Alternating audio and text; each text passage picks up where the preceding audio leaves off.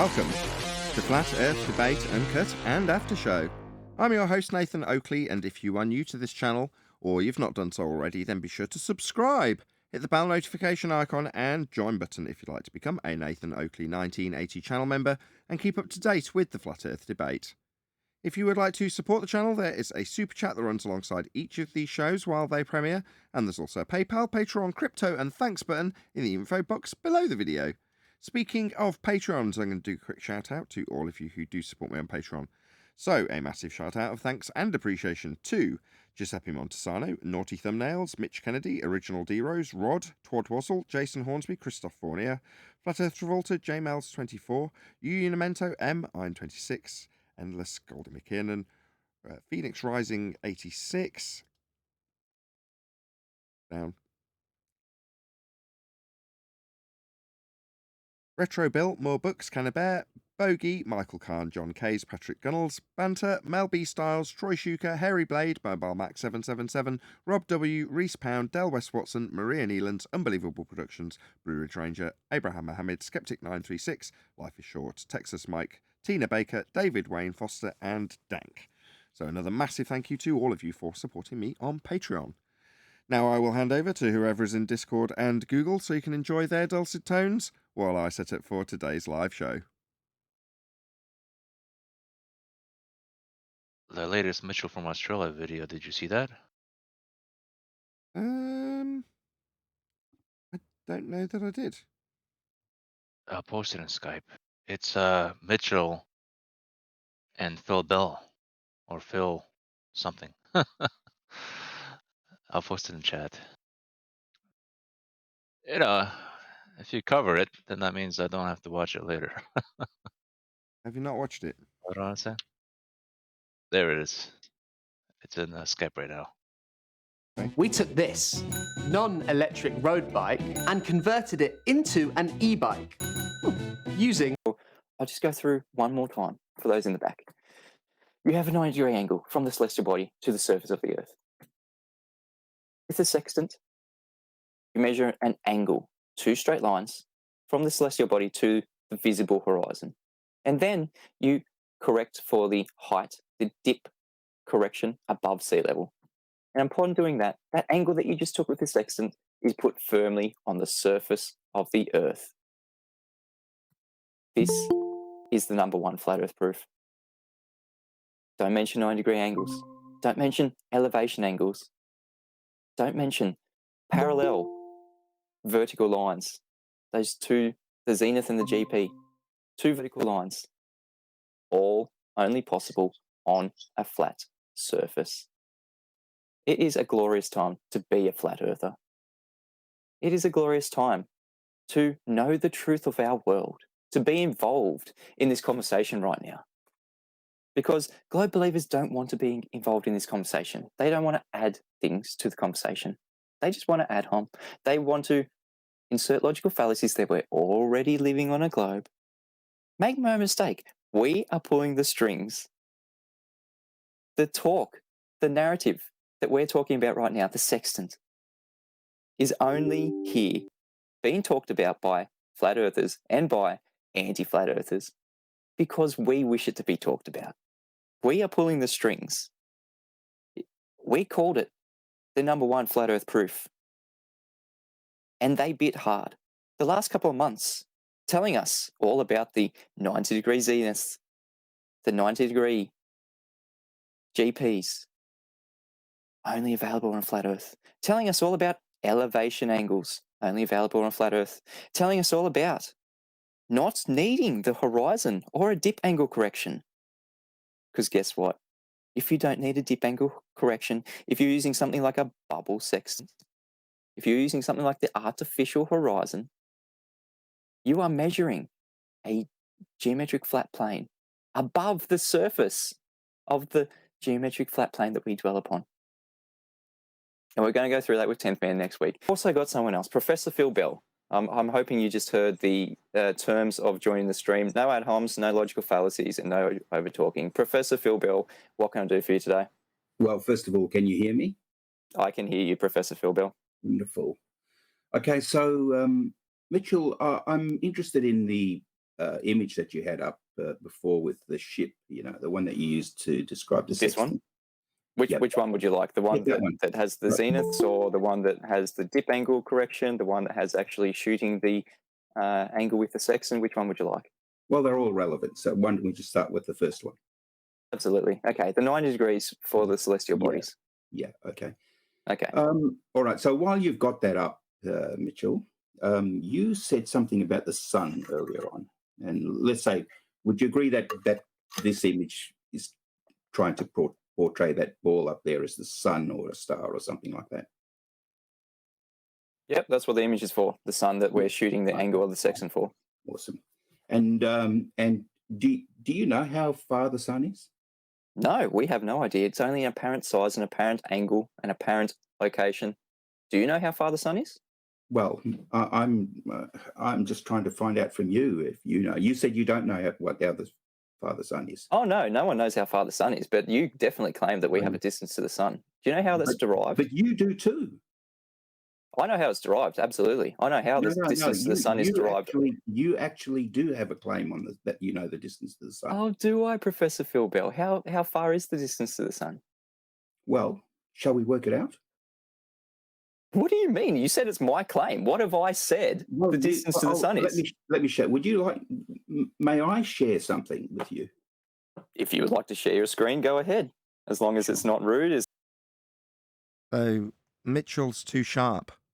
Yeah, he's not going to let Phil present some straw-maned claim that he hasn't made about the distance to the sun. But Phil needs that argument to be had, so he can say how your distance to the sun that you're not claiming doesn't work. But it was explicitly made clear to him twice by Mitch. No, I'm not claiming any distance. Nobody knows. That's what he said. No, you are claiming a distance. Do you want me to show you how you calculate it? Like, you having me on? Do you want me to be shown by you how I claim something I've explicitly said I don't claim? Oh yeah, be my guest. Stupid dick. As long as it's not inappropriate, it's on topic. But you have made a claim that I have said that there is a distance to the sun. Or is that just telling porkies? Let me show you how. Let me show you how you actually make that claim, okay? No, you're going to back up your claim that I made the claim there's a distance to the sun. Let me show you. No, where did I say? Let me show you the straw man bullshit lie of a claim you haven't made that I need to hold up in false dichotomy. Let me show you that. Right, Phil? You stupid dick. How transparent? Do you think Mitchell was born yesterday? That there is a distance to the sun, Professor Phil Bell. You don't say it implicitly, but you imply Okay, it. So when someone doesn't say something explicitly, you think that means that they're explicitly making a claim about a distance to the sun, do you, Phil? No, if I don't say something explicitly, I'm not saying it explicitly. Therefore, you're not going to tell me that I explicitly make a claim about it. And the same applies to Mitch. Yeah, he doesn't make a claim. He made it explicitly clear that he doesn't. Now you're saying, well, you don't. You just infer it. Oh, does he? Oh, so you're going to debunk his inference that you've taken. You took that inference, Phil, you stupid clown. So I haven't actually said it. So No, he hasn't, has he, Phil? But you've just made 4 attempts to strawman him with something, haven't you, that you've told him he must listen to? You stupid clown. Retract it. I imply it. So I said that you imply that you know the distance. So you're going to debunk his implications. Is that right? Is that how it works, is it? Well, the implications of what you say are as follows. That's fascinating. I couldn't give a crap. What do I actually claim? Do I claim a distance to the sun? No. Yeah, we've cleared that up. Now let's move on. Okay, so that's a straw man. That's a logical fallacy. So don't say that I imply a distance to the sun. I have specifically said there is no distance to the sun. It is only apparent distance, apparent location. Okay, let's just follow this through and then we can... Well, let's just do the straw man bullshit that he doesn't claim anyway, Phil. Is that how it works? Let's do it anyway. No. How about no? How about you explain how you need a flat Earth 90-degree angle to this sun, as was presented and claimed prior to you making any objections? I'm pretty sure that that's what he actually presented. Do you not have the capability of listening to what he presented and then addressing that, Phil? Yeah, clearly you need your straw man. Talk about that. So we're going to go through heights of the sun using triangulation. Is that where you're going to go with this, Professor Phil Bell? Well, just a minute, and I'll try to get this up. Okay. Okay, you got a little screen share button at the bottom of the screen. If you want audio, you have to click audio. There's Windows. Okay. So are we saying? Well, Professor Phil Bell has left the stream. If you're still there, Phil, I can't get you back in the stream. You've taken yourself out of the stream somehow. Now this is going to be very interesting. From someone who calls himself a professor. Let's see where this goes. He's taking himself out of the stream. Can someone just type in the chat? You've removed yourself from the stream, because I can't get him back into the stream. There he is. All right. Sorry, I mucked it up somehow. All right, got you back. All right. Okay. So If let's you just. So are you claiming that this sun is tangible in this situation? That is a physical object with Well, okay. Let's. I'm not claiming anything. Yeah, you absolutely are, Phil. Yeah, you are. You're a baller. Therefore, there's already a set in stone claim on your behalf that you adhere to by being a baller. Like the certain fundamental principles of being a Christian. Like believing in Christ. You believe in a ball. You're automatically making a claim, my friend. The claim that he's made, you've ignored, and told him that he needs to listen to your straw man that you needed to build up. That's what you've done. Now you're telling him you've got no claim. You're a baller, dickhead. Well, if you debunk the apparent position of something, have you actually done anything? No. The not actual No. position's been debunked. Well, it wasn't the actual position. Yeah, but I've debunked it. What, the not actual position, the apparent position's been debunked? How interesting, you stupid clown.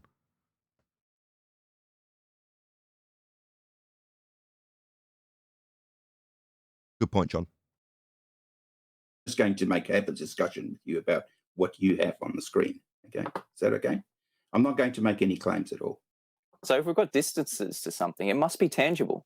Have you got evidence to that? Well, let's just see. Let's just discuss what you have. Okay. So I'm just trying to share something, and I'm just having a little bit of trouble with that. Okay, I'm just telling the audience what you're trying to set up here. You're very, very close to begging the question that we have a tangible sun, a physical object that we can attain a distance to. Very, very close to begging the question, Phil Bell. I'll wait for your little diagrams. Sure. That's not my diagram. It's yours, actually. Okay, cool. Has it got a distance to the sun in the diagram? Hang on a second. I'm trying to organize. I haven't used this before, so that's why I'm a distance to a tangible thing. That's something that we can go and poke, something we can go and arrive at, something we can put a flag on, something we can get close to, something that doesn't just move away from us as we move to it, like a rainbow, just an apparent thing. Just trying to fill the dead air here, Phil Bell. We're all in suspense. Maybe I'll just try sharing the screen. I thought that's what you were doing, sharing screen. As riveting as this is, we all know where this is going to go. It is going to be claimed that we have a distance to a sun above what? A flat surface? Are you claiming that we do have a flat surface beneath our feet, Phil Bell, in this situation? Hang on a second. I've been hanging on a lot of seconds, and you're absolutely ruining my mojo for the live stream here.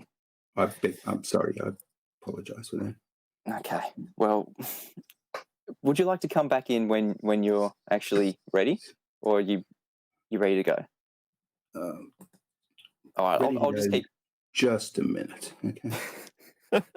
I'll just keep. Okay. You can keep talking while I'm doing this. Okay. I'll put you on mute at the moment, Phil Bell, because you're absolutely not adding anything to the stream.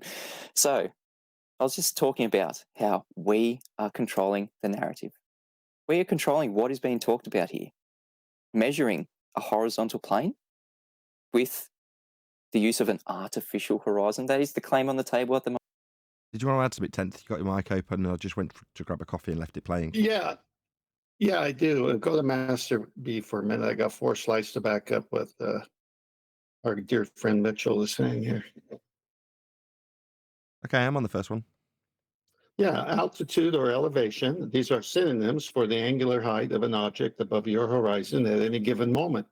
when a star is on your horizon, so that it is either just rising or just setting, its altitude or elevation is 0 degrees.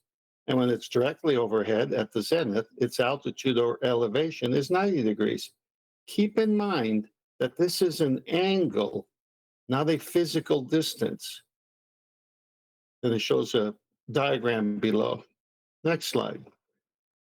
The sextant is one of the most important instruments used by navigators. It's fundamentally a kind of telescope for measuring the angular height of a celestial body, such as the sun, a planet, or star, above the horizon. This height is not measured in feet or miles or inches, but in terms of angular degrees. Next slide. For purpose of obtaining this distance accurately, the sextant was invented. This instrument measures the height, altitude of celestial bodies above the horizon. Our overhead point is 90 degrees above the horizon. Therefore, the distance between a star and our overhead point would be 90 minus the star's altitude. Of course, we are really measuring a distance in the sky, really measuring a distance in the sky, but an angle. So but we're back to angle, not the actual distance. And the last one from Smithsonian, a sextant is used to measure an altitude of a celestial body above the horizontal line of reference. Pretty clear. Altitude in this case is a special use of the word describing an angular measure, not a distance in feet above sea level. I'm done. Perfect. Moment from people like Mr. Sensible. We don't need the horizon. All we need is something like a bubble sextant, something that makes its own level horizontal plane, something that doesn't need a dip angle correction. Because if we do not need to correct for dip angle, we are already shooting an angle Now, from where are we? the We're on sextant third, right? to the celestial body, Where do you gotta go? and he's going to be making a horizontal You gotta plane, turn up its there? own Okay, so you're horizontal gonna plane. leave- Type Neil, along, gives me your mic. $5 to say, Sorry. I found this in the couch. Give it to Professor Phil to buy a glasses to find what he's looking for. Yes, we'll check back in with Professor Phil Bell. Professor Phil Bell, we're still not seeing a screen share from you. Oh, there we go. Now we've got it. All right, I'll add it to the stream. All right, you ready to go? It's up on stream. Sure. Can you still Let's hear see. me? I can still hear you, Phil. Okay, so let's. This is the photo that the image that you've been discussing. Okay. Isn't it? So the No, it isn't. So what's now been presented on screen is not the image that was presented. It's been added to by Phil. So line number 1. No, that's not the image, because if it was the image, you'd be discussing the point that was raised alongside the image. You've now made alterations to the image and now want to argue about the alterations, no doubt. What bloody outrage. A liar. That's not the image, is it, Phil? You've added to it, mate. Yeah? Do you not understand that stating it's the same image would mean that you'd address the points that he raised alongside it, and you're not going to? first thing I can see glaringly, parallel rays, that's not what I'm claiming here. This is what globe believers like Mr. Sensible have said, that we have a zenith, and from that zenith we can derive a distance to the GP. So that one on the parallel line on the right, that's not a parallel ray, that's a parallel line. Okay. So Call it what where you are we like. going with this? Okay, so call it what you like. Okay, it's the fact is it's parallel, isn't it?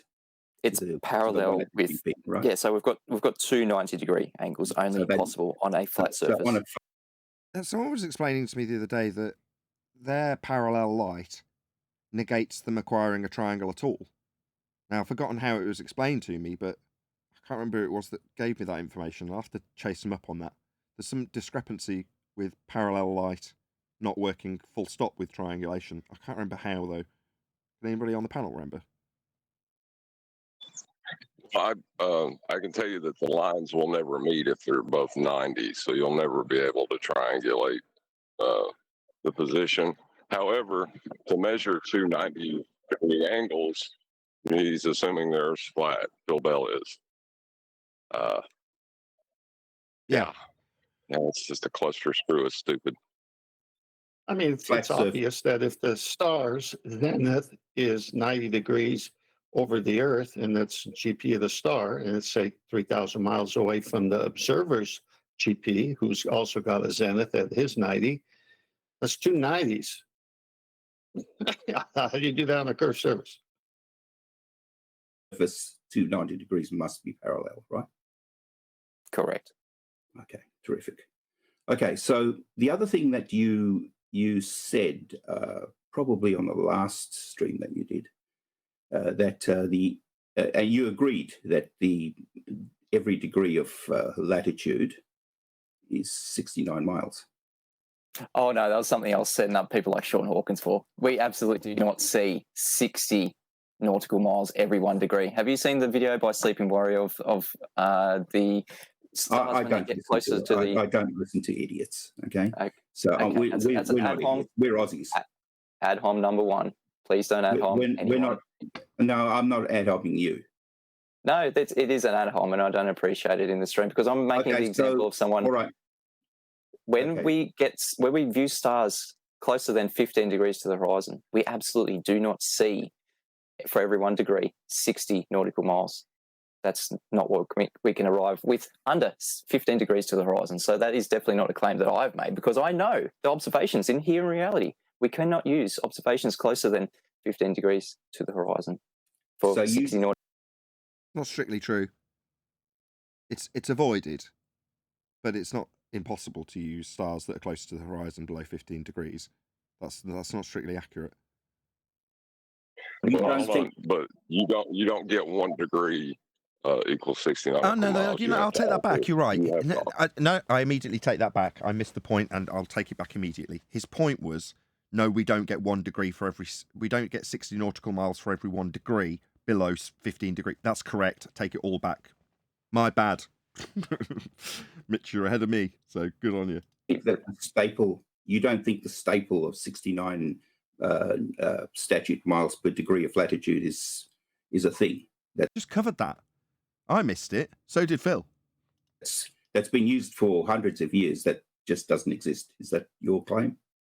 The claim is when the stars get closer than 15 degrees to the horizon, they do not move 1 degree every 69 miles on the surface of the Earth. I'm talking about above that, above, let's say above 15. The reason it's 15 degrees was because So no, then. So let's say with this caveat. Oh right, the one that he gave you, the one that Mitch gave you. I see. Seems he knows this better than you do. of refraction. But let's go above that. Let's say 45 degrees. So if it can't be used once, why can we use it anywhere else? You can't Why does it use hold true? You can't use it at 15. You could, but it'll be inaccurate because of Exactly. refraction. So we can't use it. Yeah, that's real refraction. That's actual refraction, Yeah, like but something relative to the horizon. Mitchell, just hang on a second. Hang on, don't be challenging me on the things I've said. Let me get all the bullshit out all at once. What's this challenging me with the things I've said after I've said them? Just calm down, please, Mitch. You know, before this little interlude between the two of them, right? This back and forth, Mitch had said that he's in complete control of this. We, flat earthers, are in control of the way the conversation's going. Never a truer word was spoken, Mitch. The best preempting to this conversation you could have had. So, Mitchell, it's you asked me a question. You said, why can't you use it at below 15 degrees? No, you asked him a question. Would you agree that it is 1 degree or 69 miles for every 1 degree? And he said no, and then showed you how it wasn't. Then you said, well, obviously not conceding your caveat that you told me that makes my question wrong, and a good reason for not conceding that that would be the case. You haven't said any of that. You just moved on like indignant Phil has somehow got an issue with a problem with his own example. Maybe concede that you should have put the caveat in that he gave you. It's because you're arrogant, Phil. You can't tolerate the fact that Mitch has corrected you on your incorrect assertion that you asked him to agree to, and he wouldn't for very reasonable reasons which he gave you. It's not wise to use it below 15 degrees if you're out at sea, because you could be wrong quite a bit. So in answer to your own question, no. Now, if you want to pick an object that's... If you want to think about this before you actually make the statement and ask him questions to agree with that you couldn't agree with for the reasons he gave, you might not end up stuttering your way around the example that you were supposed to give, but he gave you the caveats that make the example wrong. Then you wouldn't be stuttering, Phil. much higher, like 45 degrees or something like that, then that refraction isn't going to be a problem. So let's go with the 45 degrees. Is that okay? Why is that, by the way? Why is it that in celestial navigation, we know that they would say that, no, you don't have to worry about the slowing down of the star towards the horizon below 15 degrees. If you're above 15 degrees, okay, yeah, we can agree to that. It's part of the process of measuring a flat Earth and navigating a flat Earth with celestial navigation. Yeah, we can all agree to that. However, that is not the process of doing ball mechanics or navigating a ball. But in your ball, that we aren't navigating in this instance, you've got always, in effect, sphere-shaped air. So you're saying that at 45 degrees it stops being sphere-shaped air? It just seems to me that your sphere-shaped air that's always, in effect, always refracting everything always, somehow doesn't comport with us not having refraction at 45 degrees? It's just because we're not doing this on a ball. If we were, we'd damn well be accounting for the fact that you say we've always got sphere-shaped air, always, in effect, refraction. Therefore, we're not going to be drawing straight lines at 45 degrees if we're considering that we've got atmosphere, sphere-shaped air oxymoron, Phil. But that's not what we're doing, are we? We're not dealing with a sphere. We're dealing with a flat Earth. So 45 degree straight line, no worries. No sphere-shaped air needs to be accounted for because we're not on a bloody sphere. But if we were, like you claim we are, even though you're saying we've got no claims, then you'd have sphere-shaped air to account for, Phil, at any degree. It's always sphere-shaped, according to you, Muppets. So you better damn well account for it at 45 degrees or any other degrees. Because if you've got ball-shaped air to account for, you've got ball-shaped air to account for. So damn well account for it. Just don't tell us how it's not in effect when we're measuring a flat Earth. Because who cares? From your ball position, it means nothing. It just means Earth's flat. Let's go with it. Where's this going to go? Okay. Well, you can see from the diagram, I reckon that anybody just looking at this diagram would know exactly where we're going with this. I don't know where you're going. You haven't gone there. You've stuttered and stammered around an incorrect question that you asked him to affirm when he didn't. And then you started stuttering. What I see on this diagram is 90 degrees below the GP position of the sun. Therefore, this is a flat Earth diagram. The triangle that's being drawn and is practically used for navigation requires Earth to be flat, as drawn in this diagram. So no, Phil, I've got no idea where you're going with this flat Earth diagram that needs Earth to be flat and wouldn't give you 90 if it wasn't. Further to that, the 90 has got an angle coming off it from the boat. Yeah? That other line that isn't the baseline would be going through sphere-shaped air if we're on a bloody sphere. So how are you getting a straight line to anything ever? You wouldn't. So I don't know how this is anyway going to affirm a sphere. It isn't. It needs a flat Earth. That's what this is showing, Phil, so I've no idea where you're going. So if we got 69 miles per degree of latitude, which is a staple of navigation and has been for hundreds of years, therefore, the distance, you can therefore know the distance from the ship, if you've got it there, to the GP. You can know that, right? Yeah, on a flat plane. Nothing to do with the height of the sun. Nothing to do with parallel light rays. Nothing to do with sphere-shaped air. Nothing to do with curved baselines. And everything to do with a triangle being drawn between you and the base of the sun, in this instance, on the ground. With 90 degrees to your position, which means Earth's flat. Yeah, we can all see that, Phil. That's why it was used. I don't know why you added the parallel light rays and started questioning about the height of the sun when you're not trying to find out the height of the sun. That's not what you do in celestial navigation. You're trying to find out where you are. With the positions on the ground below where stars are. That's called their GP positions along a flat plane. So we know what it's for. Eventually, you'll probably get to your straw man with parallel light rays or a height to the sun he hasn't claimed. And you've said that on your last stream. You said, well, that would be thousands of miles. So therefore, you know. From the nautical almanac. So we look up, we've got an angle with the angle measuring device, and we look it up for the GP of the celestial body in the nautical almanac. So it's already got it written down for us. So we've got distance to the GP. So you can know that distance, right? And absolutely, we know that it is a flat surface measuring to the GP. We're counting on the fact. Yeah, I could just pause, Phil, yeah, in between his breaths, and then point out that Earth's flat. When Mitch does it, he gets interrupted by Phil, you notice. Yeah, the summary that I just gave was about to be given by Mitch, but he got interrupted. We've heard enough of your stammering and stuttering about this flat plane picture with 90 degrees below the sun, Phil. The conclusion was about to come from your host. But you seem to feel the need to interrupt that conclusion, that Earth's flat. I wonder why. Fact that it's a flat surface. That's what you in this particular instance. So I'm going with That it is a flat surface measuring 2 no. GP. We're counting on the fact that it's a flat surface. That's what We're counting on the fact that it is a flat surface. Hear that again? can know that distance, right? And absolutely, we know that it is a flat surface measuring 2 No, GP. we're counting on the fact that it's a flat surface. That's what we're dealing That with. is what measuring is. Yeah. Counting on. Yeah. you Good job, Phil. in this particular instance. So I'm going with agreeing with A flat Earth. You're going to agree with him that Earth's flat then. So, Phil, welcome to Flat Earth. If you agree with him, then Earth's being measured flat. you. So Is that your let's take your standpoint, though? stance. No, it's not. Of course not. The Earth is a sphere, but never mind. Sorry, you've just conceded that that's how it's done. You're relying on it being flat.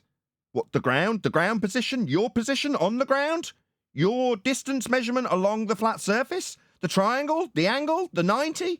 Yeah, it all requires Earth to be flat, and according to you, you're counting on it being flat.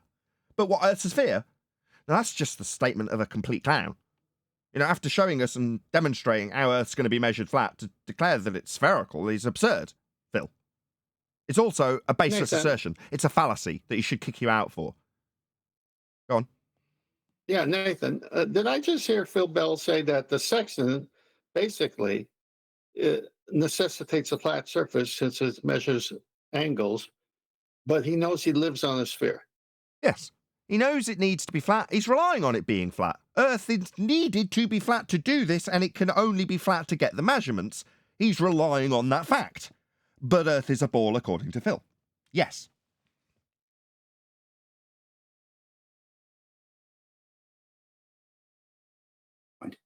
The Earth is a sphere. Okay, we've got to claim that the Earth is a sphere. You're going to beg the question.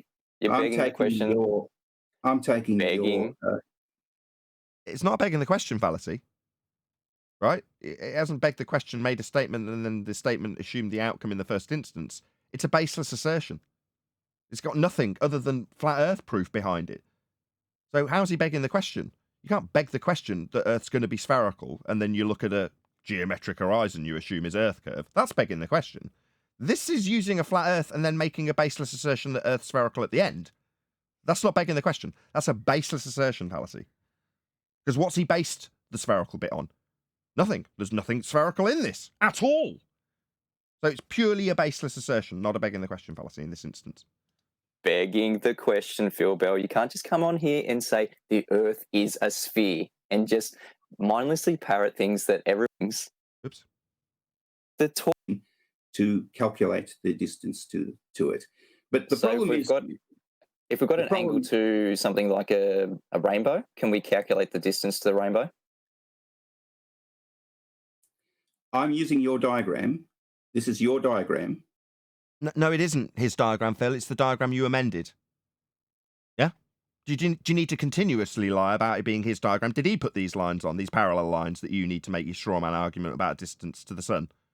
And light being assumed to be parallel. That is a begging the question fallacy. Yeah. It's not his diagram, Phil. Stop lying. Is that what you need to do? Tell him that the amended diagram you produced is his. No, it isn't. Don't lie, you scumbag liar. Okay, so... The claim is from me that the sun is apparent. Just like a rainbow, can we measure a distance to something like a rainbow that is only apparent? There are actual drops, where the sun's shining through for a rainbow. Can we measure a distance to a rainbow? Well, why not? No different to the sun. The distance to the sun and the distance to a rainbow can be both the same thing. As Arwin puts it now, one AU, one Arwinian unit. Let's get back to this picture, please. All right. let's get back to the So- picture of the apparent thing. This was your subject, Phil. You claimed that he had a claim about the distance to the sun. He said he hadn't, made it explicitly clear, then pointed out that you as a baller do. But let's get back to the straw man that you wanted to bring up. He's addressing your actual claim you said you hadn't got about your distance to your sun in your amended diagram with your parallel light rays that aren't his, that you've lied about. That's where we're at. In the sky that you're trying to measure a physical distance to. Well, so I know it's we're very having a difficult. look at y, and we're saying we can actually work out what y is. And according to your picture, you should be. According to his picture, with y diagrammed as being a height we could acquire, nobody's acquiring a height in celestial navigation. And his argument was based on his diagram that didn't have the amendments. And you'd be addressing that, but for the fact that you've now decided that you're going to acquire the height of the sun. For what, Phil? What practical application do we have for acquiring it? There isn't one. There is no practical application for doing this. It's your straw man from your diagram that you need to represent him as measuring the height off a flat plane, I might add. Well, this process doesn't include measuring height, Phil. He's made twice explicitly clear that he's not claiming that. You can do it anyway, right? You scumbag with your lies about this being his. Go on. Well, even if you give in to the idea that Phil is putting across, right, and debunk the actual height of the sun, big deal. Who has claimed the sun has an actual height? Phil has. That's where we're at. Phil has. This height that he's saying you could measure and should be measuring so you can claim it, even though you're saying you're not and you won't and you haven't, you don't need to, and it's not part of this process. Here's the height. It's wrong. That's what he's going to do. Like, okay. Well, this is your height, Phil. You're measuring it. You're getting Y. When did I get Y? When did I claim you needed to get Y? Show me where I exampled Y being measured. Show me this being me measuring it. It isn't. It's Phil doing it. So Phil can say his measurements he did that aren't needed are wrong. That's what he's doing. But then say they're Mitch's. Able to determine what y is because you know what x is and you know what the angle is. Do you agree with that? No, Phil, you're measuring Y when no one needs it. I agree that there is no apparent. There is only an apparent distance to the sun. There is no Do you agree y. that your diagram suggests that you can work out what y is? It suggests it, but he didn't claim it. So you're saying because the diagram suggests that you could get Y, you're going to try and get Y even though it's not part of the process of celestial navigation and doesn't help you find your position on the ground? No, I don't think it's part of the process of finding your position on the ground, therefore I wouldn't need to claim it for you to say it's wrong. But you're going to claim it on his behalf and say it's wrong, are you, Phil? Yeah, you're a weasel, Phil. This is the best you've got. To misrepresent someone's claim they haven't made and then take it apart. It's called a straw man. He pointed it out about 20 minutes ago.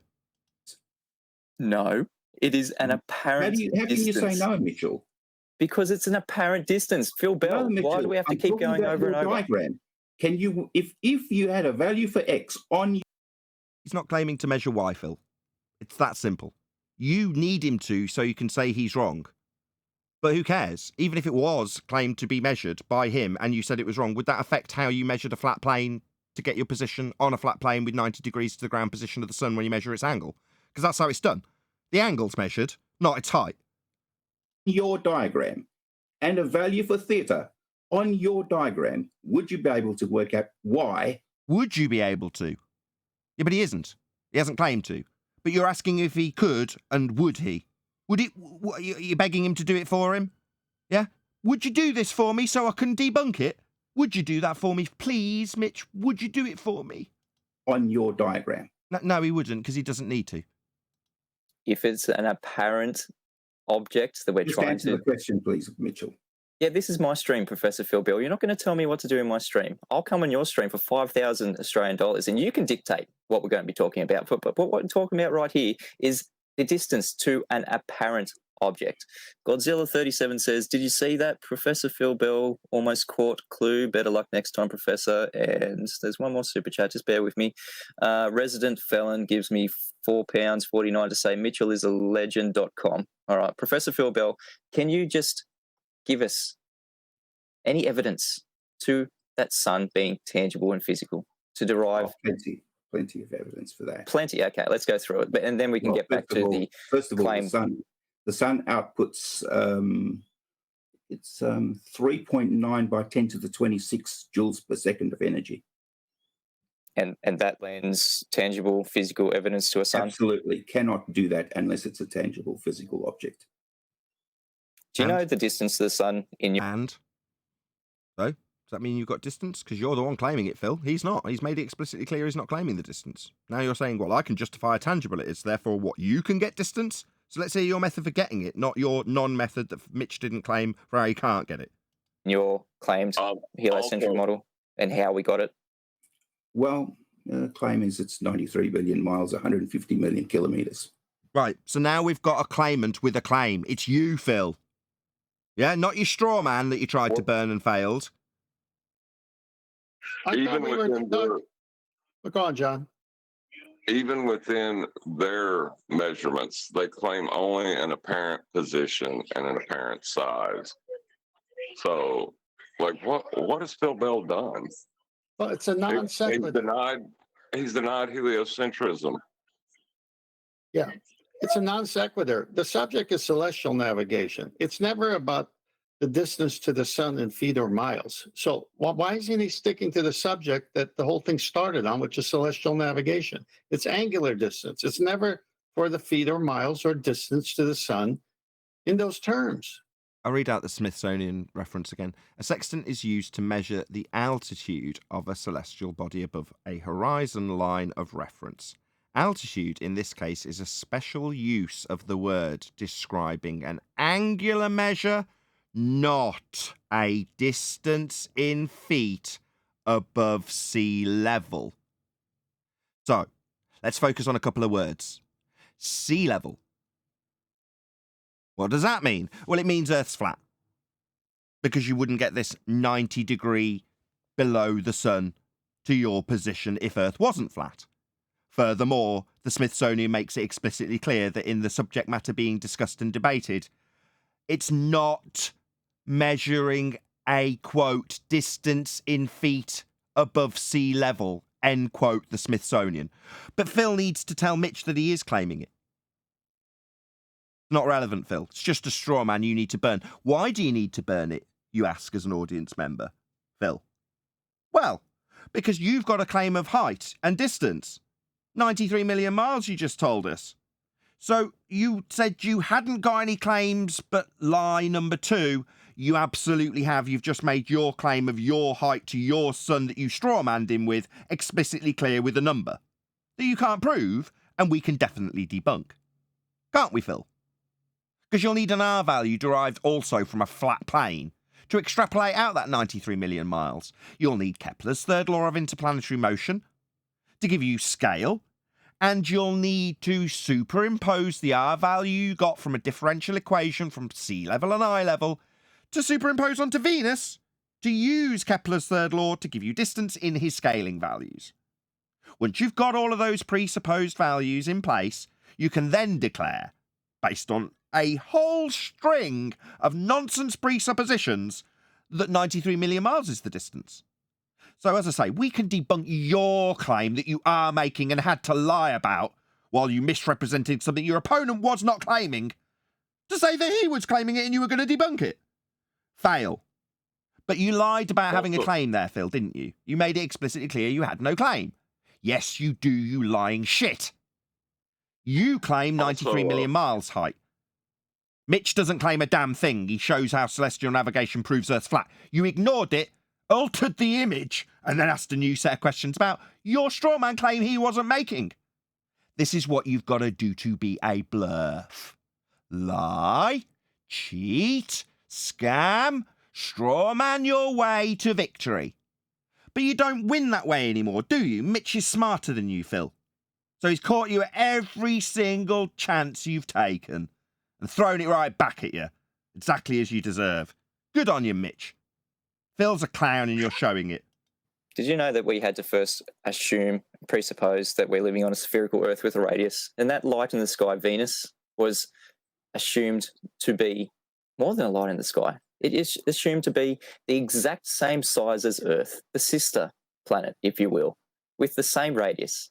And then we observed the Venus transiting the sun because we presupposed that we were living on a spherical Earth. We presupposed that Venus was a spherical planet in the sky, and we presupposed that they were distances and sizes to be obtained. And we used Kepler's third law of interplanetary motion, after pre-assuming, begging the question, all those things, to get the size of the sun. And then we derived the distance of the sun. So you tell me, why are we begging the question? Why do we not have physical measurements, physical sizes to these things? We do. Why did we have There's to beg the another question thing. in the first instance? don't. What's changed? What's changed since then? How have we got physical evidence Radar. to the distance? So that thing by Christian Huygens, how they looked into their hearts and they said, yeah, that's definitely a little ping there. Radar, that's one of them. So how did they know how do you- where to look in that little radar image?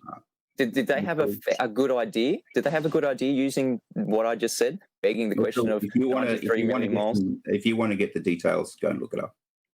Sorry, if he wants to get the I haven't details, look it up. checked it. I'll take that as your relinquishing your opportunity to prove your claim.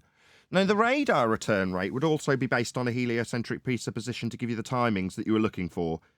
So, in terms of where you say you will receive a return radar signal, your timings came from the exact same list that Mitch has already given you and I've just given my audience. So Kepler's third law of interplanetary motion, Huygens' assumptions of Venus having the same R value as Earth. Those assumptions will still be in place for your assumption that you can look in a certain time period for the return signal that you're claiming you get with radar. So you still have to beg every single question that was already begged, and then beg one more, that you already know where the timing will be when you look for it in that time period. So begging the question fallacy on steroids is your reply to him, and if it's challenged, just go and look it up yourself. Is that your standard, Phil? Go and look it up yourself. He shows you a diagram of how Earth is being measured flat and navigated flat, and you tell him, by your concession, that you're banking on it being flat. But when you come to tell people about radar, your standard is, yeah, radar. Well, what about radar? Well, you don't give him any explanation, but I do. And it's the same as Mitch's explanation about you begging the question of all those presuppositions to look for the timing values. But your answer isn't, no, we've got the timing values and we look in those timing values to see where they've got the return signal for the radar. No, you don't do any of that, do you, Phil? You tell him to go look it up. What a prick. What a useless prick. Sorry to interrupt, but I love radar because it's a line of sight technology. It's a flat Earth proof. Correct. Indeed, but the way they'll spin it is into the timing values that I've just explained. We're begging the question in the first instance and were the same objection. Oh, hold on, no, because that's also a proof as well, because orbital mechanics requires on a plane of reference to utilize it. So the assumptions of Kepler required a flat Earth as well. Glad you're here. Both So, of you. yeah. I'm glad you're here. Right. Our current tip for 2023 is that all roads lead to a flat Earth. So every time we get into the begging the question fallacy that I used to object to with my panel members, they're now doing it to me. No, Nathan. You know, you're telling him how he's assuming a spherical surface. No, he isn't.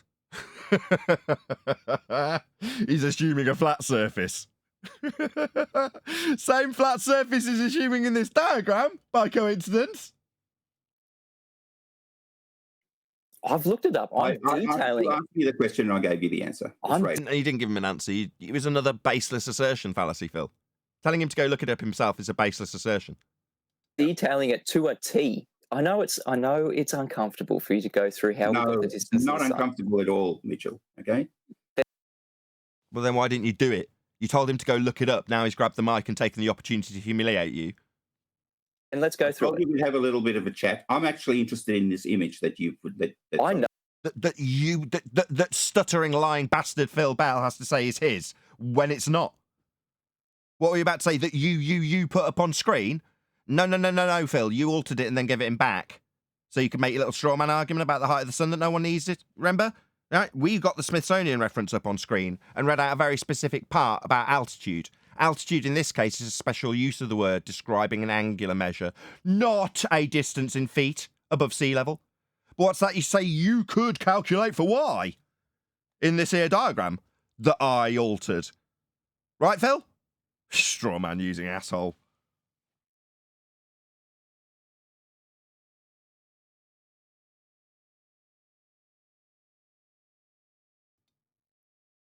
Good morning. Good morning.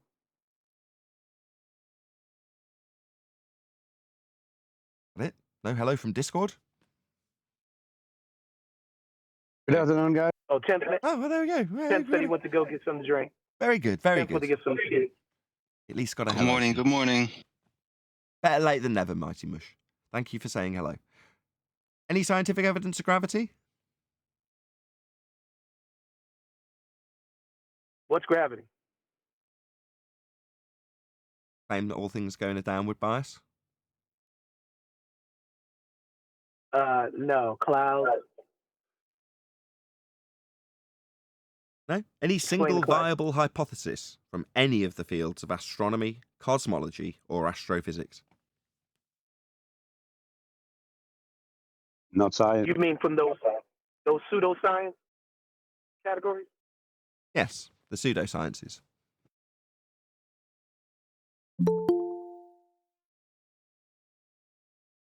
Apparently not, because they have no validity to their claims. You know? It's just rhetoric. What would give them validity? Philosophical, conceptual, conjectural. See it, and I believe it.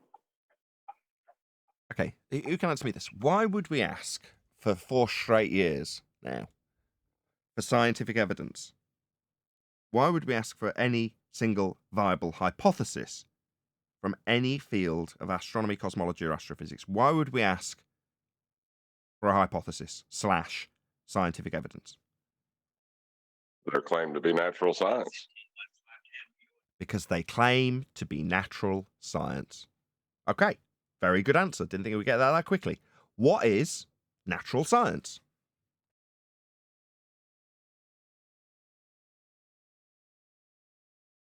Don't make me answer this one too, guys. Pardon me, I'm driving. That's why I'm sorry. Study of the physical and natural world. That's what we're dealing with. The subject matter of flat Earth. Yeah? If you try and prove that we're on a flat plane, it is excluded from scientific inquiry. Anybody tell me why? There is no cause and effect relationship. Perfect. Man, we're getting through these real quick. I didn't expect this. Bringing a big smile to my face there, Jorge. Okay. Because it's not a cause and effect relationship. It's a concrete noun. So what is within the purview of the scientific method?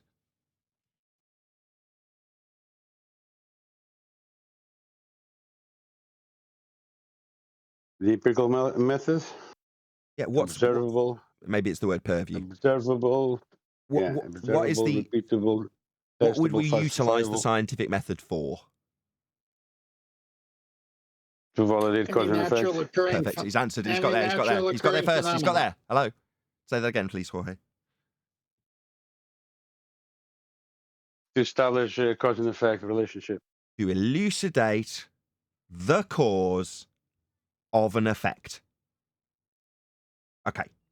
That process, the elucidation of the cause of an effect in the physical and natural world, that would be a natural phenomena.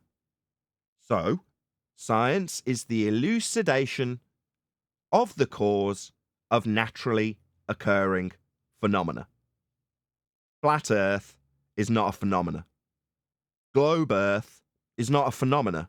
Tree is not a phenomena.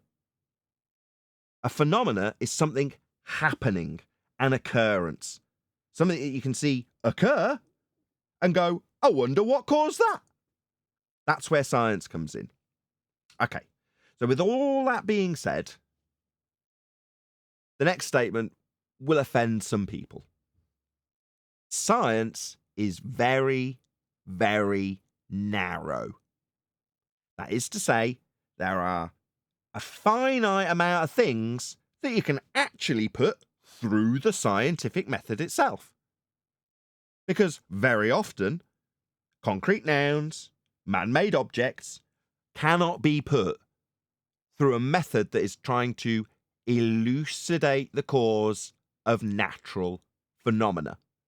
Because if it's not a phenomena, you're not going to be elucidating the cause of it. because it's not a phenomena to elucidate the cause of. And if it's man-made, you already know the cause of it. A man made it.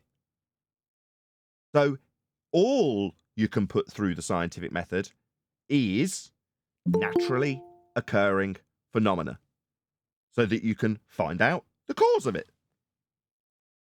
Any questions?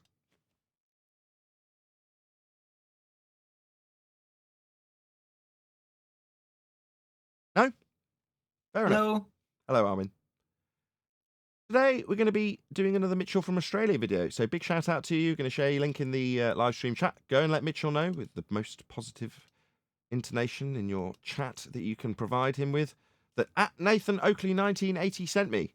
So just let him know that we have been reviewing his video. You can probably see the live stream chat link to Mitch's video going by now.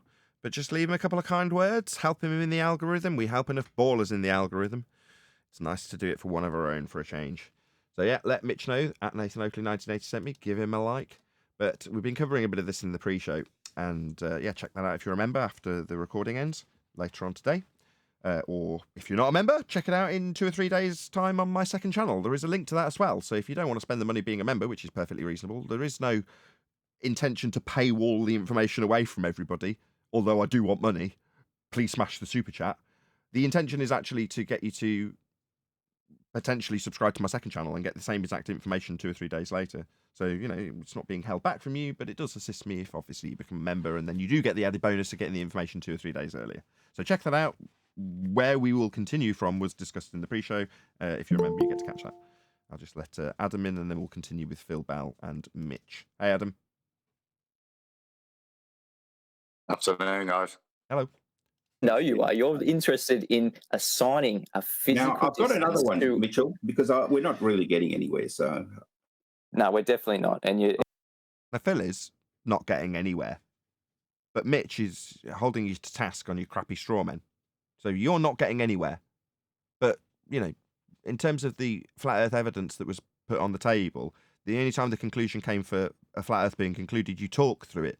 So when you say we aren't getting anywhere, Mitch was. But you talked through him when he concluded that Earth must be flat for these triangles that are on screen that you added to with your diagram, Phil. This one that's yours that needs a flat Earth.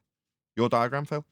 And you're talking over the top of me. So that's strike. I believe that's strike 3, but I'll let you keep going. Well, what else are we going to straw man with? Love to have 3 strikes. Okay. Phil, you're wasting our time again. Can you put something up on screen that is actual physical? Tangible evidence to where we're actually before we do that. I want to go over something that Sean said before. I know you'd like to, but I'm going to go into your claim of how we know the Earth is a globe, because that was your claim. We went through my claim that wasn't a claim. We went through your little image. How do we know Earth is a globe? What's your number one globe proof, Professor Phil Bell? Plenty of them. Just one will do. I don't even like to put them in order, but because that's all right. Just one will do. Just pick one at random. Okay, just a minute, would you? All right. Are you serious? You've got plenty of them. Just pick one. You've got 5 seconds. Pick one evidence. We'll just talk about it. One evidence. If we don't have any globe proof, you're no use for the stream. Well, for instance, a boat going over the horizon is pretty. I can't believe that worked. Give him 5 seconds to do it. I mean, that might work on my 7-year-old. Just starting to not work. Bloody hell, it worked on Phil. I can't quite believe it. You've got 5 seconds. Give me your best globe proof. A boat's going over the horizon. Man. Pretty telling, isn't it? Well, it was preempted by Mitch, this whole stream, by Mitch saying, yeah, we're totally in control of all of this. We're leading them on the dance now. Yeah, never a true word. But you got 5 seconds, Phil. Give me your best globe proof. Just get on with it. I love the attitude. I really love it. Right, shout out to Sensible Goat, who says, we are listening to 2 Australians. Do you prefer Neighbours or Home and Away? It's a tough call.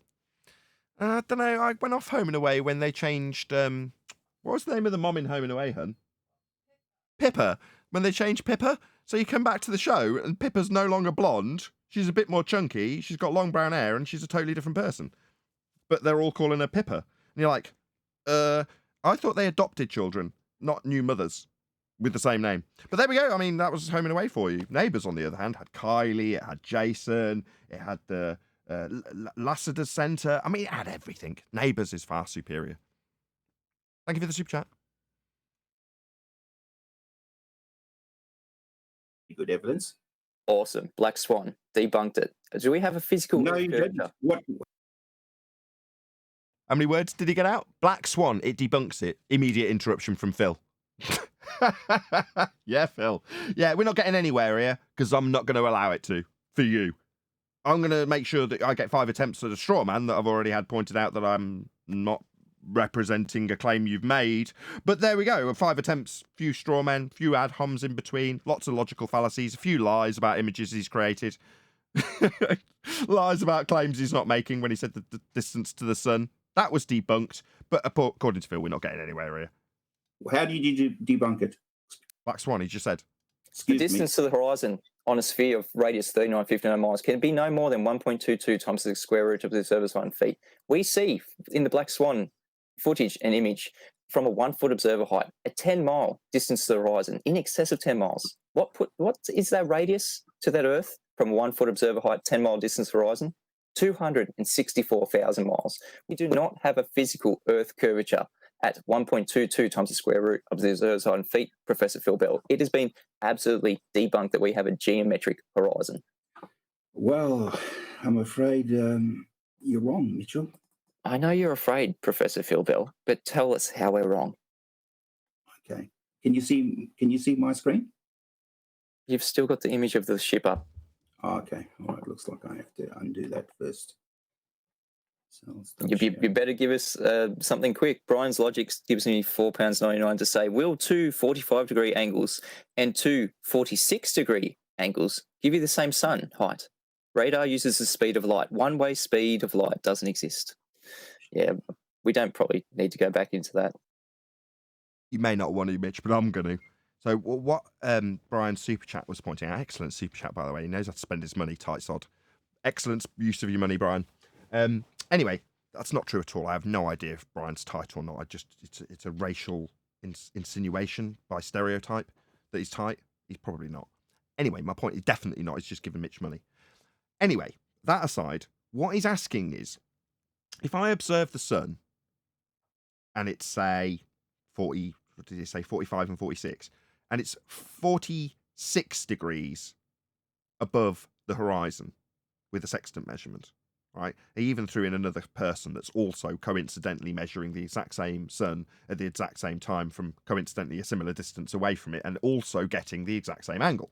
Okay, so there's 2 people in Brian's example. They're both measuring the height of the angle in this instance. I won't go back to the Smithsonian reference. But nevertheless, he's saying, okay, you wait a little time and then you measure it again. And what do you know? It's not 46 degrees, it's 45 degrees now, right? In other words, the angle has reduced. And he's saying to Phil, given your straw man stupid nonsense about how this diagram would give you the height of the sun, does the height of the sun change over that period when you're measuring one time at 45 degrees and the other at 46? Does that mean it's lowered? Will it, by extension of Brian's super chat, eventually smash into the horizon, destroying life as we know it because it's getting lower and lower and lower? Yeah, the apparent height, as pointed out to you about 6 times by Mitchell, is lowering towards the horizon. Obviously, we're using that fact for celestial navigation on a flat plane. However, that would mean that we could no way infer the height of it because it doesn't collide with the horizon, does it? The sun's not smashing into the horizon ever, right? But its apparent position does eventually meet the horizon. So what? We can't get a height. The height isn't 0 at the horizon either, you utter clown. But your little straw man that Phil said Mitch was claiming didn't ever get debunked either because he didn't get to make the straw man claim in its entirety, even though he had 5 attempts. And lies about him not making a claim, only to declare at the end by way of baseless assertion that the sun was 96 million miles away. Now, that baseless assertion, in spite of having no evidence to back from Phil, was still addressed by Mitch when he definitely achieved something, even though Phil thinks we're getting nowhere, by summarising the Kepler and Huygens assumptions to give him those distances. So Mitch has definitely made huge leaps and strides in terms of disseminating the bullshit nonsense of heliocentrism to his audience. Phil, on the other hand, has got nowhere but thinks that there's a royal we in him failing when he says we're not getting anywhere here. But thank you, Brian's logic there. That is a great point. One-way speed of light does not exist. Is this the image that you're talking about? Your black swan image? No, that's not the black swan image. That's a white swan image. That's something that appears to be showing a physical obstruction. Actually, that's a black swan as well. Maybe you didn't know, Mitch. That's also a black swan. Maybe you didn't know. Yeah, the horizon would have to be at 1.2 times the square root of the observer's height feet. That would mean that the hill that is claimed to be Earth curve would be massively in the foreground. It isn't.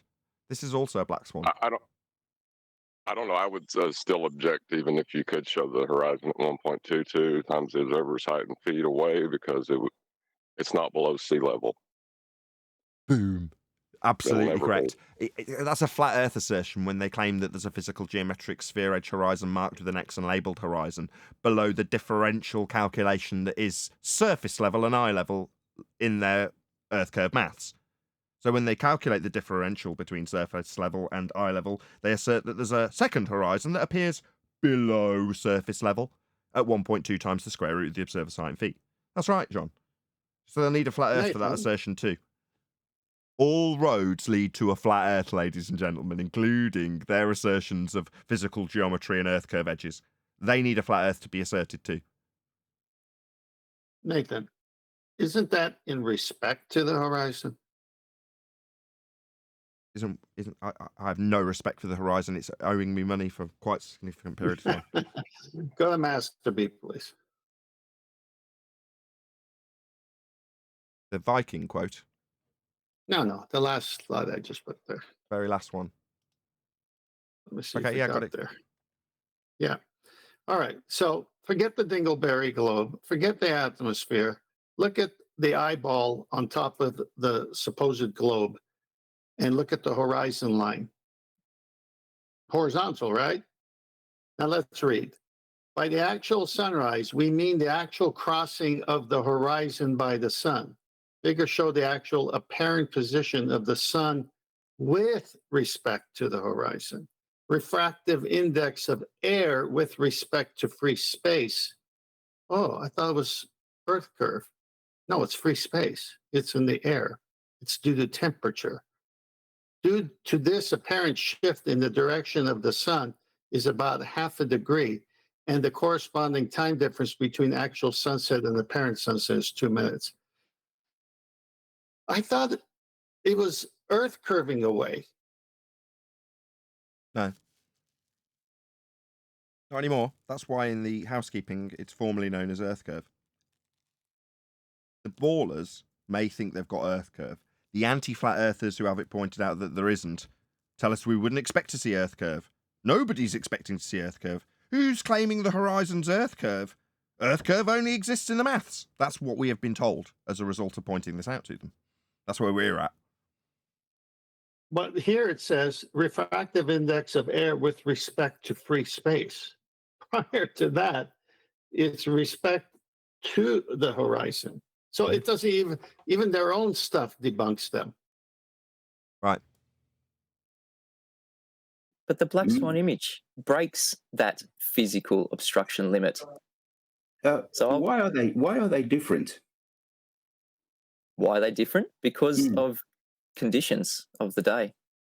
Well, why do you think they're different? What's the conditions of the day cause them to be different?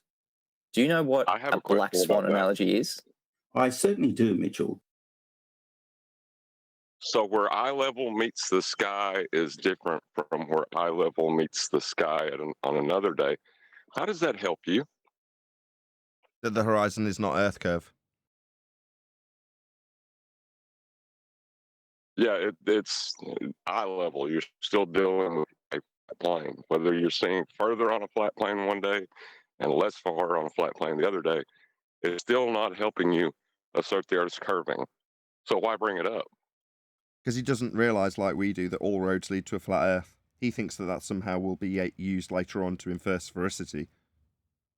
But I want you to I want you to explain why the image that you call the black swan and this one are different, given they're taken from the same location at the same height above sea level? The claim is that there is a physical. Number one, Mitch did address you. So the conditions on the day have changed the view. You didn't address him at all. You repeated it. Geometric obstruction. 1.22 times the square root. Now, fortunately, he's smarter than I am, Mitch, that is, and he's ignored it entirely. Your repetition and ignorance of his response to your question was entirely ignored.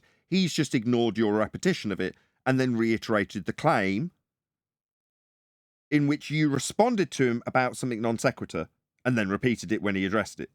So now he's back onto the claim again. Good on you, Mitch. Of the observed swan feet in all instances.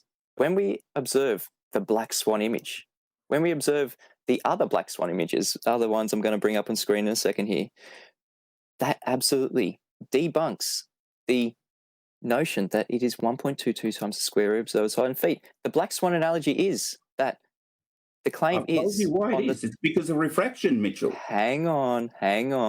So it's not Earth curve then? Okay. So the horizon is a refracted, non-geometric position, not a hill, not geometric in nature, not measurable as a hill that would block your view. Okay? So refracted isn't geometric Earth curve, Phil. Game over. So the horizon's not Earth curve. Okay? Yeah, we knew. Game over in the first instance as well. If it changes with the weather, and the black swan it could be no more than, based on their radius. I mean, that blows it away right there. Right. Hills, physical hills that block things, don't move with the weather. If the horizon's claimed to be a hill that blocks boats and buildings, marked with an X, labelled horizon in the begging the question proof of nothing perspective hijacking Earth curve calculator at 1.2 times the square root of the observer's height in feet, then that is where the hill will be, always, because it would be a physical hill in your way. It isn't. It moves with the weather. It's definitely not a physical sphere hill getting in your way, because it would just be in the way. Yeah, but it still seems to block things bottom up, though. They love to pull that one back in. So it's like not a geometric bulge that sticks out obscuring things in the distance, but instead it will express itself by things being disappeared visually bottom up further into the distance. Meanwhile, hills are always in the same physical location because they're hills. Bill never claimed any of that. He claimed, why is sea level blocking it one day and one day it's not? Yeah, that's true. Bill. Okay. Hang on. The black swan analogy is all swans are white. It only takes one black swan to disprove that notion. So the claim on the table is that all horizons are physical. 1.22 times the square root of the observed feet. It only takes one observation, one black swan, to absolutely debunk that notion, Professor Phil Bell. Why is this different from the... You asked him that 3 times. Conditions on the day. He answered you. Then he's pointed out that your globe Earth horizon that physically block things because it's a hill is debunked. Why is this image different? So do you think it's going to change his answer? Well, the conditions were different on that day. Meanwhile, it doesn't matter what bloody conditions are. If there's a hill in my way, it's in the way if it's foggy, if it's clear. It doesn't matter what the bloody conditions are. The hill's always in the way. Now, if Earth was spherical and produced a hill tangent point in your way, it would always be in the way. It wouldn't change with the weather, Phil. Wait, you never experienced a weather front where you would actually be able to suddenly look behind a hill? Because there's like this refracting layer of the water or whatever. No, Arwin. No, suddenly when it gets really foggy, like really, really unclear, and you, according to them, get the most refraction, you don't suddenly see the houses beyond the hill because it's really foggy and there's a lot of atmospheric refraction on that day. But maybe as a mirage. Did Phil claim an actual hill? Because I heard him say level. I heard him say level 2. You're never going to be wrong about this, John. What Phil has actually claimed, both in phraseology and in literal terms, because the calculator is a differential calculator, is why does sea level block it differently on a different day? Why does the flat Earth block it differently, is what he's asking, in literal terms, isn't he? Yes. Yeah. But is that a rebuttal? No. Proving Earth's flat. You call the black swan. You said the conditions. What about the conditions? Hang on, I'll just pull up my black swan so we can compare What about them? They're different. What do you need? it to what? His response was to say you only need one black swan. If the hill is in the way because it's a hill, it's always in the way. You only need to show once that it's not a hill in the way to stop it being a hill claimed to be in the way. Karl Popper's Yes, example Nathan. with you only need one black swan was his response. Now, Yeah, after but three attempts of you asking him, and then finally acknowledging the first response he gave you. Yeah, so what, it needed repeating 3 times for then you to respond with his response that he already gave you? To keep the straw man going. That doesn't respond to the black swan claim that your horizon as Earth curve is debunked, and you now, in response to the 3rd attempt, and total ignorance of the response, pointing out that you only need one. It doesn't need to be shown multiple times to not be a hill in the way. Once it's not a hill in the way, it's not, oh, well, it kind of looks like a hill again today. Yeah, so what? It's not a hill in the way. Yeah, but Nathan, it's really important now that he heard about the black swan to point out that, well, why does the beak of this black swan look slightly more orangey than the other black swan, which is a little bit more yellow? It's a total Why is nod, that, yes. flat earther? With the sarcastic tone in tow, that's a very good pointing out that it's a non sequitur fallacy. Yes, indeed, Darwin. What we're actually share screen. Here we go. This is the more recent black swan, the updated black swan. I hope you have seen it by Why are you BMPSB69. obfuscating on this one? Because I'm showing you there's multiple. Right, how is him saying the conditions were different on the day? However, my argument isn't that. My argument is that you only need one to show it's not in the hill in the way. Why is he...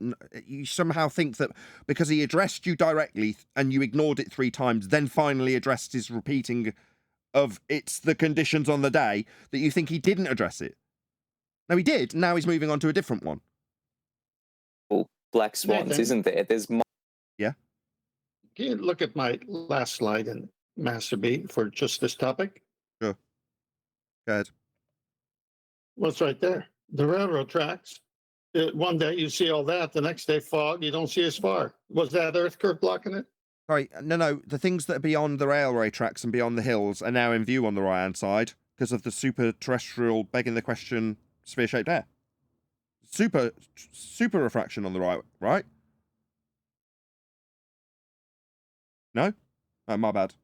So yeah, hills that get in the way don't change. That's the argument. In actuality, Phil, you haven't addressed that. He's addressed everything you've said. Yeah, what you've done is ignored him. And then said, we're not getting anywhere. No, he's getting plenty. You're ignoring him. multiple images from multiple days like you've just shown. So we'll put yours back on. No, I wasn't finished. The thing is, conditions and weather doesn't change sea level. No. That's why John clapped it. Go on, John.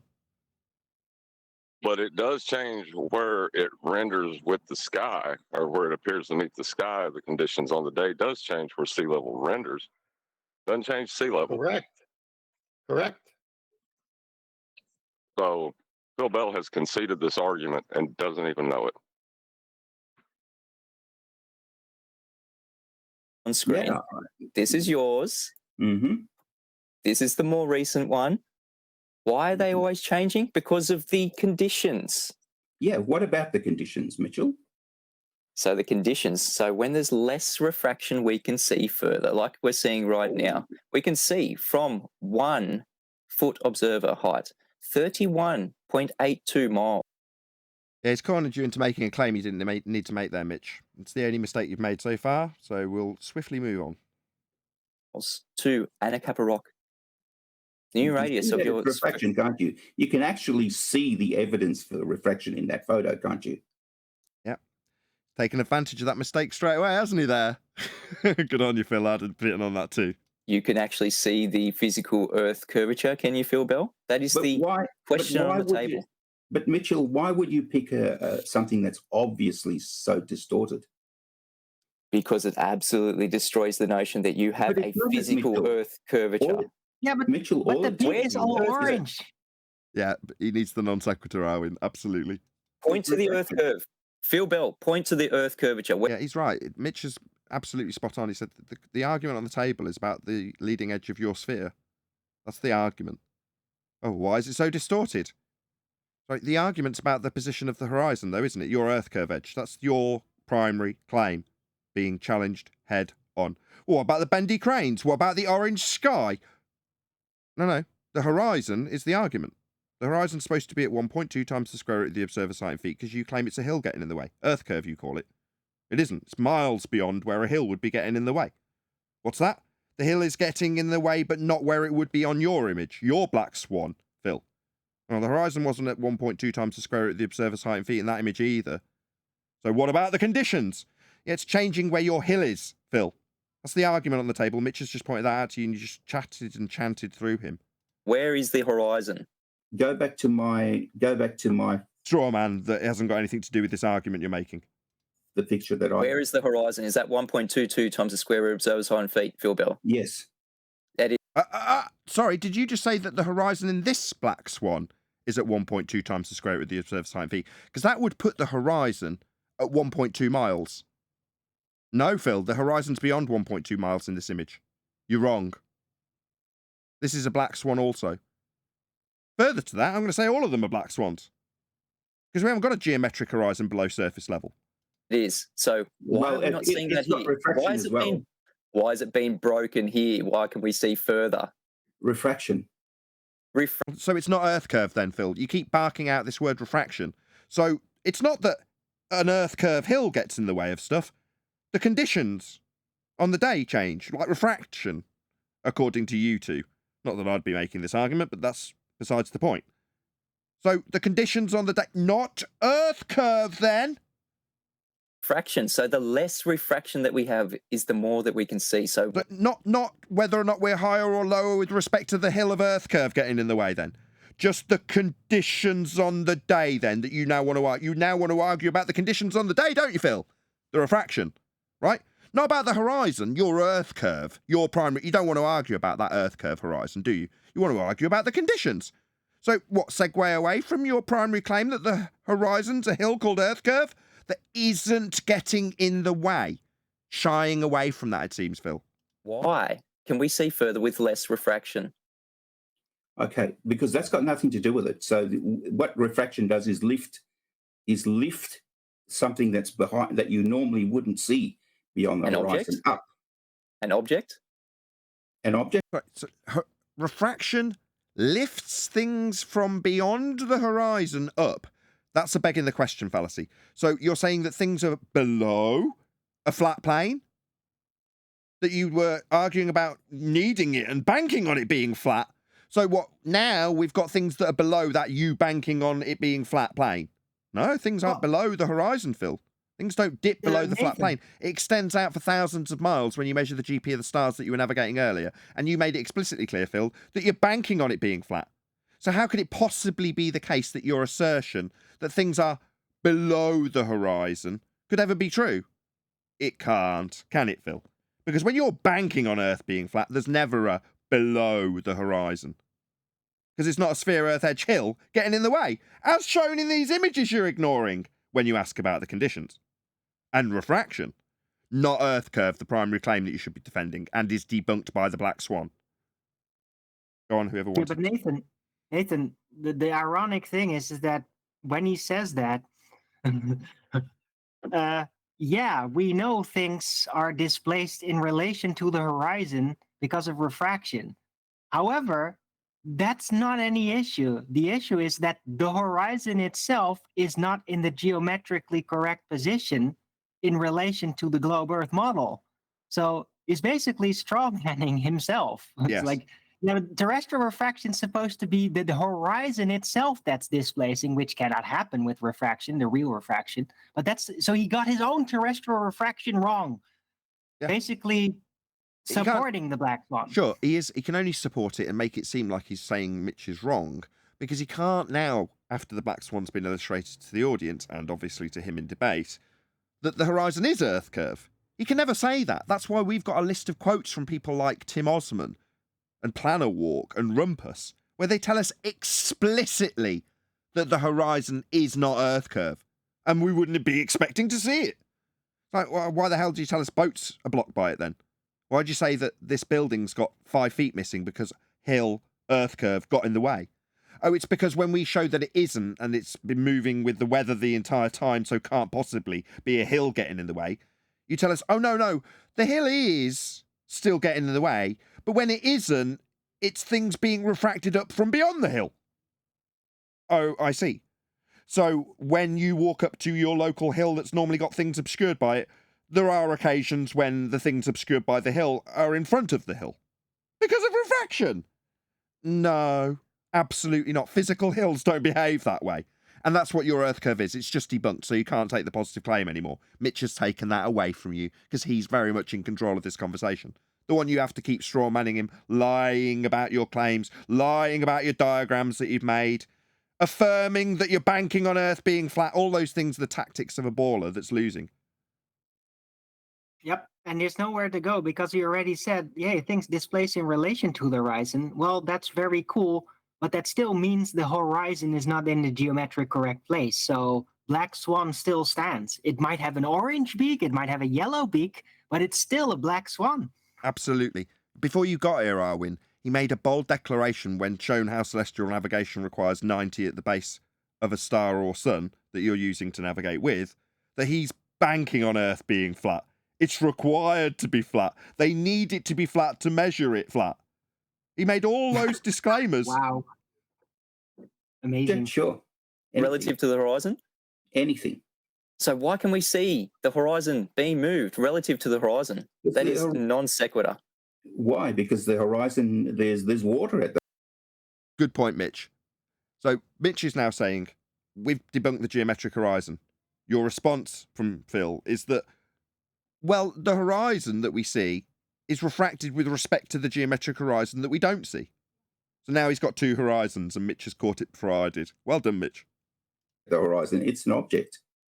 So it is a physical object, the horizon. Sure, you could send somebody... No, you see, physical hills don't move, Phil. If a hill's in the way of something, like a harbour, you're climbing up a hill knowing that at the other side of it is a little lake and a harbour, and as you're climbing up the hill, you can't see the harbour. Yeah? Well, there's never going to be a time that you climb up that hill and suddenly the lake and the harbour are in front of the hill. That's never going to happen, Phil. But you're saying, yeah, the horizon's a physical Earth curve edge. We just don't get to see it. It's refracted.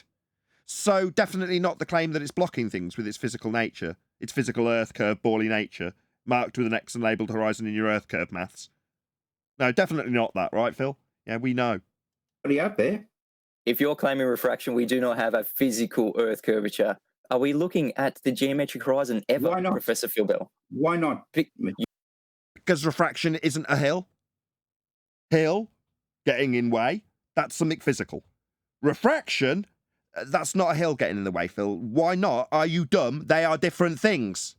You claiming Earth curves getting in the way at 1.2 times the square root of the observer's height in feet, precisely as claimed in your Earth curve maths, is you claiming a physical hill gets in the way. You saying, oh no, we don't get to see the physical hill. In fact, we might see things that should be blocked by it and we would have been claiming were blocked by it, but when they're not blocked by it, we're not seeing the hill, we're not seeing the effects of the hill. In fact, we're seeing mirages beyond the hill that we shouldn't see. Because of the hill. The hill's refracted up with refraction. Yeah, it's total nonsense as detailed by Mitch back to you. It's absurd.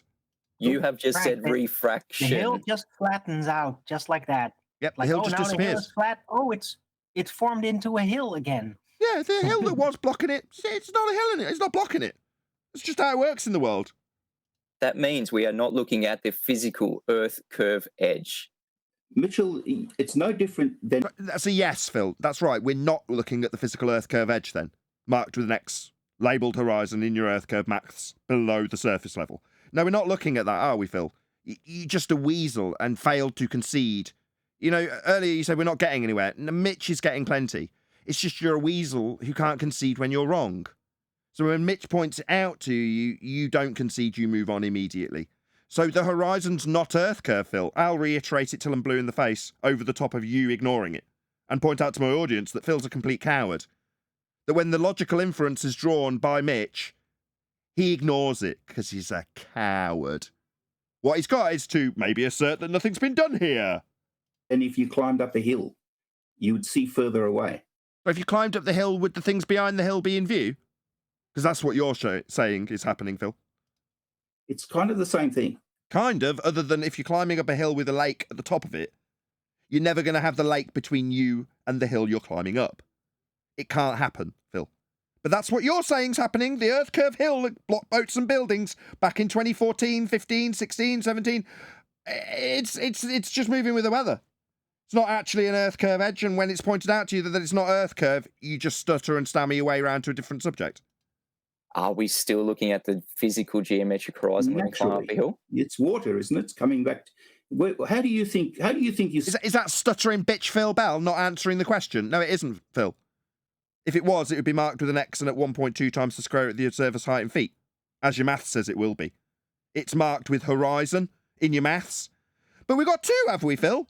The refracted horizon that we're seeing that's not Earth curved, that you just can't concede to because you're a coward. And the other one, the geometrical one, the one we can't see that's Earth curved that used to block things because it's a hill that we're not seeing and things that should be blocked by are beyond it. See things, Mitchell. With Isn't our it eyes. Isn't it because light is reflected of those things? Brilliant. So we're getting into it's optical instead of it's geometric. No, Is that how the horizon... we're discussing how you get to see something, Mitchell. Refraction, optical effect. Are you just not capable of just staying on this on the topic, please? No, it's geometrically refracted. Pure projection, Phil. Yeah, it's absolutely staying on the subject while you try and get away from it. So I see projection from ballers all the time, and this is a classic case of it. Phil is desperately trying to flail his way away from the fact that he's been asked, specifically, whether or not the horizon's Earth curve. It isn't. We've clarified that. He's told us it moves with the weather. He's asked Mitch why it's moving with the weather. So it's definitely not Earth curve. He just can't concede it. So what does he do? Non sequitur and flail his way away and then tell Mitch that he's doing that. Yeah, right. Pure projection, Phil. You are talking about refraction. It is an optical effect. How are we having a geometric, physical... Just throw all of these things in, Mitchell, but, there are... A physical geometric horizon. It is physical in your claim of the globe. Why can we not see? Go back to my picture. Go back to the picture. Where's the physical horizon? Is that physical? The thing that's blocking the you see that we can only see about half of that rig. Is it physical? Why are you asking what's blocking it when your Earth curve would be at 1.2 times the square root of the observer's height in feet? It isn't, in this image or any. So I don't really understand why you're suggesting this, Phil. It can't be at the position below sea level, below surface. It's not possible. Go on, whoever. I was going to say, I think I know what his problem is, because the Rayleigh criterion arc below surface level in the Earth curve maths is the correlation you draw between information loss between two flat planes. So he thinks that that's obstruction. It's actually just information loss, and he can't get his mind around it. That's why he's asking that. Well, you're correct. Earlier I criticised Mitch for falling into the trap of making a claim where one's not needed. Now, obviously we're friends here, and no one's going to be criticising you for making that claim or using it against you. But while we do know why things disappear into the distance, hashtag shit shrinks, we don't have to make the claim. I'm not making a claim about why the horizon does anything. It's not proving a flat plane. If I'm going to use the horizon, I'll use it to establish a flat place line like Phil did in the earlier diagrams in the pre-show. But I'm not making a claim. I'm just pointing out the Earth curve calculator, what it's actually claiming and how they're misinterpreting it. I'm not. I like that. I didn't come up with it. No, I like that a lot. So no, okay, fine. So you're not actually incorporating that into just your off-the-cuff flat Earth description of why things disappear into the distance at a point we find dissolution. What was it? Information loss that you said. You're not doing it for the purposes of purely being a big-head flat earther that knows everything about why globers claim that they've got a horizon that blocks things. You're actually pointing out how the differential calculation utilises the point of dissolution in the Rayleigh criterion when calculating the difference between those two flat planes to make the assertion that we've got a horizon below surface level, which is actually just pointing out how the Earth curve maths works as opposed to utilising it to make a positive claim about why the horizon does anything. That's why they're doing it in their maths. Excellent, John. I love that.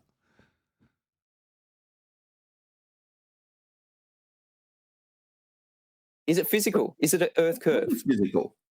So what happens here? How can it be blocking it if it's not physical? Right, why are you asking him? Your claim is it's physical and it's moved. Hills don't move. Game over. Oh, it's refraction. So not a physical hill then, like he's asked you 6 times. Unlike you, when you ignore the response, his response, Phil's response, hasn't addressed the question. Is it a physical Earth curve? No, it is not. It cannot be. We don't have 2 horizons, one geometric and one refracted. There's only one horizon. It's just not your horizon marked with an X and labelled horizon in your Earth curve maths that's claimed to block things, Phil. We can show it doesn't. And when it does move with the bloody weather, you ask him why it does it. Who cares? It's not Earth curve, mate. Optical refraction, you just said. No. Refraction. It's What are you talking about, Professor Phil? You're meant to be a professor. Yeah. Refraction means you are not seeing the physical thing. No, refraction just means that I'm seeing the thing a bit further away than I normally would. Normally would? What, on no atmo day? What, when there's no atmosphere, sphere-shaped air, and you're begging the question oxymoron of air in a sphere shape, making all light bend always? So when you would normally see it with a straight line? When's that? When do you see this straight line tangent point geometric horizon? Maybe you should confer with Ruhif. Yeah? How you'd normally see it? Oh, ask Ruhif when he normally sees the geometric horizon. Hey, Rufy, you listening in? Remember now, right? How's that geometric horizon working out for you, buddy? Phil says he normally sees it. Maybe you can get it from him, you utter clown. It doesn't So mean I'm if not you're looking saying at the physical if you're thing. saying that something is refracted, can you shoot that thing with a physical bullet? Is it a straight if line to you- that thing? Well, no, because that's an No, so it's not Earth curve. I mean, if I can see the top of a hill, you can be damn sure I can shoot it with a gun. Because physical hills are easy to shoot because they're physical. What's that you say? This hill moves with the weather? Very difficult to shoot. Yeah, that's because it's not Earth curve. It's not getting in the way of anything. It's not a hill. There is no hill Earth curve getting in the way ever. no, because No, where it is an illusion. Exactly. So Earth curve is an illusion? Let's hear that again. Is it a straight Well, if line to you- that thing? Well, no, because No, where it is an illusion. Exactly. Where it sits is an illusion. Yeah, Earth curve. That's a new one for the list. It's just an illusion. Optical effect. Thank you so much for No, confirming where that, you Professor see it. Phil Bell. But that doesn't mean it's not the thing. You just said it's not the thing. It is. The thing is Earth curve. He can't even say it. Can he? How pathetic. Just because it's not the thing, ladies and gentlemen, the thing, in quotes from Phil Bell, is Earth curve. It's marked with an X and labelled horizon in the Begging the Question, Proof of Nothing, Perspective Hijacking Earth Curve Calculator. If you just can't see the thing that we claim blocks boats and buildings, that's Earth curve, why can't you say it, Phil? Is it that hard to say, just because we can't see Earth curve, doesn't mean we haven't got Earth curve? Right, Phil? The thing, the Earth curve thing, right, Phil? An optical effect. It sounds like Phil is drowning in the paradox going back and forth. It is the thing. No, it's not the thing. No, it is the thing. It is not the thing. It is the thing. Going back The and thing we forth don't forever. see is the basis of the thing we do see. The second thing, No, the this is- horizon thing, the geometric horizon thing with the X marking it as a horizon. It's the second thing, the second horizon that we don't see. It's that thing. It's that Earth curve thing that we don't see. We don't see it then. So it's the thing we don't see. So that thing that you were asked whether or not we see, we don't see. That thing. That's Earth curve. Yeah, took you long enough, you Nathan. utter weasel. Sorry, Nathan, this is a good show. Let me ask you a question.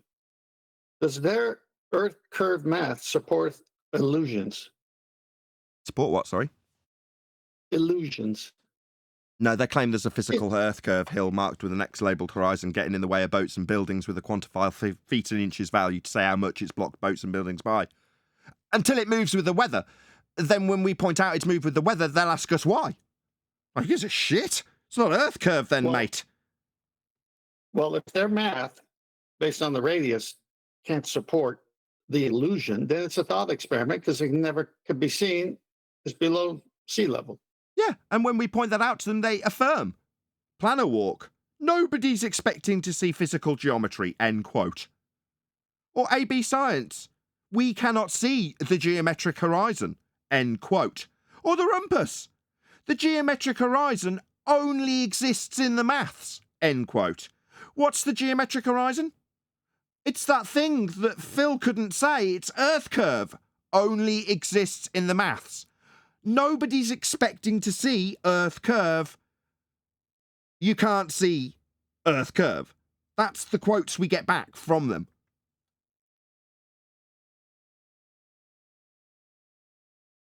It is not something that's actually there. Do you think that it's just some sort of magical apparition? Do you?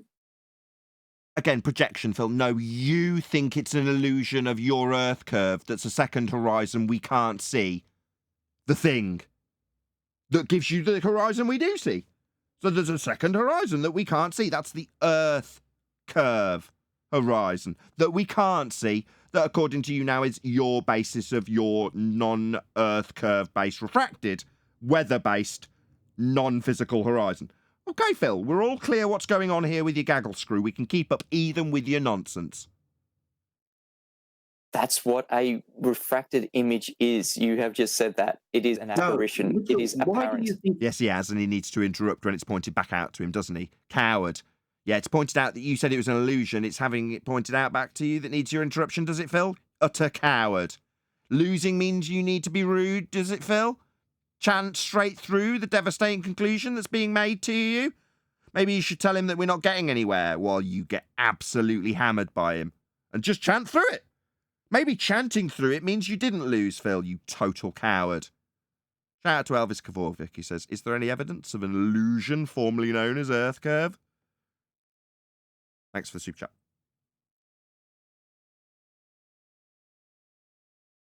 You can see it. Because we're looking at it? Because Well, what does it's that actually... mean? What does that Because mean? it's actually... Okay, What we'll does go through mean when that. you look While he's replying, Phil thinks, what does that mean is needed repeatedly 4 times. Is that right, Phil? You need to chant that through him. It's called chanting. It's what fundy ball believers do when they lose.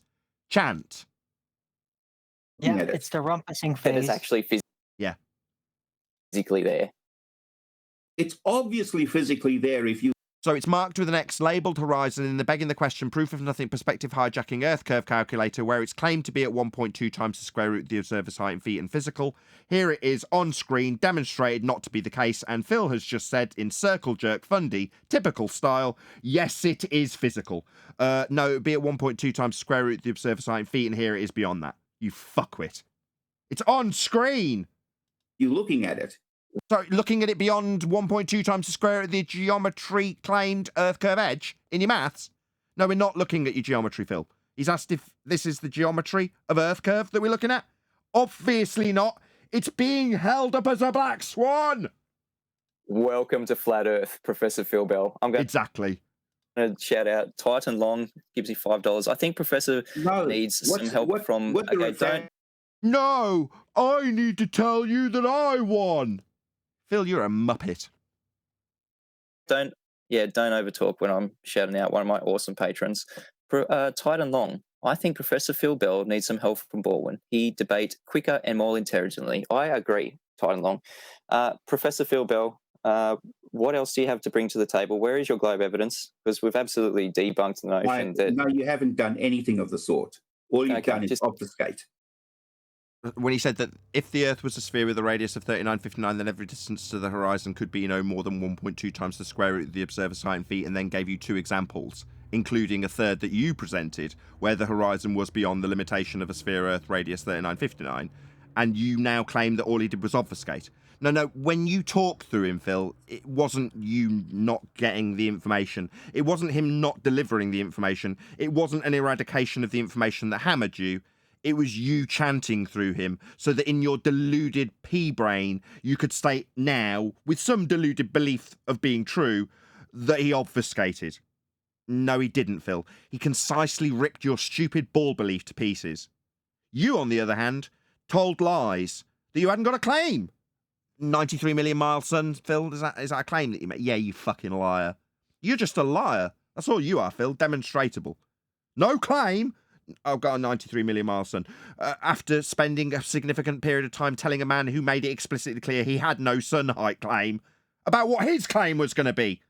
Because you didn't have one, right, Phil, you lying shit? That's what you got to do to be a globe believer. Lie continuously. Say that your opponent hasn't addressed anything and obfuscated when he's directly addressed the flat earth requirement in every aspect of your claim that you lied about, Phil. So no, he hasn't obfuscated. It's just another lie by you. Or maybe when you chanted through him, you actually thought that was you responding. Or him not having a conclusion. Because, oh my God, I chanted through it, so he didn't really make it. Yeah? You coward. Obfuscate. We're talking about a physical geometric curve compared to... So he needs to interrupt the repetition of the thing that wasn't an obfuscation, the direct address to your Earth curve edge horizon. Maybe if you chant through it while he summarises it for a second time, it will be an obfuscation. Yeah? No, Phil, you're just scum. Lying, globe-believing scum that absolutely requires lies. No, Phil, your obfuscation of his points are what you are now projecting onto him. What do you mean? You keep saying it is refracted. We're not going to keep going round and round. You keep saying it's optical. I gave you that physical... Learning computer. It gave me that physical, I need to now lie about the horizon that we definitely didn't see and isn't at the denoted marked with an X horizon point in my geometry. I definitely gave you that. It only takes one black swan to disprove that every white slit is only one swan. You are... So do you think chanting through him the third time when he summarises that which was not an obfuscation, that it will still remain an obfuscation as you've claimed, Phil? Is this the only tactic you've got? No, you didn't address any of my points. You obfuscated them all. What's that? You want to repeat the thing that addressed it? No, I'm going to chant through you. I'm 6 years old. If I talk loud enough over you. You total coward, Phil. Is it scary? Is it scary when he summarises that which you've claimed is an obfuscation? Is it scary? You need to talk through him again, do you, Phil? Total coward. Ignoring the fact that refraction is a thing. We have gone through what... Refraction being physical geometry. Refraction isn't physical geometry, therefore he won his argument. We can't see physical geometry, we can't see Earth curve. That was his point. No obfuscation, made his claim, proved it. What a liar. Gotta lie to be a globe believer. That's where you find yourself when we, like Mitch correctly identified, are absolutely in control of this conversation. So after the fact, I can point out where you globe-believing scum have to lie. Even the most badged of you, this professor, has to lie. And then project his ineptitude onto his opponent after his total failure. Obfuscation, you say, Phil? Well, what about if the Earth was a sphere radius 3959, then every distance to horizon could be no more than 1.2 times the square root of the surface height in feet, as shown in the image still on screen. Is that an obfuscation? No, Phil, definitely not. What, is ignoring refraction when refraction isn't physical geometry as made in the modus tollens claim he laid out to you? Again, not an obfuscation. And not only that, I got you to actually admit that it was refraction. So not Earth curve geometry then. Not physical hills, but refraction. So you got him to admit that it's not Earth curve, did you, Phil? You're doing so well. If it's refraction, it's not physical. Not need it to be physical. So he's summarising the non-obfuscation you claimed he gave you. If it's refracted, it's not physical. Yeah, physical Earth curve, Phil. Yeah? But unfortunately, he didn't seem to quite get to the end of that conclusion that you claimed was an obfuscation because you talked through it. So it seems that you're claiming obfuscation when in fact it's fuckwit interruptions from you. Isn't it, Phil? You need it to be physical to be Earth curvature. We do not have a physical Earth curve horizon in the Black Swan. That is... Tell him he's obfuscated. That's why it's so devastating to you, Professor Phil. No, Mitchell. It doesn't matter how often you say that. It doesn't work. But was it not an obfuscation? So it doesn't matter that he said it repeatedly and you claimed he had obfuscated. So that makes you a liar. So you heard it repeatedly then, did you, Phil? His non-obfuscation that you just lied to your audience about, because you're a liar, and you need to lie to believe that you're on a ball. You need to lie to make others watching think that they're on a ball. You got to lie to glurf. You can Mitchell, just keep saying you can't see something that's not there. What, like Earth curve? Can't just not see physical geometry of Earth curve if it's not there. Yeah, welcome to flat Earth. So why are we seeing it? Is it actually there? Because there's no geometric horizon to block The light is still coming from that object. It's Sorry, so we've got two horizons, have we, Phil? We've got a geometric horizon that we don't see that we've got light coming from. How's that geometric horizon working out for you, Phil? You say we can see it. Do you want to show it us? The second horizon that's geometric and a hill that just coincidentally isn't blocking things today because of refraction. just that where Nathan. you see that object. Nathan. Mhm. He just said, how can you see something that's not there? A few minutes ago, he said it was an illusion. Yeah. He's asking Mitch how you can see something that isn't there. Well, the thing that isn't there is Earth curve. That's what we're not seeing, Phil. Yeah, we know we can't see it. We're showing you how you can't see it, and you're telling us that we're obfuscating. Yeah, Phil? That's the situation. Is different. That's all. But Yeah, it's still we're the actually light seeing coming it. from that object.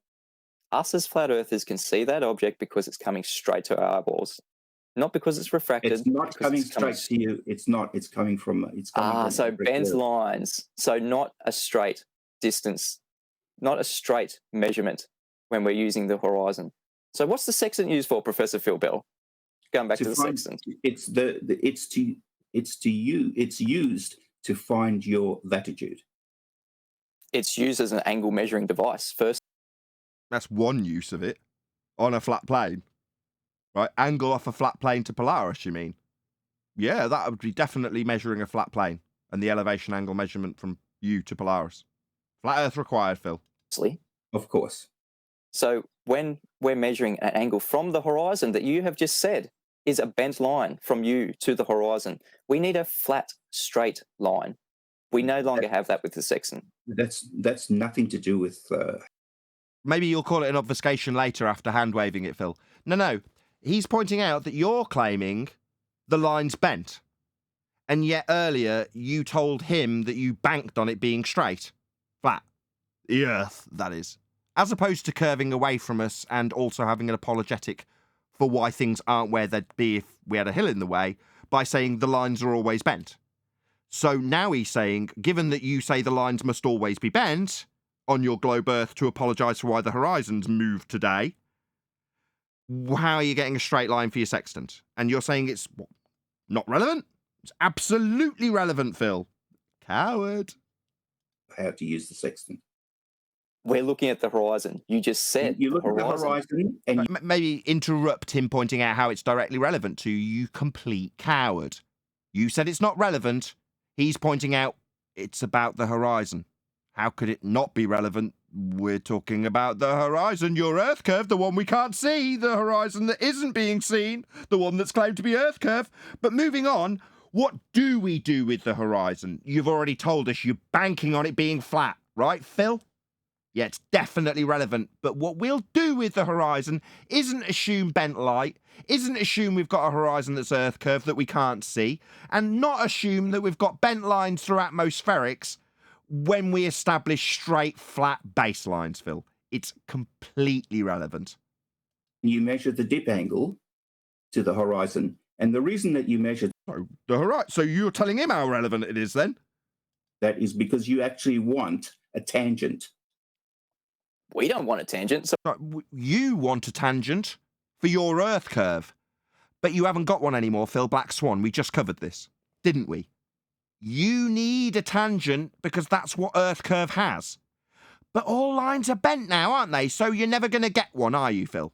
Meanwhile, straight horizontal baselines are required in celestial navigation. That's how the horizon's actually practically applied to establish Earth flat. Not to beg the question of sphere-shaped air and bent lines, because then it wouldn't work with celestial navigation anymore. So a tangent, right? Again, you're But you need claiming. that to, you If there is a claim of it, Does every point that Mitchell tries to make get interrupted, Phil? Yeah. With stuttering, stuttering, chanting through the top of every point he makes. Maybe later you can claim me obfuscated away from your points because you chattered through them. Right, Phil? You complete coward. A tangent where there is a claim of a globe. Where is the claim of the globe, Professor Phil Bell? Going back to your claim. You need the tangent. We need the tangent. Hey, Roofy. Hey, Roofy. How's that geometric horizon working out for you, buddy? You're damn right you need it. Black Swan. What's that you say, Phil, only 2 minutes earlier? All lines are bent because of refraction? Oh dear. Oh dear. Oh dear. Then you can't get a tangent to your Earth curve, can you? So maybe ask Roofy. It's only been a couple of years, hasn't it, buddy? How's that geometric tangent point horizon working out for you there? You need it, do you? Yeah, that's because it's Earth curve, Phil. Yeah, you need the horizon to be a tangent point called Earth curve. It's marked with an X, labelled horizon, in your Earth curve calculator with a tangent to it. And yes, you need that. That'll be Earth curve. The thing, right, Phil? Yeah, you do need it. You haven't got it anymore. Yeah, we haven't got a second horizon. Not refracted, because then it's not a straight line tangent, is it, Phil? You understanding how the problem's folding out? It's only been 3.5 years. Shout out to Unitox Femu, who says, horizon is coming from old Greek word kurvios. Very good. A tangent asserts a globe. Okay, you can call it what you like, Mitchell. I'll call it Earth curve. The tangent point marked with an X labelled horizon, he's just debunked. You said it was, ignoring the claim? No, he definitely debunked it with the Black Swan, and you told him how it weren't there and all lines were bent. Now you're telling him how you need a straight line. Well, where are you going to get it, Phil? Given that the lines are always bent and there's always sphere-shaped there and there's always refraction and there's never a straight line, ever. Well, you've never got Earth curve then, Phil, have you? You've never got a tangent to the geometric tangent point Earth curve hill getting in the way. Ever. You can't. It's game over globe Earth. Meanwhile, although you obfuscated away from Mitch trying to ascertain what we will do with the horizon, you notice how I'm pointing out an example of where you did actually obfuscate, Phil. Rather than you chanting through him not obfuscating and then claiming that he obfuscated, you did actually obfuscate away from the practical application in your example, in your diagram, that you doctored and lied about being Mitch's. That needed a straight flat baseline for the horizon that'll establish it as flat. You obfuscated away from it, you total coward, and then projected your non-stop obfuscation onto Mitch. Because you're a coward with a failing globe belief. But what you That is the definition. What is the definition of a tangent, Professor Phil Bell? Mitchell, do you know what Do you know what a man squirming sounds like? It sounds like that. What's a tangent? It's a straight line, Phil. It's a straight line that you haven't got. Ever. And where does that straight line meet? Oh, Earth curve? That claimed to be horizon in your maths. But it's not to the horizon we see. We wouldn't expect to see that horizon. Earth curve. Would we, Phil? you obviously know what a spirit level is. What? But you said you need a tangent. You explicitly stated that you will need a tangent. Now he's asking you to define that which you explicitly stated you will need, and you start asking him about spirit levels. What's the word for that? Oh, it's an obfuscation by a projecting, lying ball believer. Right, Phil? Projection much? Obfuscation much? Tangent point, Phil. He's asked you to define it because it's Earth curve at the end of that straight line you haven't got. What is the definition of a tangent before we go into a spirit level and absolutely confirm the flat Earth? I'll put it down. I'll do that for you. A tangent is a line touching to a Hold the curved spirit surface. level in your hand. Professor Phil Bell, we're not going to go into something. Wait, Phil, did you need to chant through him definitely not obfuscating and addressing your points head on and proving Earth's flat? Did you need to interrupt that and change the subject? You complete coward. You're a weasel, Phil.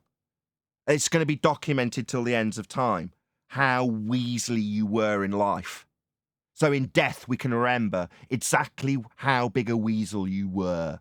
Past tense. Something before it's been addressed. A tangent I am addressing it. I'm addressing it, Mitchell. Hold the With a spirit bubble? level in your hand, and when the bubble is in the middle, that will be the tangent. Right. When the bubble is in the middle of a sextant, it's a tangent. I'm going to need a citation that states explicitly that when you have a bubble sextant, it produces a tangent. I'm going to go with no. You'll never find a citation that says that a spirit level produces a tangent. Do you know why? Because it doesn't. A spirit level provides you with level, Phil. But according to this globe-believing, lying muppet, a spirit level, you'd think the clue would be in the title, it's not actually for acquiring level. It's a spirit tangent. Did you never hear of it? Obviously, we're all a bit slow on this. In the industry, they call it a spirit tangent. Did you never heard of a spirit tangent? What's your problem? Sorry, Phil, readdressing reality by taking that which establishes level as actually establishing a straight line tangent point to your presupposed hill that's not getting in the way and we can't ever see. So in spite of the fact that we can never see it, you think a spirit level can see it. What? Do spirit levels have the eyes of the oracle? What the hell is this reification fallacy? Spirit levels don't see tangents, Phil. You are thick. Look up what Nathan. spirit level is defined as. You won't find the word tangent anywhere when defining what a spirit level is. Nathan, a tangent in their context is supposed to be touching something on the earth, correct? A tangent in general is a straight line meeting the curve of a spherical Okay. or circular surface or shape. Great. Thank you. Go to Master B and look at the bubble sextant picture. Okay, got it. So here it is, a sextant that has a bubble because you're not using the horizon as reference. You're using a horizontal established by the spirit level, and you might be a small plane 10,000 feet, a larger plane 30, 40,000 feet. You're using the spirit level as a horizontal to establish a plane of reference. There's no horizon that being used with the spirit level. It's assuming the earth is flat.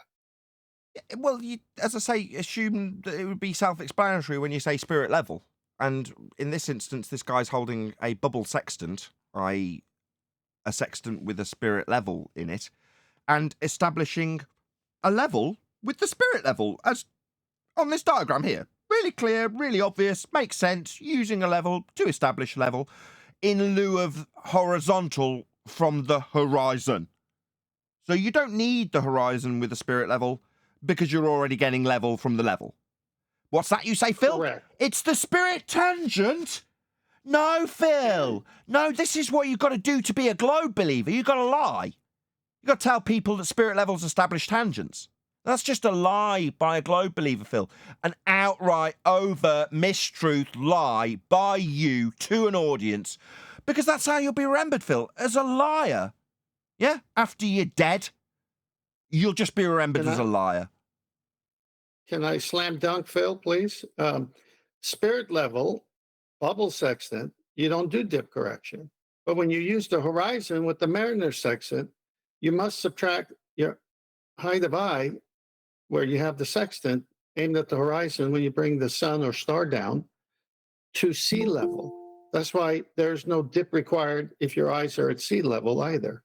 Good point. So, to bring us back on track. it's over. So what he's attempting to do is establish tangent points with spirit levels, even though the whole point of using a spirit level, if you're establishing a horizontal plane of reference with the level, your level giving you your level, shocking, isn't it?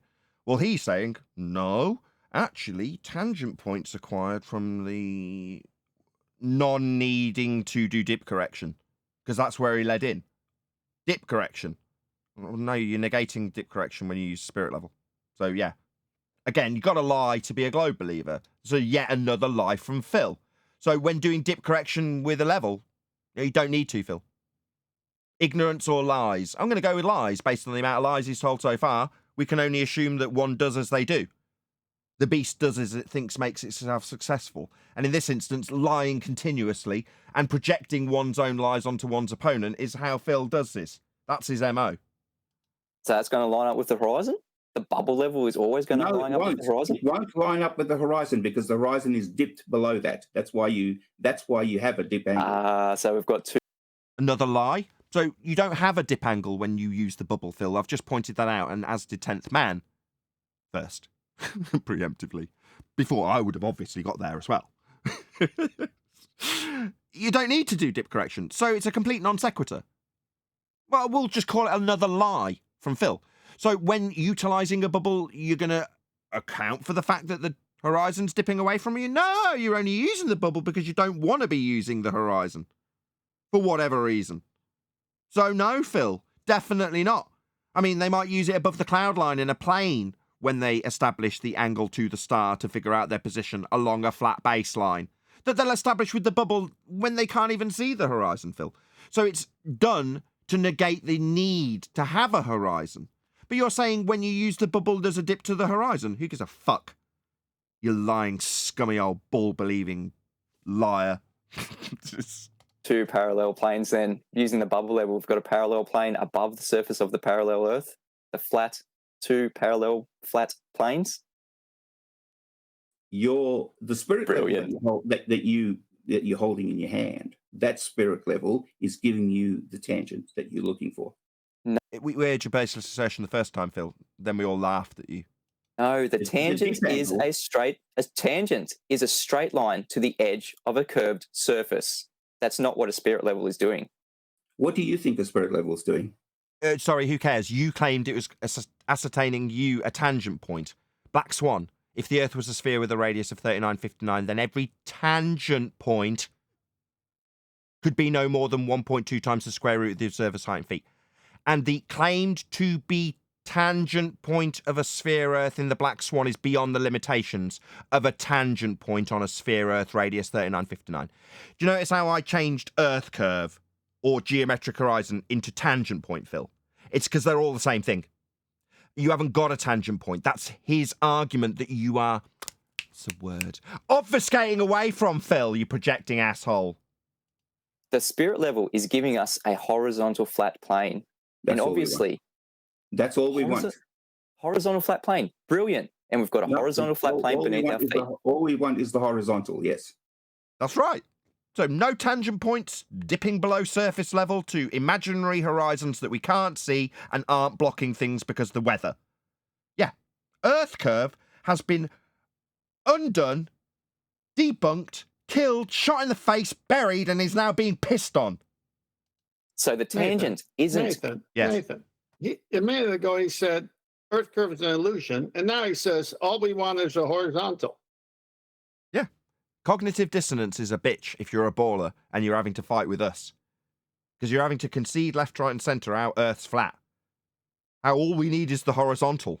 Oh, so we don't need anything beyond the assertion of horizontal by way of a spirit level to establish a horizontal plane of reference to navigate the Earth with. Because it will be parallel with the Earth. Same as if you establish the horizontal plane of reference with the horizon. Shocking, innit? Yeah?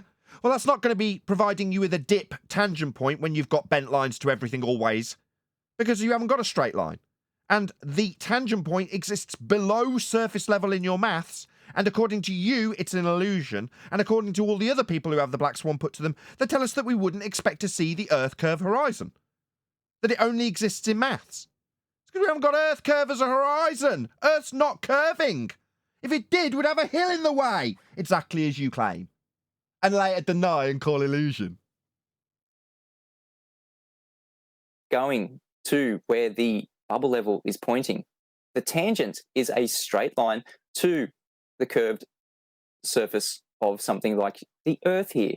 something that is not attainable. We have a bent line if you're claiming refraction. This is going round and round in circles. John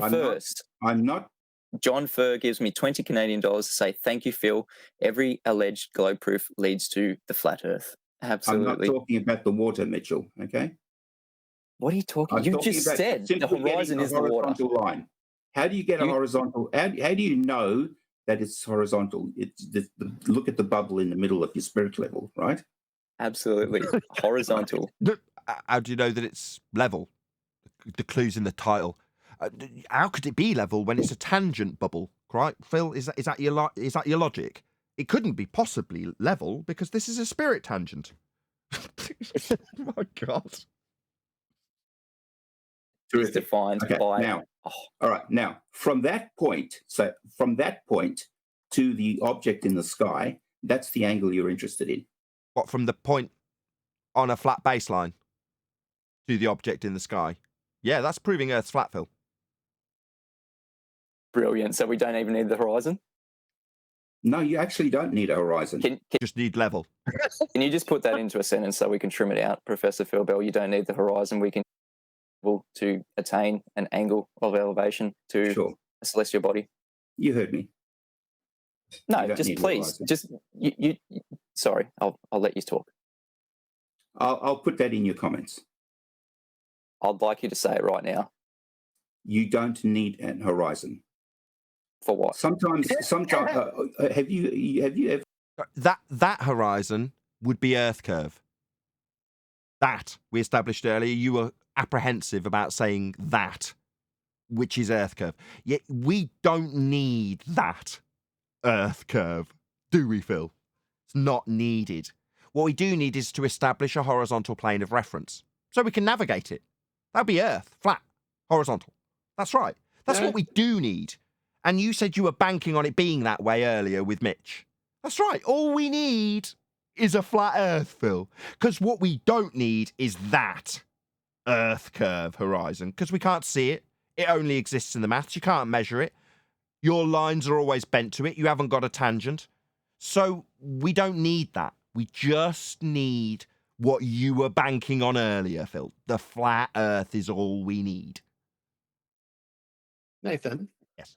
In the bubble sextant, there is no horizon mirror because you got the spirit level. And in the Mariner's sextant, you do have a horizon mirror, and you are using the horizon to establish what the spirit level gives you without one. So if they work the same way, where's Earth curve? There isn't any. We don't need that. ever sailed or anything like that? Sometimes you can't see the horizon. Okay. Now, sometimes we can't ever, Phil, see Earth curve. That horizon's never visible. It used to be back in the day, blocking boats and buildings and stuff, and we were told quite firmly that we were idiots for not understanding why bottom-up obstruction occurred due to hills that are called Earth curve getting in the way of boats and stuff. But we don't need that when we're doing navigation, though, do we, Phil? We just need a horizontal plane of reference. You still have to try and figure out where you are. And what with a flat Earth can we use when we don't see the horizon?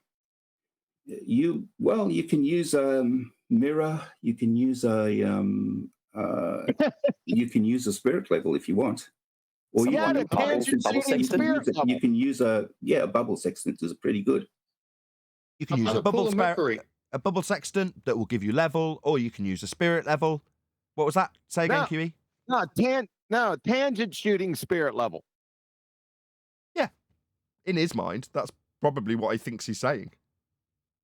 Well, there's the other artificial horizon, which is when you're landlocked, you can't see the sea horizon, okay? And it's cloudy. You use a artificial horizon, which is a container with liquid mercury or something viscous that doesn't move with the wind. And then you put a surrounding container around it, and it must be perfectly flat. And you use that. Also, you can use an artificial horizon, any of the two. So how do we use the artificial horizon? So you don't need to have the horizon out there. That if you don't Brilliant. have it, talk us through it. Talk us through it. How do we use the sextant with an artificial horizon? How do we use the sextant with something like a bubble level?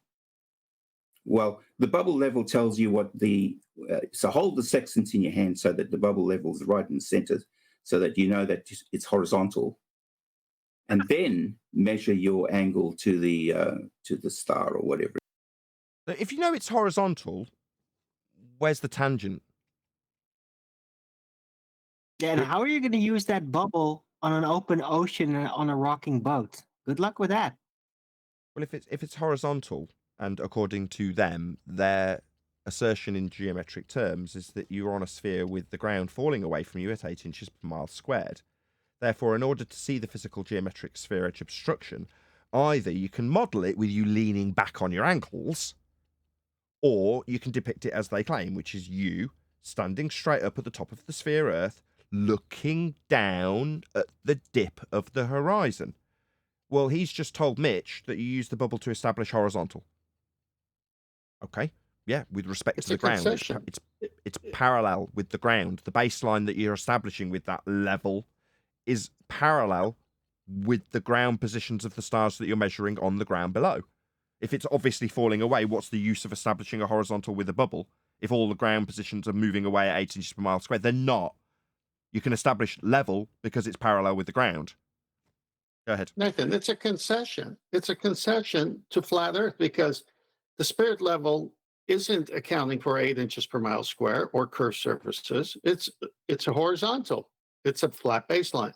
And then the eye-line horizon, sensible horizon, where the navigator has the sextant, and the sea surface, that's a depression angle.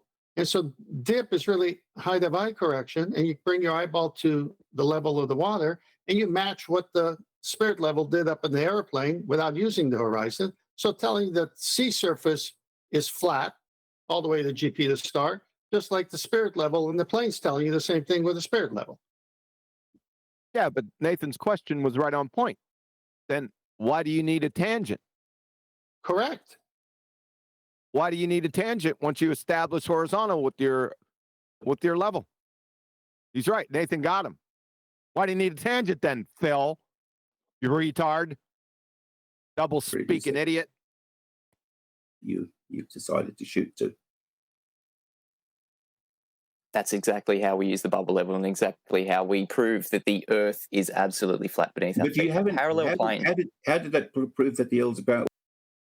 Is asking him how it's proving Earth's flat through the top of the conclusion about how it's flat in any way perhaps an obfuscation, Phil? Also a coward move where you got to chant through the conclusion that proves you wrong? Total coward. And he stuttered through him as well. On top of that. How does that prove? How does that prove it's flat? He was telling you, Phil, before you started chanting and stuttering and stammering through the top of him like an abject coward. Well, all it did was prove that you were holding the sextant up. Right, did you want to tell him what it was proving right through the top of the conclusion of what it was proving? Did you there, stuttery Phil? Horizontally, that's all.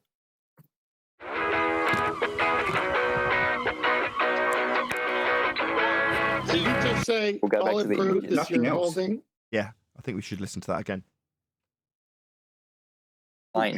How did that prove that the Earth's about? Well, all it did was prove that you were holding the sextant up horizontally. That's all. Yeah, because when you're doing celestial navigation, really you only give a crap about your position holding the sextant and whether or not you're horizontal with respect to vertical. Because that's all that's important, your position. It's got nothing to do with the line that you're trying to establish between you and the base position below a star that you're shooting. Nah, it's got nothing to do with it. It's just about you holding it level, isn't it, Phil? Why would you need to hold it level? Oh, to establish a horizontal plane of reference that's not a tangent, that's not a ball, that couldn't be a ball and wouldn't work if it was? Is that why I hold it? No, it's just so it's level. No, it's just so you are actually holding it level. Yes, so it's creating a baseline, Phil. That's the point. You're shooting a star with Nathan, a stupid idiot. Nathan, don't say 90. Well, he's inferring that it's just your point being level where you hold the sextant.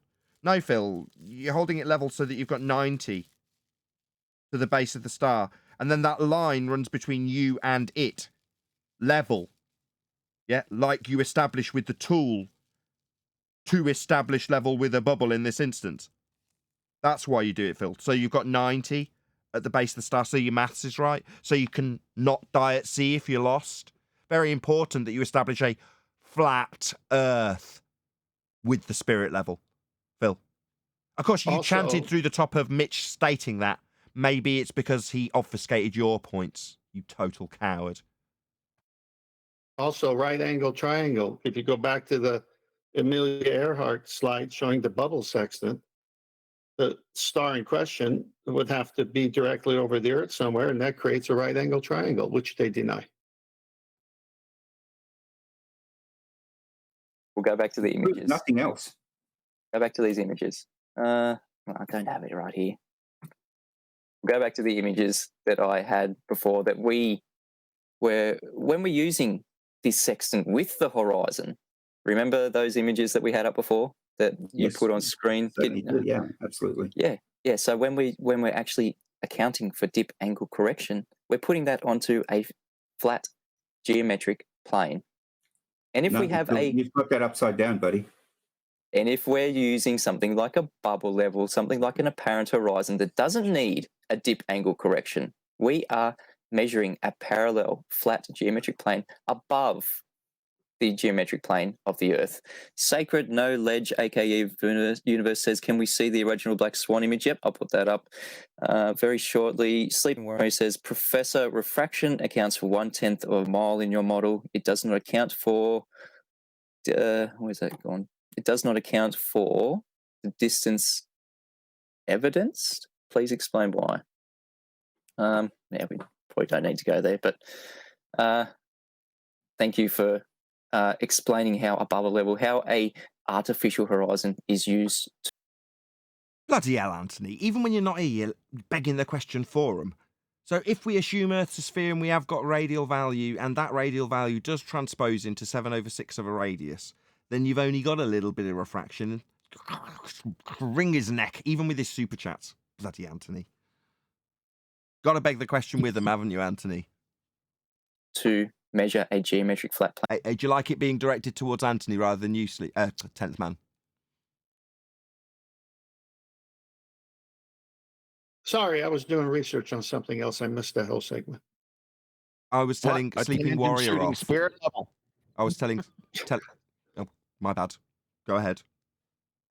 I said, what was he doing research on? The tangent shooting spirit level. No, something else that's more detrimental to the ballers. Plane above, parallel to the geometric flat plane that we have here on Earth, Professor Phil Bell. Is there anything else you'd like to bring to the table? Any globe proof? Well, I think we've probably said about as much as I want to today. So you couldn't prove a globe for him then, Phil? Even a professor can't prove the globe. All he does is continually affirm a flat Earth. But if you want, we can do it again. You know, when I can prove a flat Earth all over again, Mitch. Even more time. 10th Man says exactly. The bubble trap sprung again. No dip correction needed. We're going to go over this with 10th Man. You don't need a dip correction. Notice that Phil's now chanting through 10th Man's comment that we addressed here. Is that an obfuscation number 5, Phil? Where you need to chant through the fact that you've asserted that there's a tangent being ascertained through a bubble sextant, and yet there's no dip needed, as pointed out by 10th Man. That needs your interruption, does it, Phil? Maybe if you interrupt that point, it's like it never happened, right, Phil, you total coward? It's what you'll be remembered as, Phil, a coward liar. Past tense, remembered, like when you're dead. When you've got a bubble level. Exactly. It's okay. I know you don't realise at the moment. We're going to go over this with 10th Man. No. Week. So I'd love to actually talk to 10th Man. 5,000. Would you? Maybe you could just address the fact that you asserted that the bubble tangent was going to somehow infer that there's a dipping away horizon on a ball. Yeah, 10th Man just pointed out via a chat that you interrupted, because you're a coward, that there is no dip when you're doing it with a bubble. He pointed out on this show too. It's just that you felt the need to interrupt it when it was highlighted to you by Mitch. Coward. $, to get 10th Man onto your stream. That is the going rate for all us flat earthers at the moment. We are no longer going to be making any. We're no longer going to be making money for anyone that is going to overtalk us. That anyone who's going to not take us seriously. We are professional educators right here, right now. I've let you into No, my you're stream, Professor Phil Bell. I am a professional educator. I am actually a registered homeschool educator. So I am a professional educator. Well, makes both of us then. So what did you educate anybody on today, Phil? Did you educate us on the tangent bubble? No, you didn't, Phil. No, in name only. Maybe at one time before you lost your marbles, you might have been capable of educating people, but that's not the case anymore. You know, you're long past your prime. Definitely not capable of educating anybody. You demonstrated that here today. You are incapable of educating anybody on anything. You didn't educate anybody on anything. And when given the opportunity, the conclusion was you've got nothing else to give other than your fallacious reasoning, your obfuscation, your lies. You think that was educating people, do you, Phil? No. Let me be the first to tell you that that's long gone in your lifetime, Phil. You will never educate anybody ever again. You have nothing to educate people on in this respect. Nothing at all. Fantastic. Thank you for acknowledging that I am a professional educator. Professor Phil Bell, have you got any? Well, no, you would to be a professional educator in New South Wales, you'd have to be a member. You'd have to join the New South Wales Institute. He'd have to educate people as a profession. People have just paid him and he's educated them. Teaching. NESA? Something that I'm registered to? You know the Institute of Teaching of New South Wales? NESA, N-E-S-A. NESA is what I'm registered to be a professional educator for a homeschool. So this is a glorified ad hominem attack. That's all this is. Yeah, Teacher. and it was refuted. Well done, Mitchell. Yeah. No, actually, Phil Bell was the educated us quite well, I thought. He said that Earth curve is an illusion, and you need a horizontal to get a angle measurement with a sextant proving flat Earth. I thought he did a great job. You can take that inference, but in reality, from Phil's position, he's there to educate people on why Earth's a sphere. He declared how he's banking on Earth being flat, but Earth's a sphere. A contradiction in terms, after example. Well, that's not his objective. So therefore, you can't say he's achieved his objective in educational terms. Even though, yeah, he may have educated us by us pointing out that he's utilising a flat plane repeatedly. But if that's not his overall objective, if you're running a Christian group and everybody leaves a Muslim, would you say jobs are good 'un? No, that's not what I was referring to. You remember now the term is all roads lead to flat Earth, and that's what he did. Yeah, he did.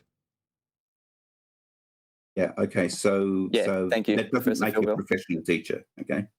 You just said it made two. Sorry, does that offend you, Phil? That he classifies himself as a teacher, professional in nature, when he's being paid to educate people? I classified this channel as educational. Will you take umbrage with that also? When I disseminate the information to someone who doesn't know it already, that has literally educated them in that information. There is nothing wrong with that. But the problem for Phil, let's just give him his full title, Professor Phil Bell, is that he used to have some credence ascribed to what he said based purely on his title. Now, what Mitch is doing is undermining that. After humiliating him and demonstrating how poorly he's done in terms of his aspirations of educating people in their bald faith, which he didn't do. Now he's like, no, I take umbrage to you calling yourself an educator, having educated me, because I have a title. Oh, really, Phil? I will acknowledge that title when you actually disseminate something that you intended to educate people with, because you didn't do that here, and you've never done that in my experience ever. So while you might think you're an educator, because in some long period of way back when, somebody idiotic qualified you as a teacher. Yeah, I mean, that was a long time ago now, wasn't it, Phil? Now there's a new bunch of newer, younger people who will and do and can call themselves educators when they disseminate the truth of things like celestial navigation, with old, dusty, crusty, lying bastard ballers talking through them, who want to call themselves educators because of some dusty old title they had years gone by. Well, don't delude yourself, you crinkly old cunt. You're not an educator anymore. Two of us, but anyway, getting back to your globe, Professor Phil Bell. Just being facetious, okay? I know you are. Professor Phil Bell, Your self-admitted facetious nature, right, Phil? Yeah? Yeah, that's what you have now. Said you had globe proof. Just give us one. Okay, so I did give you one. Globe No, you didn't. More lies. Got to lie to Glurf. What was it? The tangent bubble? proof? What was it? Yeah, I gave you one. I told you that ships go over the horizon. No, what, over the 1.2 times the square root of the observer's height feet tangent bubble horizon that is always bent? No, Phil, he addressed that. And you hand-waved him and told him that he obfuscated by way of projection because of your constant interruptions of those points that maybe you didn't hear because you were interrupting him when you obfuscated his points that you didn't acknowledge. You're a poor student. Let's just get it clear just before you do. He's a poor student. That's what Phil is now. He's been reduced to a crap student. That's what he actually is now. Go ahead. Phil's number one globe proof. Ships go over the horizon. Oh, it's worse than that. It's worse than that, Kiwi. He said that the horizon was an illusion. So ships go over an illusion. Yeah, there you go. The geometric Earth curve edge that was debunked by the Black Swan. Is there anything else that you're going to... We've been through all of that already. I know. I showed that you were wrong. No, it was devastating. It was devastating that you... I actually got you to agree that it was refraction. So not a tangent point then, Phil? You got him to concede the devastating loss of your claim, didn't you, Phil? You got him to say it's refraction. So not geometric Earth curve marked the next labelled horizon in the begging the question, proof of nothing perspective hijacking Earth curve calculator at 1.2 times the square root of the observer's height in feet. Yeah, he reiterated that he won that point by just saying two words. Black Swan. And in doing so, we no longer have a physical geometric Earth curve horizon. Maybe interrupt it again, Phil, you utter coward. Is this you being a good educator or a crap student? That's just nonsense. That's just nonsense. Would that be a hand wave dismissal fallacy much? Just nonsense? No, it's your begging the question, proof of nothing perspective hijacking Earth curve calculator claim that the horizon is the leading edge of a sphere marked with an X labelled horizon at 1.2 times the square root of the Earth horizon's distance in feet. No, observer's height in feet. I got there in the end. And he's shown you in the Black Swan that it isn't. Just nonsense? Or just you hand-waving that which you obfuscated, Phil? I know that's not where you wanted to go, but that's exactly where you go when you say refraction. What is, Mitchell, in the picture that I showed you, which is the same location, same elevation, what is blocking the... So, burden of proof reversal fallacy. Attempt number 4. What's blocking it then? You said it was Earth curve, it's in your maths. It isn't. Well, then you must tell me what it is. Yeah, we get that a lot, Phil, as flat earthers. We debunk the stupid notions of a sphere Earth, and then we get demanded to tell you what it is. Now, while there was a very subtle and very clever use of how the Earth curve, begging the question, proof of nothing, perspective hijacking Earth curve calculator uses the point of dissolution where you will lose information at the horizon to claim that there's a horizon we can't see below surface level. That was also detailed here by John. But there's no need for us to make a claim about it, Phil. We aren't claiming the horizon's Earth curve. And where there was a claim about the horizon, you took the diagram it was being made with, redid the diagram to make a new point about parallel lines, and then strawmanned your opponent with it. You see how we can keep up with every single aspect of your lies and deceit, Phil? Really easily, when you hand wave every single thing that happened here in this discussion. We can still summarise your lies, Phil. It's really easy. Because we're not old and losing track of time and things that happened only moments earlier. Like you claiming that you're banking on Earth being flat. Things like that. We remember, Phil. The rig. Nothing. It's all optical. If it's refraction in any instance, nothing's blocking it. The rig? What's blocking it? Nothing. Hey. So not Earth curve then. Go on. Hey, Nathan.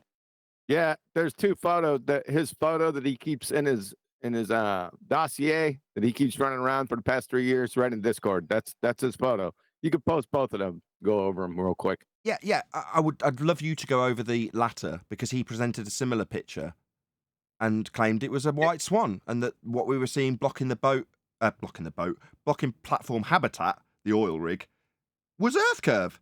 My immediate response, no, the horizon Earth curve, geometric in nature, with a tangent point that we can't have because it's all bent, would be at 1.2 times the square root of the observer's height in feet, and that is not the distance in the right-hand image, or his image that he presented. This is also a black swan. Yes, sir. Yeah. Phil presented something next- that didn't show physical geometry and said that it did. Another lie. Got a lie to Glurf. Yeah. The he next actually one. Go on, sorry. The next one. Yep, got it up. Yeah, Baltards. Guess what this is? Question mark. It's another black swan. See this? This is your claim of a physical geometric sphere edge at 1.2 times the square root of the observer's height in feet, you say? This with lots of arrows pointing it. How far away is the horizon? Yeah, this is not 1.2 times the square root of the observer's height in feet. This is another black swan. So while he was trying to hold Mitchell to task on this being Earth curve, no, it's another black swan. It's another demonstration that the horizon's not a hill getting in the way at 1.2 times the square root of the observer's height in feet, where the physical limitations would lie if Earth was a sphere. It's another demonstration of how the horizons move with the weather, beyond where it should be. Thanks. Perfect. I'm glad you backed that up because I didn't have anything to hand when I said it. Why can't you see half of the rig? Why can you see all the rig in other instances? Because nothing is blocking it. It is all optical. Right. So this is refraction. Right. So not Earth curve, not a geometric limitation, not a hill getting in the way then. Welcome to flat Earth. Right. You said yourself. It's all optical. The conditions change. So therefore, in some conditions, you can see the horizon further away. That'd be Earth curve. Sometimes you can see the hill further away. Sometimes you can see Earth curve further away. The hill, further away. Sometimes the hill that blocks your view of the houses beyond is further away, says Phil. Sometimes hills get further away, right, Phil? That's your conclusion, is it, Mr. Educator? Why? As if you climbed a hill. And in some conditions, you can't because the water is blocking. So it's like you climb a hill and sometimes you can't because the water is blocking. Was there a coherent sentence structure somewhere in our midst, Phil? Because as far as my example goes, you're climbing up a hill and there's houses beyond the hill. And you're saying you climb up the hill and sometimes you can't because sometimes the water's beyond it. That makes no sense, Phil. But houses not being beyond a hill that's blocking them, that's what you're claiming happens with your Earth curve. That suddenly isn't a horizon that blocks things. Suddenly it's moved. Suddenly the hill's beyond where it was supposed to be and we said would block boats and buildings. What do you know? The weather. Not Earth curve. The horizon is blocking the rig.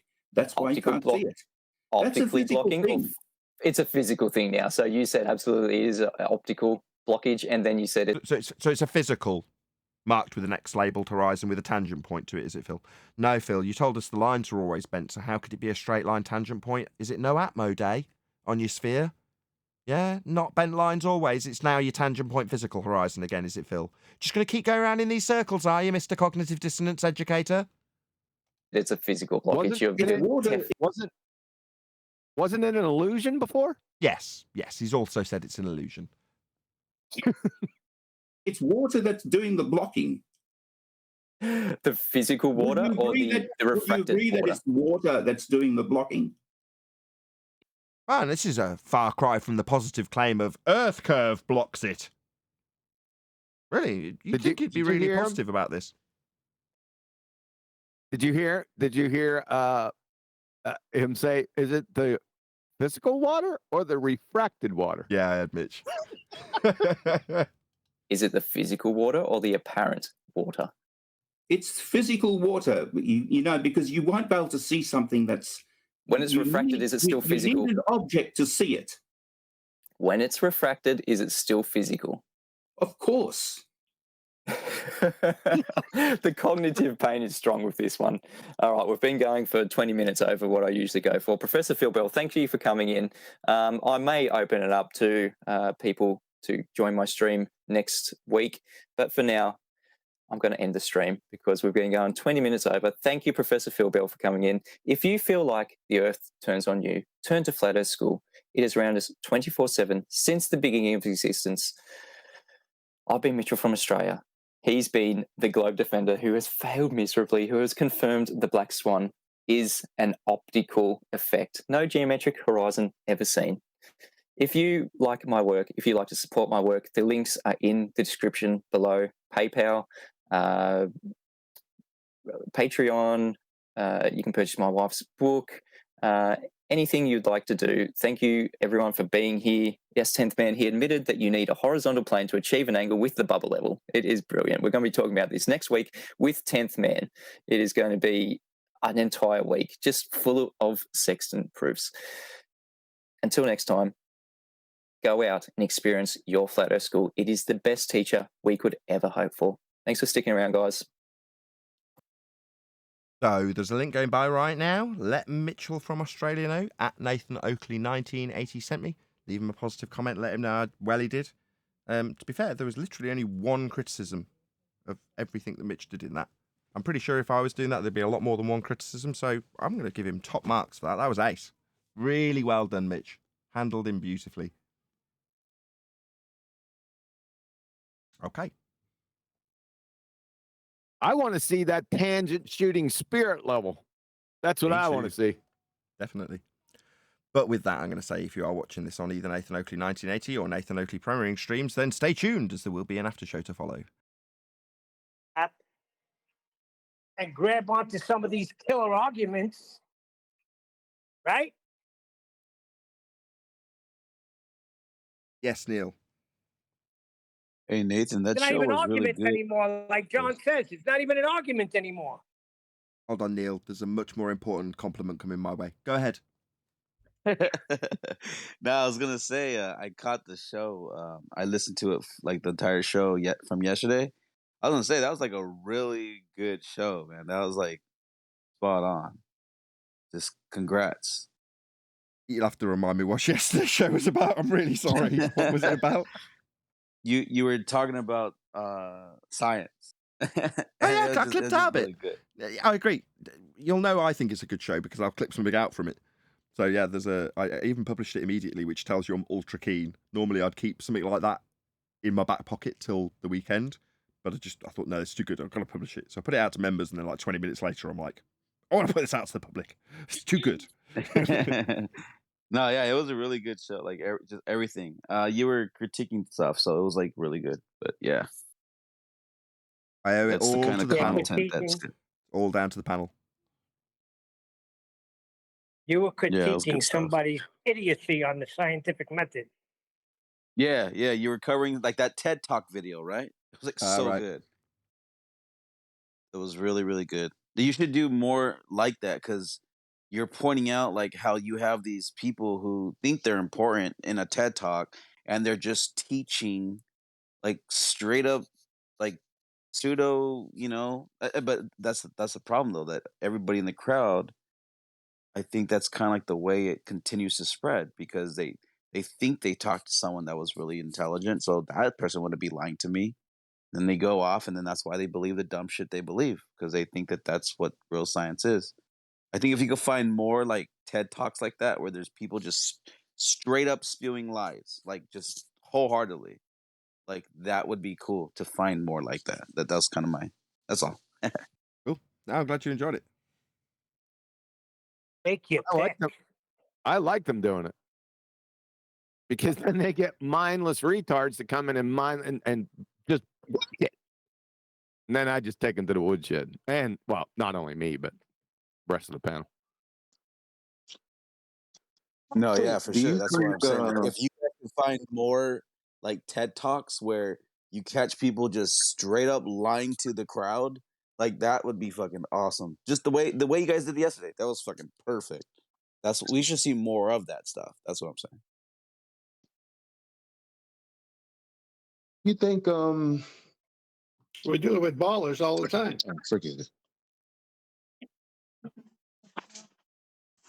I'm not a dip angle kind of guy. I really don't get into that argument because you can easily kill them off with the elevation angle. However, it might be a good idea because I'm wondering something here, Baltards. With this dip angle you keep on going on about. Let me ask you a question. With the bubble sextant, with the airplane really, really frigging high, right? 20,000, 30,000 feet. You'd think if you're on a sphere tard that they would have to deal with more of this dip, like horizon dip that you think it is, which it really isn't. But they don't use a dip angle correction. That's kind of perplexing. All they use is a spirit level, not the tangent shooting spirit level that Phil's got, but, spirit level.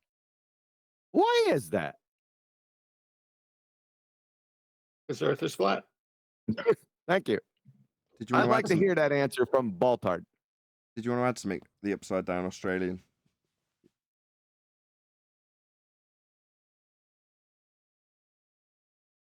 Maybe pop him on the server mute. He's just hot micing.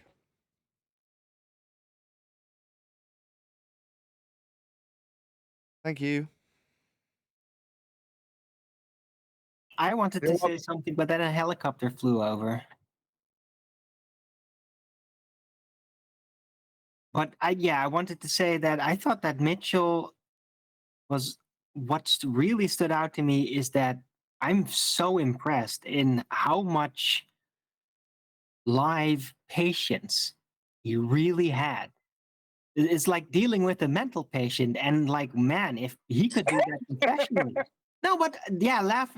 I mean, it is funny, but he was so incredibly tranquil. Like, that really stood out to me.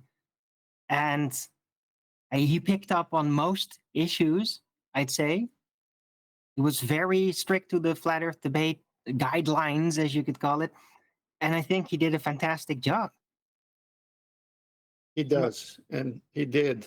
QE in Master B is Adam's slide for that show I did with Mitchell, and Adam was on it too.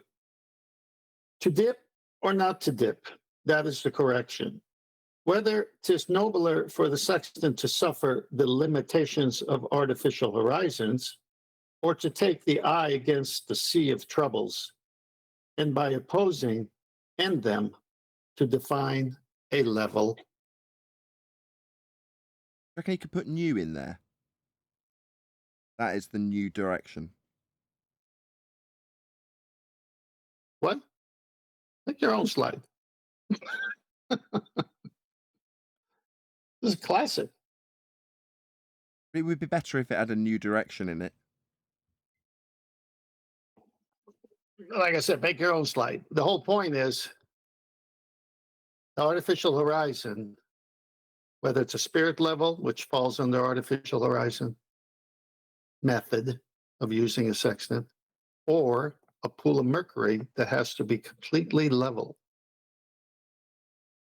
Those are what this slide is comparing versus the sextant with the horizon mirror, where you actually have to use where the sky seems to meet the sea as your reference for horizontal to get the 90 degree of the star in question you're shooting. That's why you rock the sextant on the horizon. So you get its perpendicular position on that horizontal, because at sea you don't have landmarks. All you got is the horizon, and it serves as a horizontal. And the elevation angle from you to that creates the right angle triangle, which they deny all the time. Well, how could they?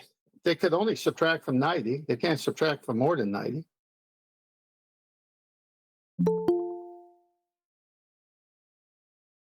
Okay, right. Stop talking about Brian now that he's just about to join, because he probably wouldn't appreciate it. Just talk to him about it later.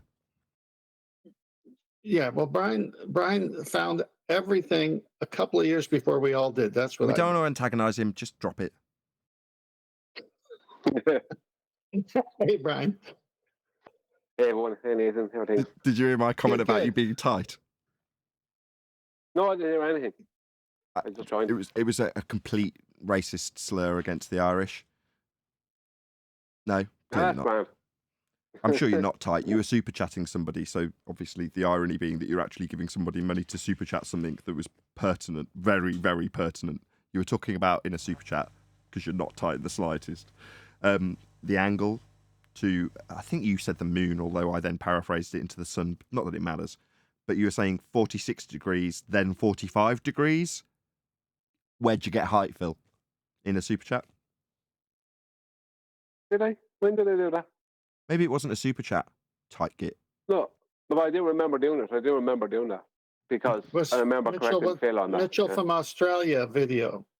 You commented on that. That's what we went over today. So this is a while back ago. Oh, maybe it was yeah, because I haven't seen the live show. Yeah, I do remember that. Like, how can it be 45 degrees and then 46 degrees and be the same height? You know what I mean? If you're using length of sides and all that kind of stuff. Do you know what I mean? It's just stupid. Very. It's just a straw man to come up with. Well, they need to suggest that we are inferring the height. And again, man, it just, while I smile about this, it does kind of piss me off, right? When we all arrived here, it doesn't really matter when you arrived either, if you were early or late. We all got told about the height of the sun. How, as flat earthers, we know the height of the sun is 3,000 miles away, or 3,000 kilometres, or whatever the crap from the Feast of Nonsense was that I've tried to forget. But we were fed that forcibly when we got here, metaphorically forcibly, in terms of the Feast of Nonsense. We had it laid out as a claim that we should be making. Here's the height of the sun. Here's the height of the moon. False dichotomy. There's their height. Ours is more right than theirs because we measure it off a flat plane, therefore it's right. No. 46 degrees, then it's 45 degrees. Same height. Is it going to crash into the horizon? Absolutely not. So why are we parroting that off? Well, because it's really useful for them to argue in false dichotomy where they've got the same problem of needing a flat plane. But like John always says, they hold up our flat earth claim and their flat earth claim and say that our flat earth claim fails, but their flat earth claim's a globe. I have to correct you there, Nathan. Exactly. I have to correct you on something. Overall, you're right, but it's not our claim. I listed 4 citations today on the show. It's celestial navigation that says it's not the height. It's not our claim. What they're doing is they do that exact thing with parallax. They treat the Earth as a horizontal plane with parallax, and then they add the R value. That's it. But when they put a chord line through their sphere, what they're actually doing is treating the arc as a flat plane, because it's the same thing as putting a chord line or a secant through the sphere. Same exact thing, because those 2 points that those 2 people are standing on, you're treating as if it was a flat plane between them, and they're both getting angles. So you can take their globe surface, flatten it out, take those 2 positions, 2 angles at 2 different times of the year, whatever way you want, to the same celestial body, and then just add the R value, and it's exactly the same thing as putting a chord line through it.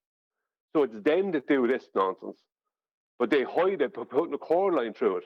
That hides their inadequate measurement. It hides their fraudulent measurements to celestial bodies, and that's what they do. But then they turn around and try and land that on us and with the celestial navigation argument, when they state that in the celestial navigation there is no height to the star being used. Nobody's claiming a height to it. It's not used.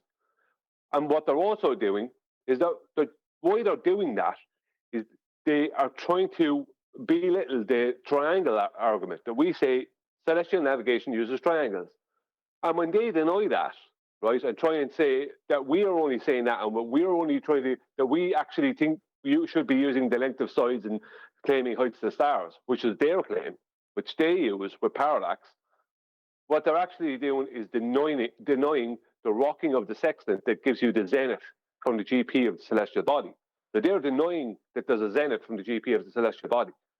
There's this 2-fold thing they're doing. It's really stupid, but someone who doesn't know any better would just believe them. Because even Brian Leakey went on to MC Tunes and used the length of sides, triangles with length of sides. That's why he actually used on MC Tunes. And he actually had success with it, if I remember correctly, with MC Tunes. But the point is that that's not how it's done. It's not done that way.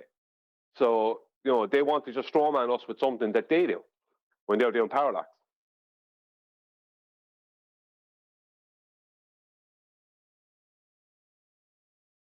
Trying to find a picture of Mitchell in like one of his videos. Of course, he's always hosting the Flat Earth School in his live videos and pointing the camera outwards. I can't find a good picture of him for the thumbnail. You will on Mr. if it's still up there, or if you go to his channel and he has the Mr. Sensible debate. Okay. He's on camera in that. Okay. I'll find that. There was that famous one with him and Fight the Tight Shirt and Mr. Sensible, that one. Yeah. You remember that one? The best yeah, you've done. At best, you've debunked the radius.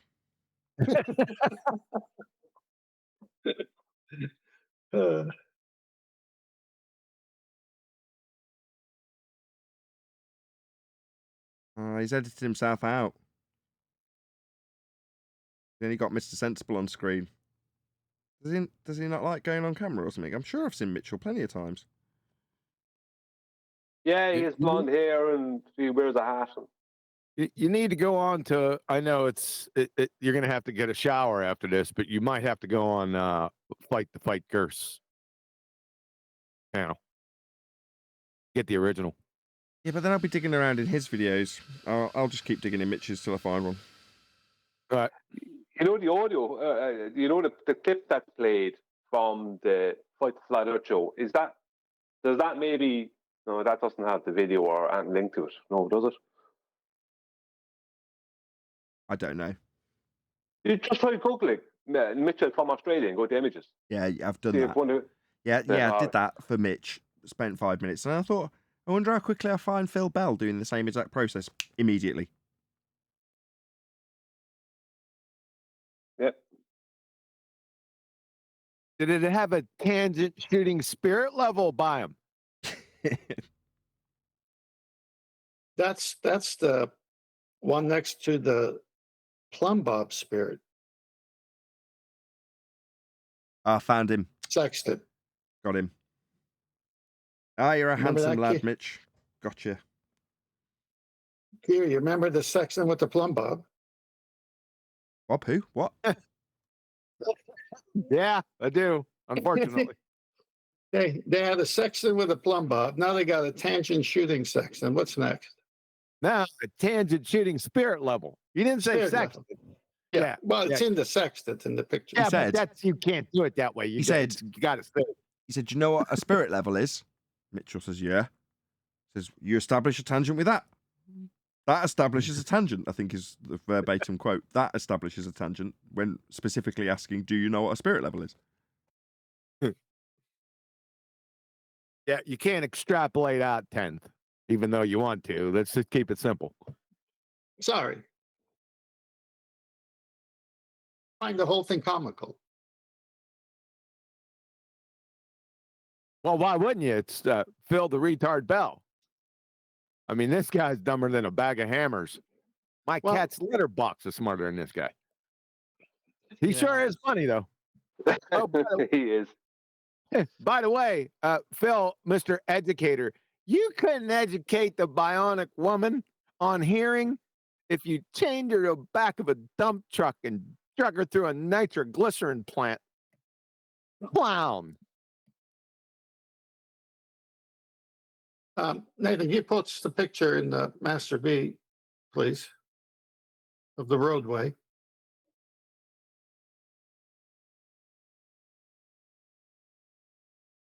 Yes, it's up. Yeah, well, the ballers keep telling us level is curve. But, I did this a few years ago, but I said, you know what, I'm just going to go find another picture. So here's a roadway where it's a level curve horizontally. Okay. So yeah, that's not that. I'm I going to know. interrupt you. I'm gonna getting interrupt there. you. Go ahead. Yeah, that's not curve being level. Don't conflate curve with curvature. Be careful with that. Oh, I'm not. I'm just saying, they're saying level is curved, which is terrible. And so when I see that you can have a level curve horizontally on a road construction, that's not what they're saying. Because level is no point higher or lower than the other end. So they're screwed no matter how. They're changing language and definitions.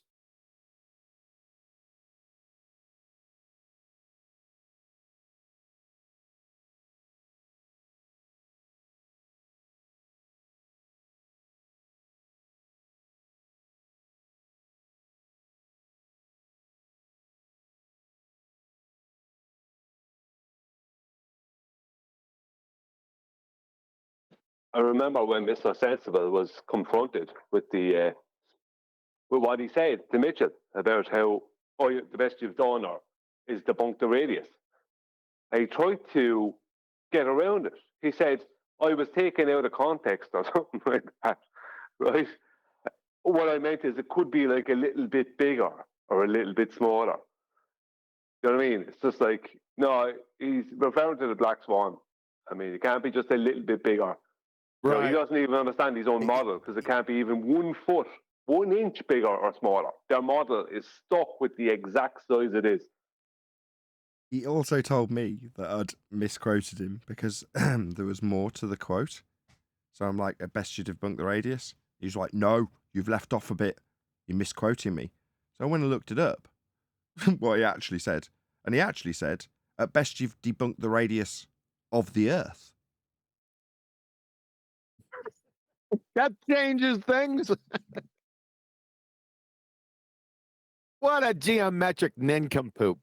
What he was actually doing is if the horizon was just a little further away, the radius would only be maybe 2 or 3 miles away. You geometric nincompoop. Sensible. You pretender clown fraud. All you baltards are exactly the same. I'm going to eviscerate all of you. You got that, sunshine? Well, I already done that. Yeah, I mean, this can only leave them in quite a significant amount of cognitive pain. You know, this is going to affect your sleep. I mean, I remember the days of debating over the Isle of Man and how physically draining it was. The stress of it. Well, we don't have that anymore. They do. They've got to deal with that daily. Unlucky. Well, the black swan and elevation angles, as Mitchell said, is we're running the narrative. They're hitting the walls. They can't figure out both of them in their fairy tale ball. What did Phil, the numpty dipshit, also say? That refraction, it pushes objects further away. I thought I heard him say that in there. Phil, you dumbass cracker. On your next stream, does he do streams anymore? Does anyone know? I don't know. I'm not a big follower of Phil, I gotta be honest. Yeah. On your next appearance, can you post a citation with refraction, the type of refraction, the mechanism, and show and demonstrate that refraction takes objects and moves them 10 miles further than they should be? We want to see that. Fucking clown. Making shit up on the spot, pulling shit out your ass like a numpty dipshit retard. Dunning-Kruger. You are the Dunning-Kruger poster child. When we look up Dunning-Kruger, there's a smiling, waving face of you.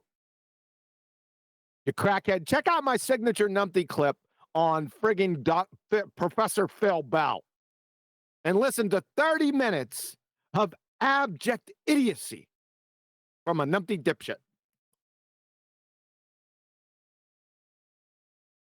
Mr. Thermodynamics. You remember that, Phil? Thermodynamics. Fucking clown.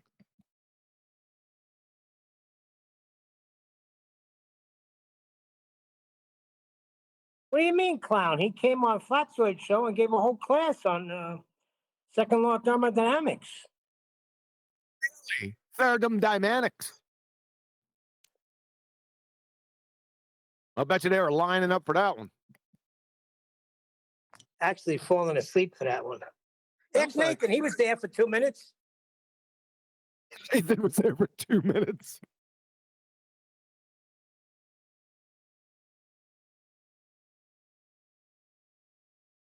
So, was he on there live? Yeah, he went on with Mitch. Yep. Really? Yeah, good for him though, right? Prof. No, Phil, I'm that is. talking about thermodynamics. Yes, he was live on Flatzoids. And what happened? After 20 minutes, I went to sleep. I couldn't tell you. See my panels? Well, I'm not looking in the mirror, so no, I can't see your panel. Panels, my acoustic panels. I've moved some. I I ordered know some for my what you birthday. meant. I asked everybody Golly. for birthday money, which they all dutifully gave me, and then I ordered 2 more panels. So while I'm waiting Of for them course you to- would. Of course, that's what I want for my birthday. Acoustic panels, like Hey, crap. when was your birthday? Can't see. Hold on. Can't see crap. All I see is friggin' clown shows and Ranty over on the left. They're peeking over some horizon or some shit. Well, happy birthday. It was a couple of days ago, but anyway, yeah. So I moved some of them around. So I've obviously got, because I've got so many of them. The ones that I've ordered, I've already got replicas of them or the exact same ones. So I've moved them into the positions that they'll end up being on one wall. So at least one wall is complete. How it will end up, because there's physically no more space to put any more panels on it. It's completely I filled. bet I know your favorite song. I bet I know your favorite song. Uh-oh. Sounds of One Silence. guess. That's it. You guessed it. Simon and Garfunkel. You got it. Yeah, that's the one. I was going to say that. He's a sharp cookie boy. Yes, it's very quiet in here. 25 dB.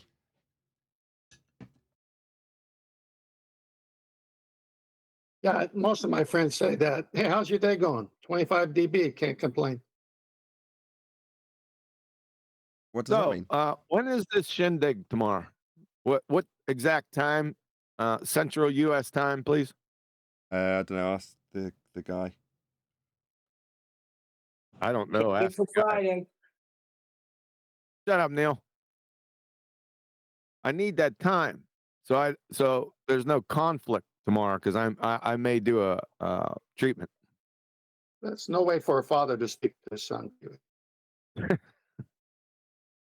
Yeah, Dad.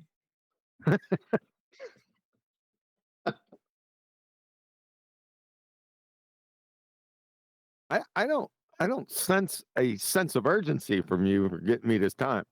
Jaron's trying to back out. Is he? He is, yeah. He's not as dumb as he looks. Well, on his airing of that show, he said he'll be there.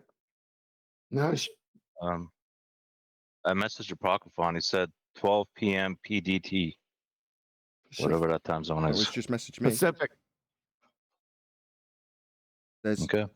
I asked a simple question you can't even answer. I doubt I will do this meeting. Full stop. That's what he says. well, that Well, is scheduled have- for 12 noon Pacific time. You might be alone.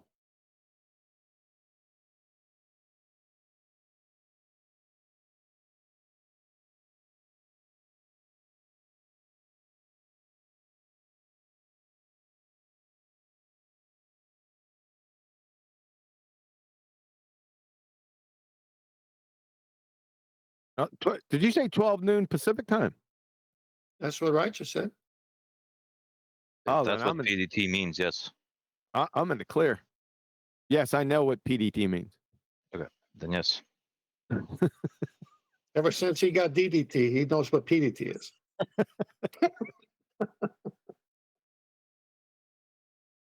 All right. All right. What? I gotta get out of here. It's too quiet, and I got things to do. Yeah, golf. That's later. I got phone Golf. calls. Got phone calls. Golf. Hey, you have no idea. I got to work a 150-yard shot with an 8-iron with earth curvature, refraction. It's tough getting it close to that pin. No, turn around and tell him, what are you going to do? Coriolis. Shoot? Oh, Coriolis. Yeah, that's it. Yes. To answer that question, Neil, yes, right after I'm done here. Exactly.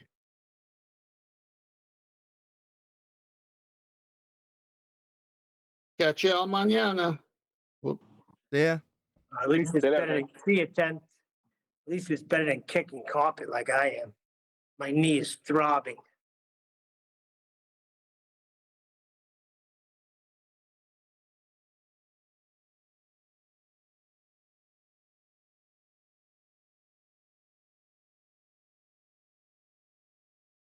I don't recall any other trade where a tradesman takes a body part and slams it against a tool.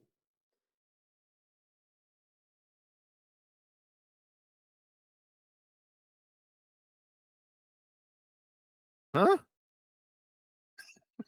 Do you know of any tradesman, any trade, where they take a body part and slam it against a tool? Against the tool. This sounds like a personal issue. Yeah, like I don't understand how they design shit. They design a kicker for me to slam my knee into a tool to stretch a carpet. Did they not give a shit about me? What you need to do, you need to get a tangent shooting spirit level, then put the rug on top of the tangent and kick it down so it just lays out flat. You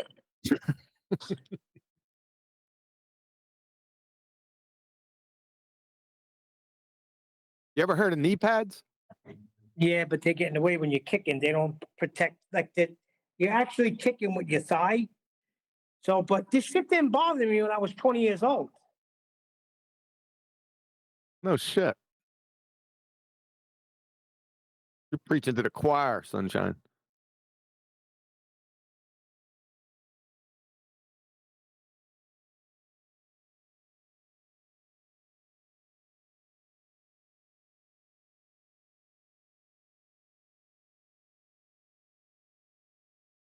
So I finished up the science presentation yesterday. I'm figuring on starting it all over again. So yeah, the Apocryphon guy is confirmed. 9 p.m. your time. Jaren agreed. 12 p.m. Okay. Yeah, I'm in the clear. Like I was saying, I'm thinking about, because I ended the science presentation part D yesterday. I'm thinking about starting it all over again. Like running in perpetuity. What do you think?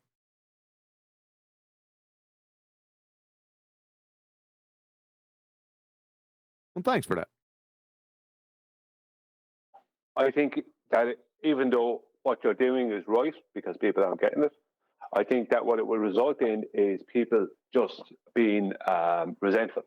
Oh, there he is. He's doing that again. He's trying to he's trying to ram it down our throats. That kind of attitude, as opposed to getting it. You know what I mean? While you're doing it. So that's what I'd say about it. That sounds like a vote for me doing it more. Yeah, it has to be. I asked the teacher, why are you teaching the same thing over and over again? He said, because you ain't getting it. Yeah, because you're poor dumb bastards. Right. So they're not getting it. So keep going with it until they get it.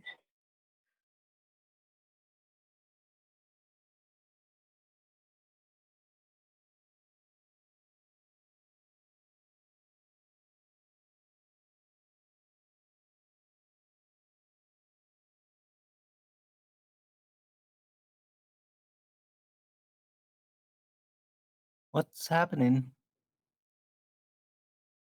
Alvin. What's happening with the silence? What you're hearing Oh, is the sound of what's happening? victory, Alwyn. It's over. It's been over for a long time. But if you listen to a show from 3 years ago, maybe in the after show, you'll hear some ballers in here. You'll hear ballers come out and play, yay, but they don't know more. They all congregated to Gem Pandas, and once in a while they'll stray over like Chikey. Well, I have ballers on my channel who didn't even realize anything about gliders. My latest video is about the lift effect in airplanes. They didn't even realize anything about gliders. I brought up the subject of gliders in my comments, just as an example of something, not even trying to add anything to it or make any claims about them, just stating a fact about them. And they all tried to come at me with this video about how a glider is rolled downhill and then takes off down the way at the bottom of the hill. But the video doesn't show that. It just shows a glider going downhill and there's a small incline at the bottom of the hill and the glider uses that to take off, right? But the whole point is it needs motion, right? An airplane has thrust, but a glider needs motion the same as an airplane does. Some gliders have small engines in them to give them a takeoff, but gliders require motion. That's what they require. All aircraft with wings require motion. You know, anything that with two wings coming out the side of them require motion. And this is like what they got. And like all I could do was agree with them. Yeah, it's a great video. It totally proves my point. You know, all they ever do is like come up with stuff that actually helps us. That's all they ever do. Every time they try and come up with something to attack me, it's always a help. They always end up helping me. It seems like they do that every time. In every argument, they come in and make an argument that helps us. Yes, That's thank you why- very much. That's why I call them Barney Fife shoot themselves in the foot fools.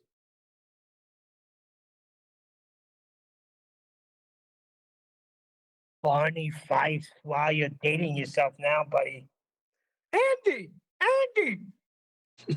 You already know. We in the 50s, bro. Come on. Nah, he was the best in Three's Company, though.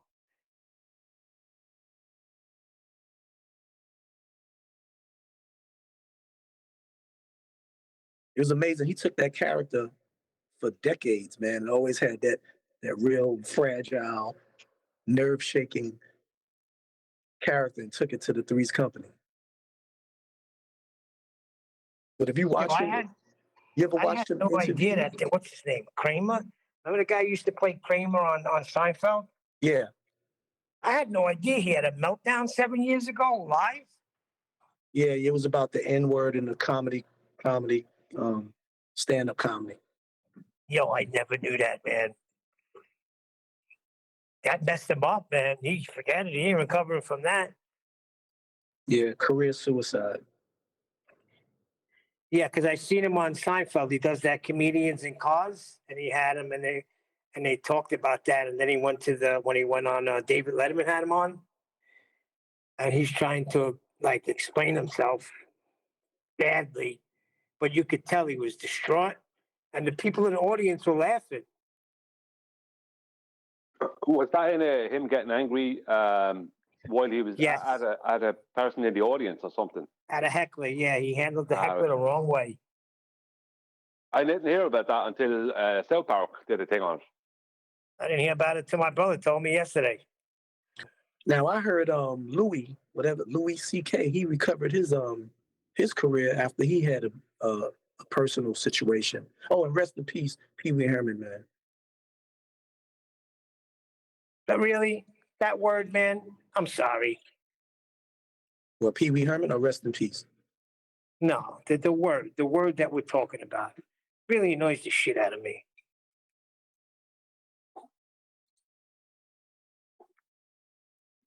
Oh, okay, I got you. Some people could say it, but you can't say it. And if you say it, then you get the freak out of here. Yeah, I always said, I have argument all the time. I said, it's hypocrisy. I said, it should not be said, period. Just like kike and spick and wop, all, you know what I'm saying? I mean, and you can't say, well, just because the person that is what he's calling himself, say it to the audience, because you can't watch any kind of comedy with so-called African Americans saying that word, and it's never considered like a, and quite frankly, it makes a lot of the audience that may not be that may be so-called Caucasian, white, or whatever, very uncomfortable. You know what I'm saying? They laugh, but they laugh with kind of like a looking around laugh. And because the word shouldn't be said, period. Period. That's like you don't hear Chinese or Japanese or any kind of other culture or ethnicity, quote unquote, making that type of pejorative jokes about themselves. So, Well, I do. well, I do no. as an Italian American. Yeah, But yeah, you know yeah. what? Hold on. Wait a second. You know what my mother, this is what she'd say on Friday nights. Let's get chinks tonight. What does that mean? To me, that meant we're having Chinese food. What the freak is wrong with that? Is she Asian? No, my mother's Italian. She would say, let's get chinks tonight. But what I'm saying is that's not the example I'm saying. The example is if you was married, like the Dave Chappelle to an Asian woman, and she said, let's get chinks tonight. That doesn't give the right for somebody else to say that, but then she can't I know complain what if you're somebody saying, but I'm saying any word. What's Right, the big right. freaking deal? Jeez. Yeah, but I think the N word now is more of a word that's in popular culture. A lot of younger white Americans want to refer to each other as my N-er, all this kind of stuff. They want to be able to put it into music. If you look at most of the rest of the things like that are going on with Generation X, they don't know much about history or anything else. So that word is just a cool word to Exactly. them. They don't get it. Whereas two black guys referring to each other on the street, you know what I mean? Like, because that's where they see the word coming from, street level stuff. Where there's two black guys, whatever, referring to each other as that to each other. They want to be like that. Do you know what I mean? They want to have that type of.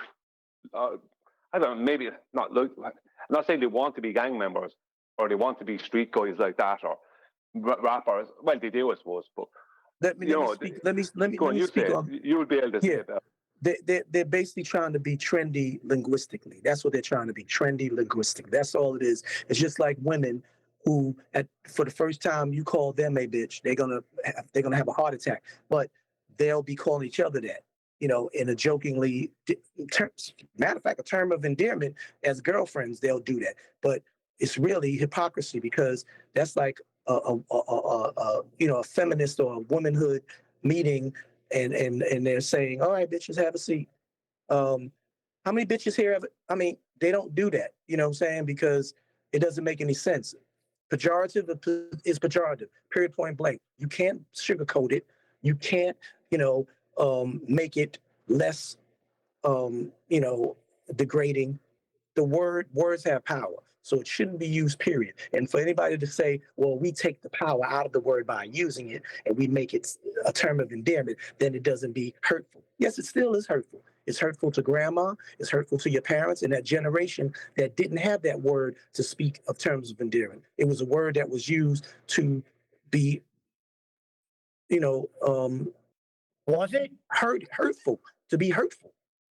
You know what I'm saying? Well, the thing about it is I have no stance on it when it comes to if you were using with chocolate or chocolate with Eli or whatever. I have no stance on that because it's none of my business. It's like it's not my word. Until I see it, it's just not my word. I have no business using. That's how I see it. You know, anyway, it's like I wouldn't even pop into my head to use that word because it's just not. No, I'm not American as well, so I don't hear it all the time. I'm gonna invite TV, Owen Benjamin into the G Plus panel if you guys keep this up. But yeah, you know what I mean. It's like I just see it as a word that belongs to like black people, and that's it. Because and that, Owen Benjamin. But then again, you're a black man, and you don't like it being used, because you see the bad side of it. And the thing is, you can't help but have that perspective about it because you're not here and you're not hearing it every day. But trust me, a lot of people in the United States, they're split. A lot of them think like me, and a lot of them think like, just the word, or hey, we know what we mean when we say it. Or nah, I don't. And I'm a 58, going on 58-year-old so-called black person. I never said it's just a word. You just quoted me. I said I'm getting tired of it. This one can't say this, but that one can't say that. And this one can't say this, but that one can say that. That's the bullshit I don't like. There you go. That's the hypocrisy. Right. If anybody out there that's listening wants to know what they're talking about, Google Owen Benjamin. And then you'll find out what they're talking about very quickly.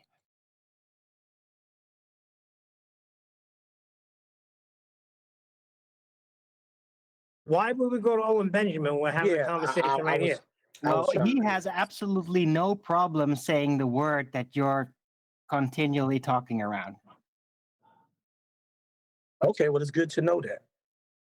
But I guarantee you, he wouldn't say it in front of Busta Rhymes. He wouldn't say it in front of, huh? Yeah, he would. Oh, he would? Has he done it yet? So don't say what you don't know is going to happen, because I guarantee you, Busta will take his 50-carat ring and bust his mouth open. I don't think so. Yeah, you don't think so? But your opinion is nothing. No, That's the thing about it. because He he's better have a probably rider. into Owen Benjamin. That's huh? Say what? Because he's probably digging it, what Owen does. Owen Benjamin is 6'9", and he's a 6'9" white guy who's going around. I said he better get trying to be rider. cool. Yeah, trying to be cool and trying to be Oh, no, don't get me wrong. rebellious and using the other word when really he wouldn't be using it if he's he's not going to go into a black neighborhood and use it.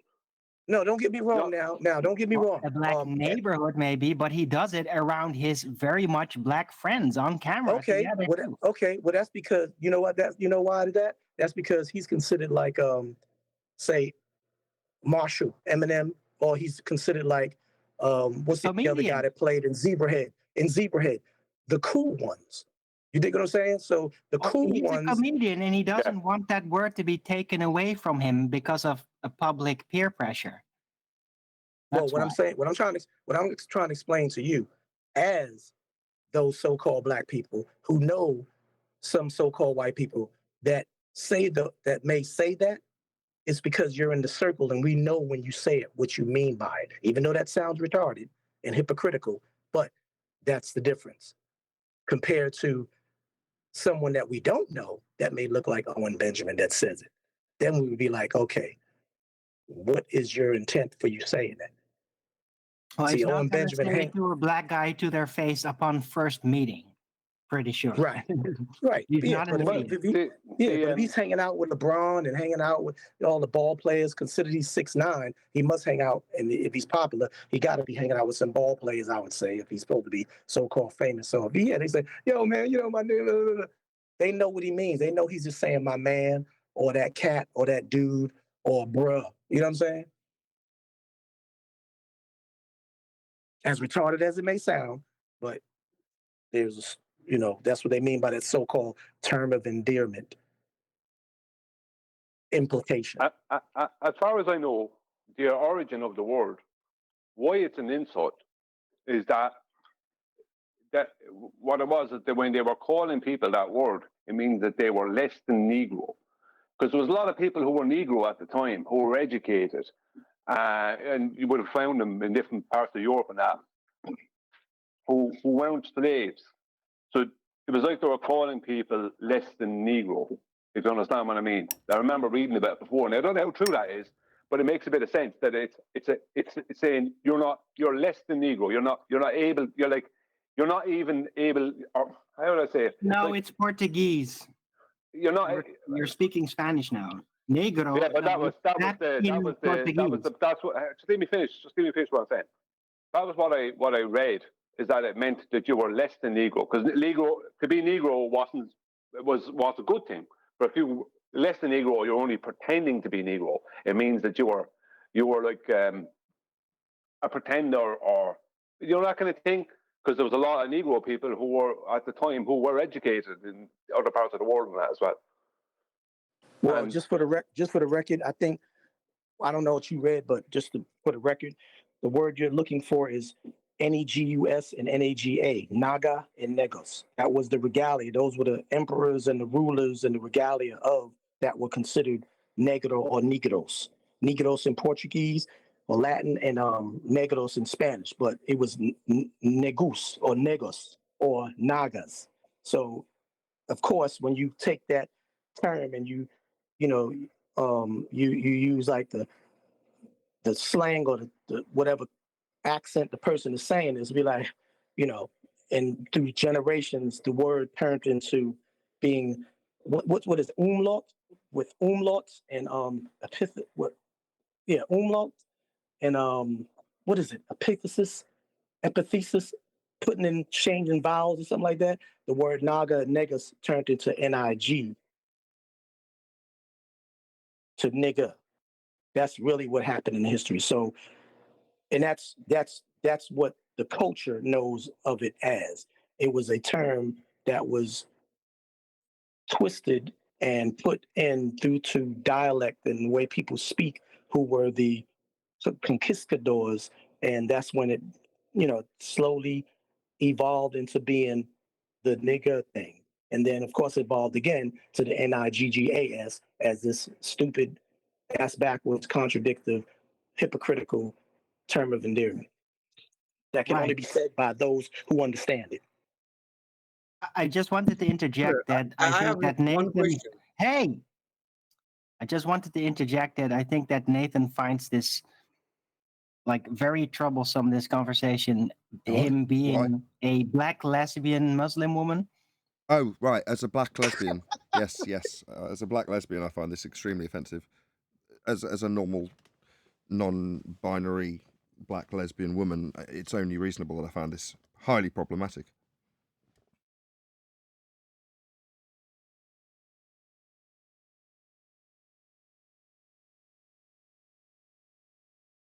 Please continue.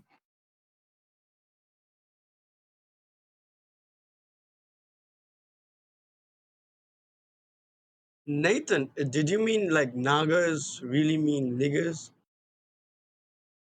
Sorry, was that a hard R or a soft R?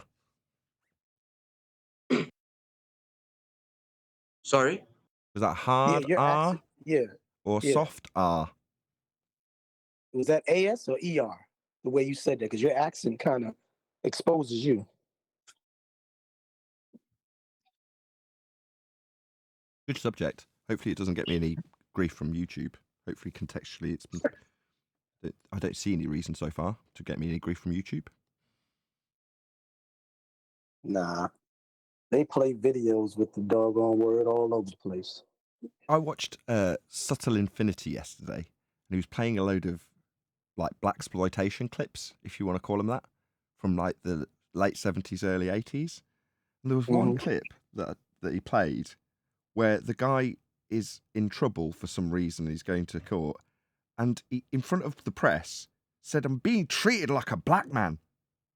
That's what he said to the press. I mean, obviously, that's why Subtle Infinity's used it. What treated like a black man?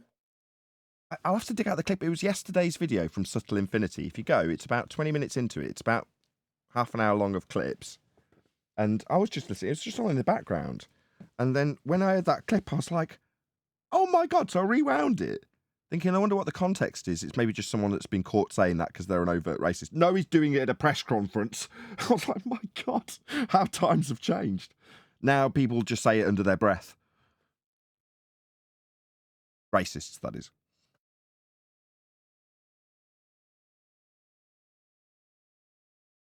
Mic check, mic check. Hello. All right. If we're still on this word, I just got a little funny story. When I came to high school in '95 in US, like literally the first day in social studies, a black dude from Africa named Laval told me to tell my social studies teacher, "What up, nigga?" And that's literally what I told her. And of course, the whole classroom cracked laughing. But the look this lady gave me, I knew immediately something was wrong. And that was my first day of high school in the United States of America. Yeah. It was embarrassing, but I guess just for context, what was the year, roughly? 1995. Okay, so the racism's definitely starting to fade out, and people are becoming aware that it's not okay to say that around that sort of time. So yeah, that kind of makes a lot more sense, because it's starting to be no, you can't get away with calling, you can't just use an overt racist term against a black person like that. And yeah, but I'm gonna be honest with you, bro. Like I kept using that word for years, man. Like I was in a neighborhood where it was just used. Soft R. And I never really thought about it offensively or anything like that, but I was just surrounded with people that use that word, and I was using it for years. Yeah, and I literally had to relearn myself later not to use it and to speak properly. Contextually and socially correctly, right? Nigger with a hard R is what people take offence to. When it's been reappropriated, or what's the word? they took ownership of the word. The black community took that word as their own, and they subtly changed it, softened it. Well, that's them taking ownership of the word, and you've been using that word in that context. Nothing wrong with that. Yeah. Oh no, it is something. It is no. That's the correction I'm coming in. It is something Yeah, I'm wrong not with using that. it anymore, D Rose. Just to let you know, bro. I've been Yeah. that word free for many years now. Just to let you No, know, what I'm brother. saying, what I'm saying to you is, I don't know where you're from or where you're at, but where I'm from, if you don't have copper-colored skin and you use that term, you're getting a beat down. Yes, Number two, my advice. I should have clarified that. I'm really sorry, I don't know, D-Rose. but No. Hold on. I just want to clarify Never- that. Only we can say that. You can't say that. Just so we're clear. That's the hypocrisy that we're speaking about if you heard the earlier context of what we're talking about. Secondly, never take the advice of a foreign national, no matter what complexion they are, meaning an African from whatever, because they don't understand the diaspora of whatever inflicted emotional or psychological effect that word does in the United States of America. So never take that advice from a fifi fufu from wherever Africa. Now, I hear what you're saying, bro. But the whole thing was funny. The whole classroom laughed, except the lady, the teacher, who gave me the face. After which I learned, I was like, holy shit, this is something bad. And shortly after that, I learned what it is. But again, I kept using the word for years because then I moved to Jersey and I was literally in the area, North Bergen. I don't know if you know West New York. It's right across Manhattan, dude. It's mostly Not too far Latino from and black Orange people. and Newark. Yeah. Have you seen there's a parody of the first time a black man used the word nigger? And that parody is set I think it's set in the 1800s or something, and they're all in the denims and the dirty white shirts, right?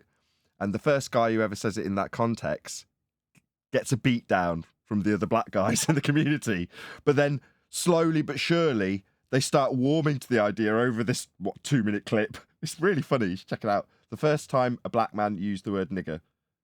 You know what? That's what I loved about Dave Chappelle's show, because Dave Chappelle, he touched on things like that. Like he had one with the thing nigger called family? Exactly. You dig You what I'm ever see saying? that? Oh, that shit's hysterical.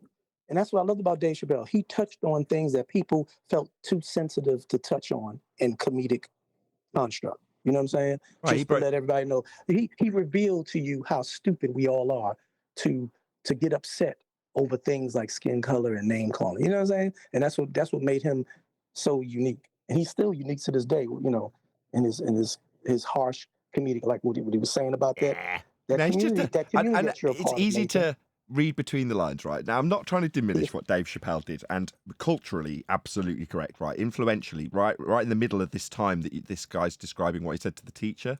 It's about that sort of time that we're talking about with the nigger family and Dave Chappelle. That is around that, roughly around that sort of time, mid-90s.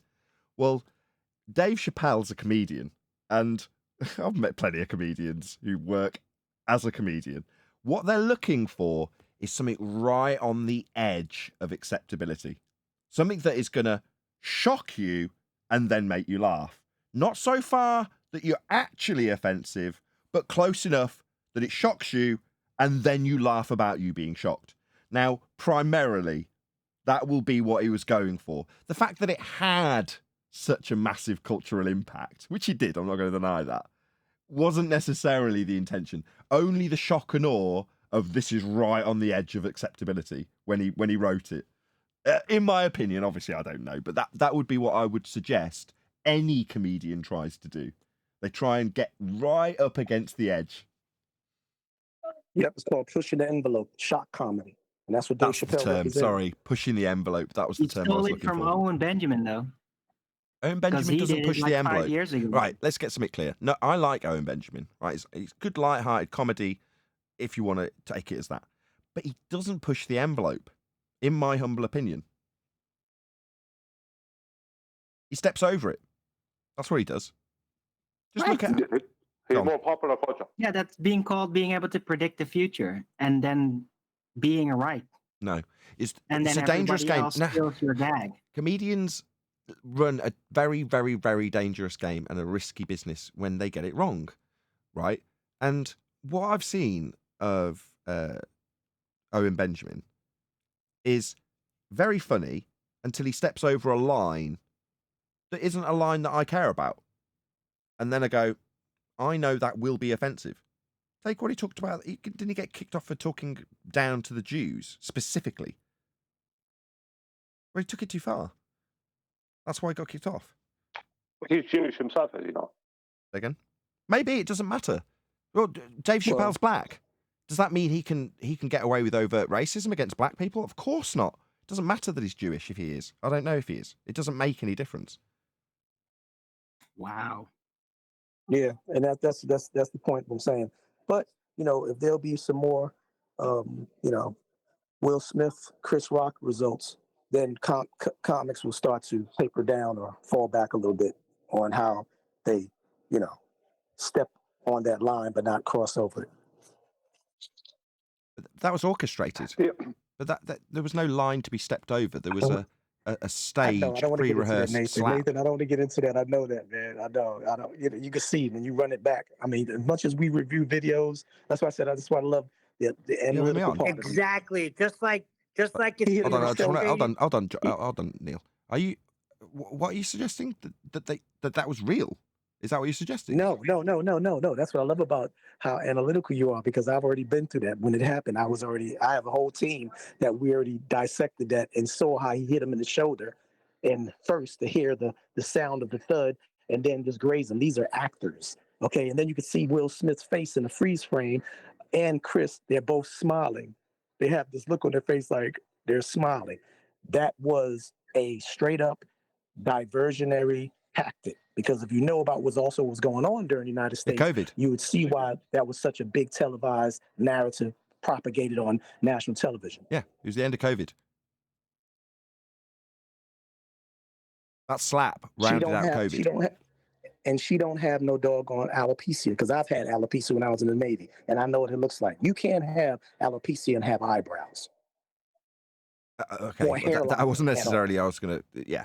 But the slap itself, I mean, that's not necessarily because of high degree of discernment. I went through performing arts school. You know what I mean? I learned how to do those. In fact, I used to spend hours busking with a guy called Ray doing things like that, pretend fighting. You'd set up all the angles. You'd find a point in the wreck in Stratford that you had sight lines that you'd worked out from the audience's perspective, so they couldn't tell that you weren't actually hitting each other, or we weren't hitting each other. So yeah, I mean, I've talked before about busking and juggling and doing magic tricks on the street for money. But in this instance, me and Ray would practice this stuff for hours. In other words, you'd go to the college and what you would see would me and Ray looking like we're beating the living crap out of each other for hours and hours and hours and hours and hours at a time. And it was tedious and it hurt because the process is rolling out of positions and getting into positions and making it seem like you're hurting each other. But obviously you're not. It's called slapstick. Why is it called slapstick? Anybody know why it's called slapstick? Anybody? I'll tell you why. The reason it's called slapstick is because when you do stage fighting on a stage, off stage, there's a man with a long pole with two pieces of wood attached to it that's sort of sellotaped together, if you imagine. You've got a broom handle and then two flat pieces of long wood, say 20 inches long. And what they do is they hold one end of the pole, and when you go in to slap somebody, they slap the slapstick against their hand. And it goes, so that when you, from the sight line of the audience, look like you've just taken a big strike against your opponent's face, and they react with absolutely perfect timing, so it looks from your vantage point like they've just been smacked in the face because they've reacted. I'll just add something in here, a side note. Reacting is far harder than throwing the slap. In other words, to do what Chris Rock did and make it seem convincing is much more difficult than the person that throws the slap or throws the punch. Yeah? Same with wrestling. The guy being chucked and landing on his arse in the middle of the ring, that's harder than the guy who chucks him, both physically and in terms of rehearsal. Anyway, slight deviation. But yeah, that's what a slapstick is. That's what you have to do, create the sound. And if you can't, like me and Ray, we had to figure out a way of doing the slapstick without someone noticing. So we had to figure out where on our body our hands could meet naturally without the audience noticing. So you could slap your thigh as you're turning, and it's the old magic trick. You wave your hand in the air so that people watch that hand, and then slap your thigh with the other so that it looks like you've just rotated, slapped someone in the face, and you hear the impact. Well, to make it more realistic, get someone else to do the sound effect off stage. Then you don't have to slap your thigh. Make sense? That's a slapstick. That's all that was. Slapstick has become an exaggeration of itself when you see Bottom or The Young Ones, or what's an American equivalent with slapstick humour? I can't think of one off the top of my head. But anyway, that's become an exaggeration of itself, slapstick humour, where they over the top exaggerate so that you know that they're faking it. But everything in Hollywood movies is the same. It's just slapstick. Because they're not really hitting each other. It's just stage fighting. That's all Chris Rock and what's-his-face did. Will Smith. Stage fighting. Of course, they're trained actors. Do you think they would allow some random member of the participating audience, in that case, to start yelling out profanities and then walk up and deal with a host of the show? The security guards would have been absolutely all over him in a heartbeat. It doesn't matter that it's Will Smith. Will Smith's lost his nuts. Get on him, get on him. This isn't part of the show. Get on him, get on him. That's what would have actually happened if it wasn't part of the show.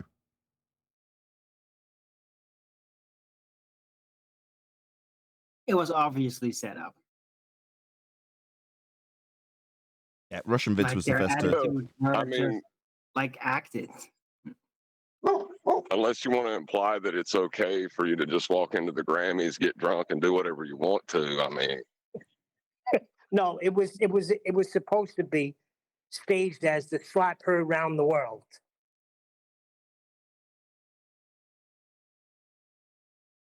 Anyway, well, a load I'm of sure old it's bollocks. easy to get into the Grammys. No security whatsoever, right?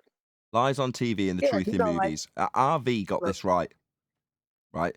So RV recently did a video pointing out that Alex Stein was on with Roseanne Barr, and to his credit, actually did credit where the citation or quote came from, or what would you call it, catchphrase, turn of phrase, that came originally from Russian Vids, or RV Truth as he's now known on YouTube. So subscribe today to RV Truth. But yeah, lies on TV and the truth in movies.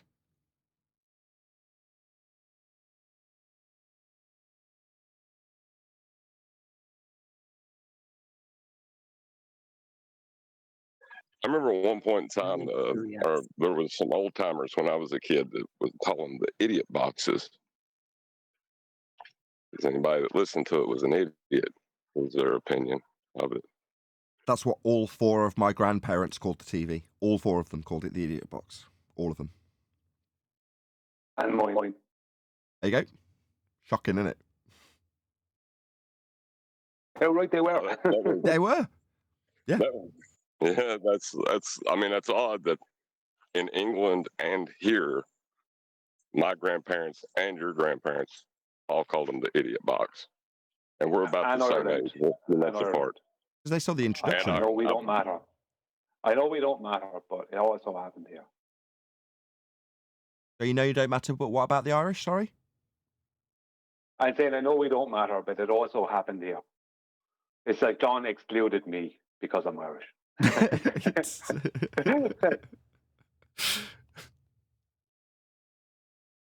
Oh, there's some martyrism reference that I could have tied to something Irish. I just can't do it quick enough. Yeah, I'm having a little moan from myself. Yeah, I remember my grandparents telling me that why it was the idiot box as well, because it's all nonsense. That's what they used to tell me. Right again. But they saw the introduction of I it, was right? told So as a kid that everything on TV was a lie, that I should, per default, assume that before investigating. But everything is a lie on TV, even when it's presented in a documentarian style. So when I was doing the Gadget Show, what they had on a script was what they wanted to be scripted, regardless of what they were doing. They had a beginning, middle, and end all planned out in the script. Well, in one instance, I'm sure maybe I've told this story before, I can't remember.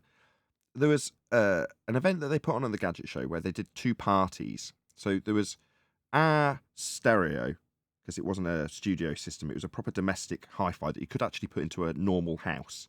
But it was worth about £250,000. It was expensive.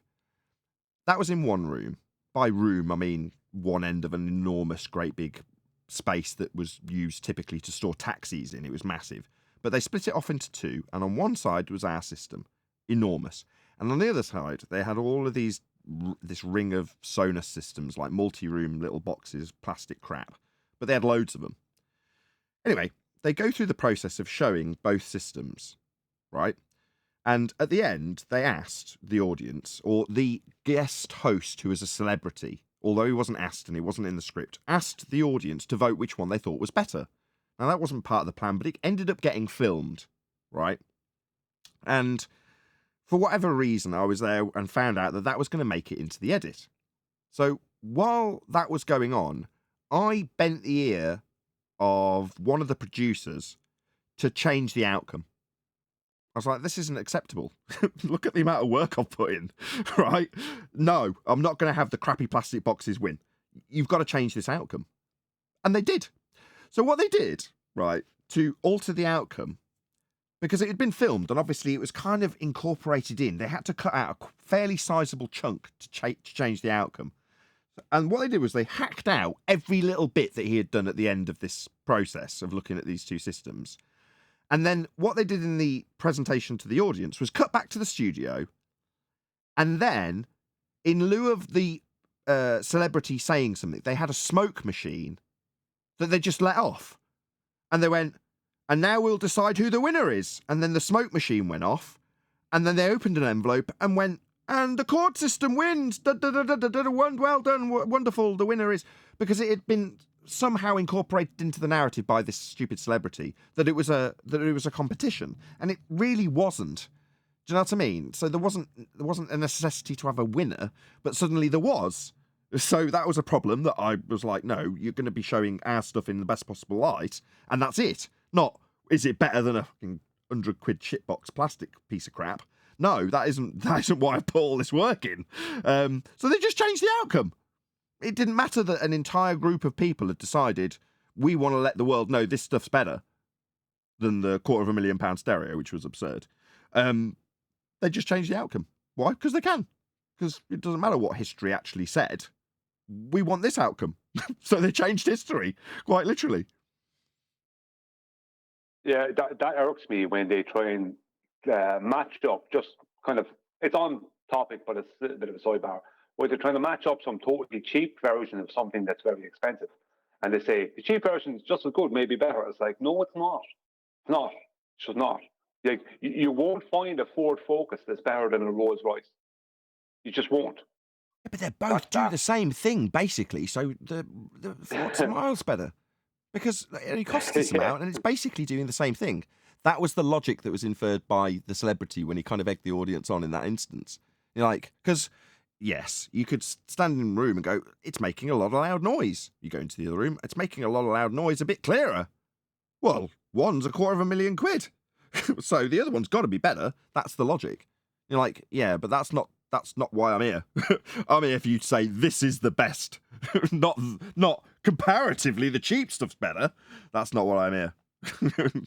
Change it. This is only 80. This is only $80, and it'll do you. And if you need a part, it's cheap to replace the part. So considering that you are basically poor, this is definitely a much better option for you.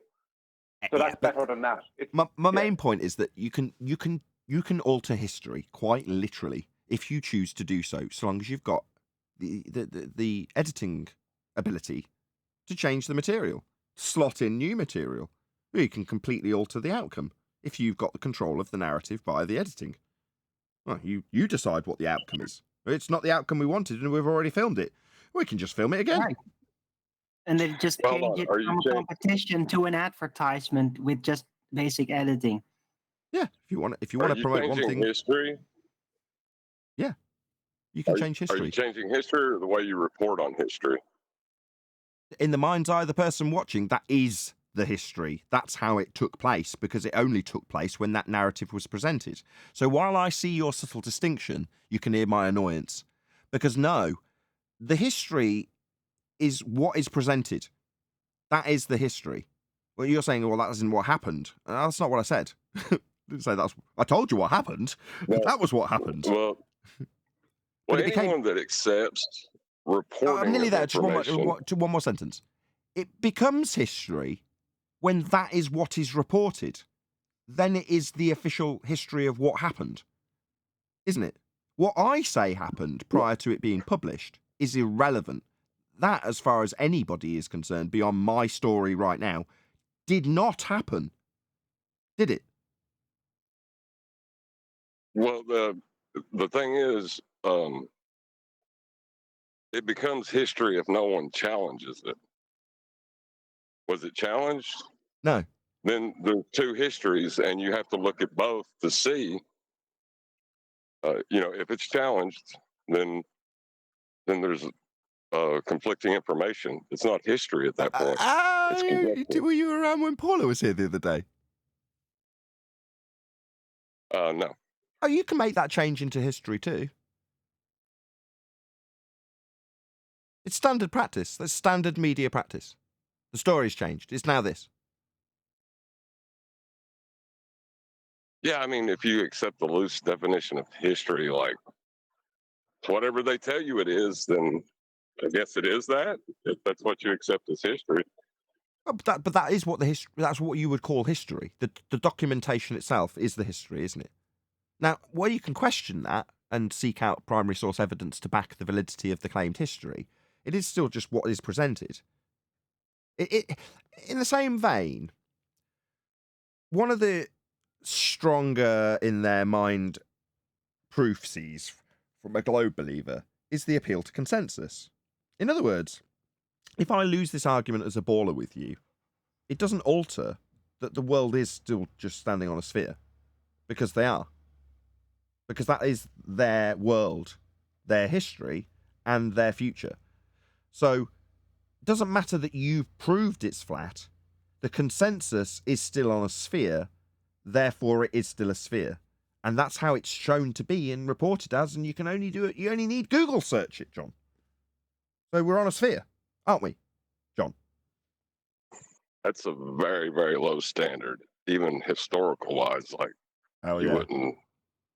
Oh, you know yeah. what I mean? Like, that I could get behind. The standard's so low. And what does that tell you? It tells you that your average Joe's stupid. That's what it tells you, doesn't it? well, they just don't have high standards. Everyone I else, don't just know hold if on for a they're second. I all want to touch stupid. John. Everyone else, just butt out. I just want to talk to John about this because we talked about it about 3 or 4 days ago. But this is we didn't have an example at the time. Yeah, you have expressed your, I want to say annoyance or frustration. I can't think of the word, but in respect to the fact that you've fathomed this out of your own volition and then been shocked at the fact that you hadn't recognised it before. We've heard similar stories from John, right? You go, oh my God, but why doesn't everyone else realise it? And then you come to the awful realisation that it doesn't actually take very much at all to lie to almost everybody around you. And therefore, what's the conclusion? Most everyone around you is really stupid. That's the conclusion you come to. No, you can't say that. I just did. It's more about I actually like the did. I dancing verbalised bear. it. The words did come out. I promise. Right. Well, the thing is, it's more like the dancing bear, and until you see the dancing bear, you're focusing on the passes that are thrown back and forth. You know. So I don't think it's a matter of everyone's stupid. I think it's just they've not seen the dancing bear yet, and that's what we're trying to do is point to the dancing bear, right? Maybe. I mean, in terms of the general intelligence quota, I remember Peterson, what's his name? Jordan Peterson, is it? Talking about the standards for the military. And based on their application, he was extrapolating out the military because it's just a nice, broad, wide, applicant pool that you could pull from to extrapolate out into general societal terms. And he did clarify that when he made his example, just in case anyone digs at me.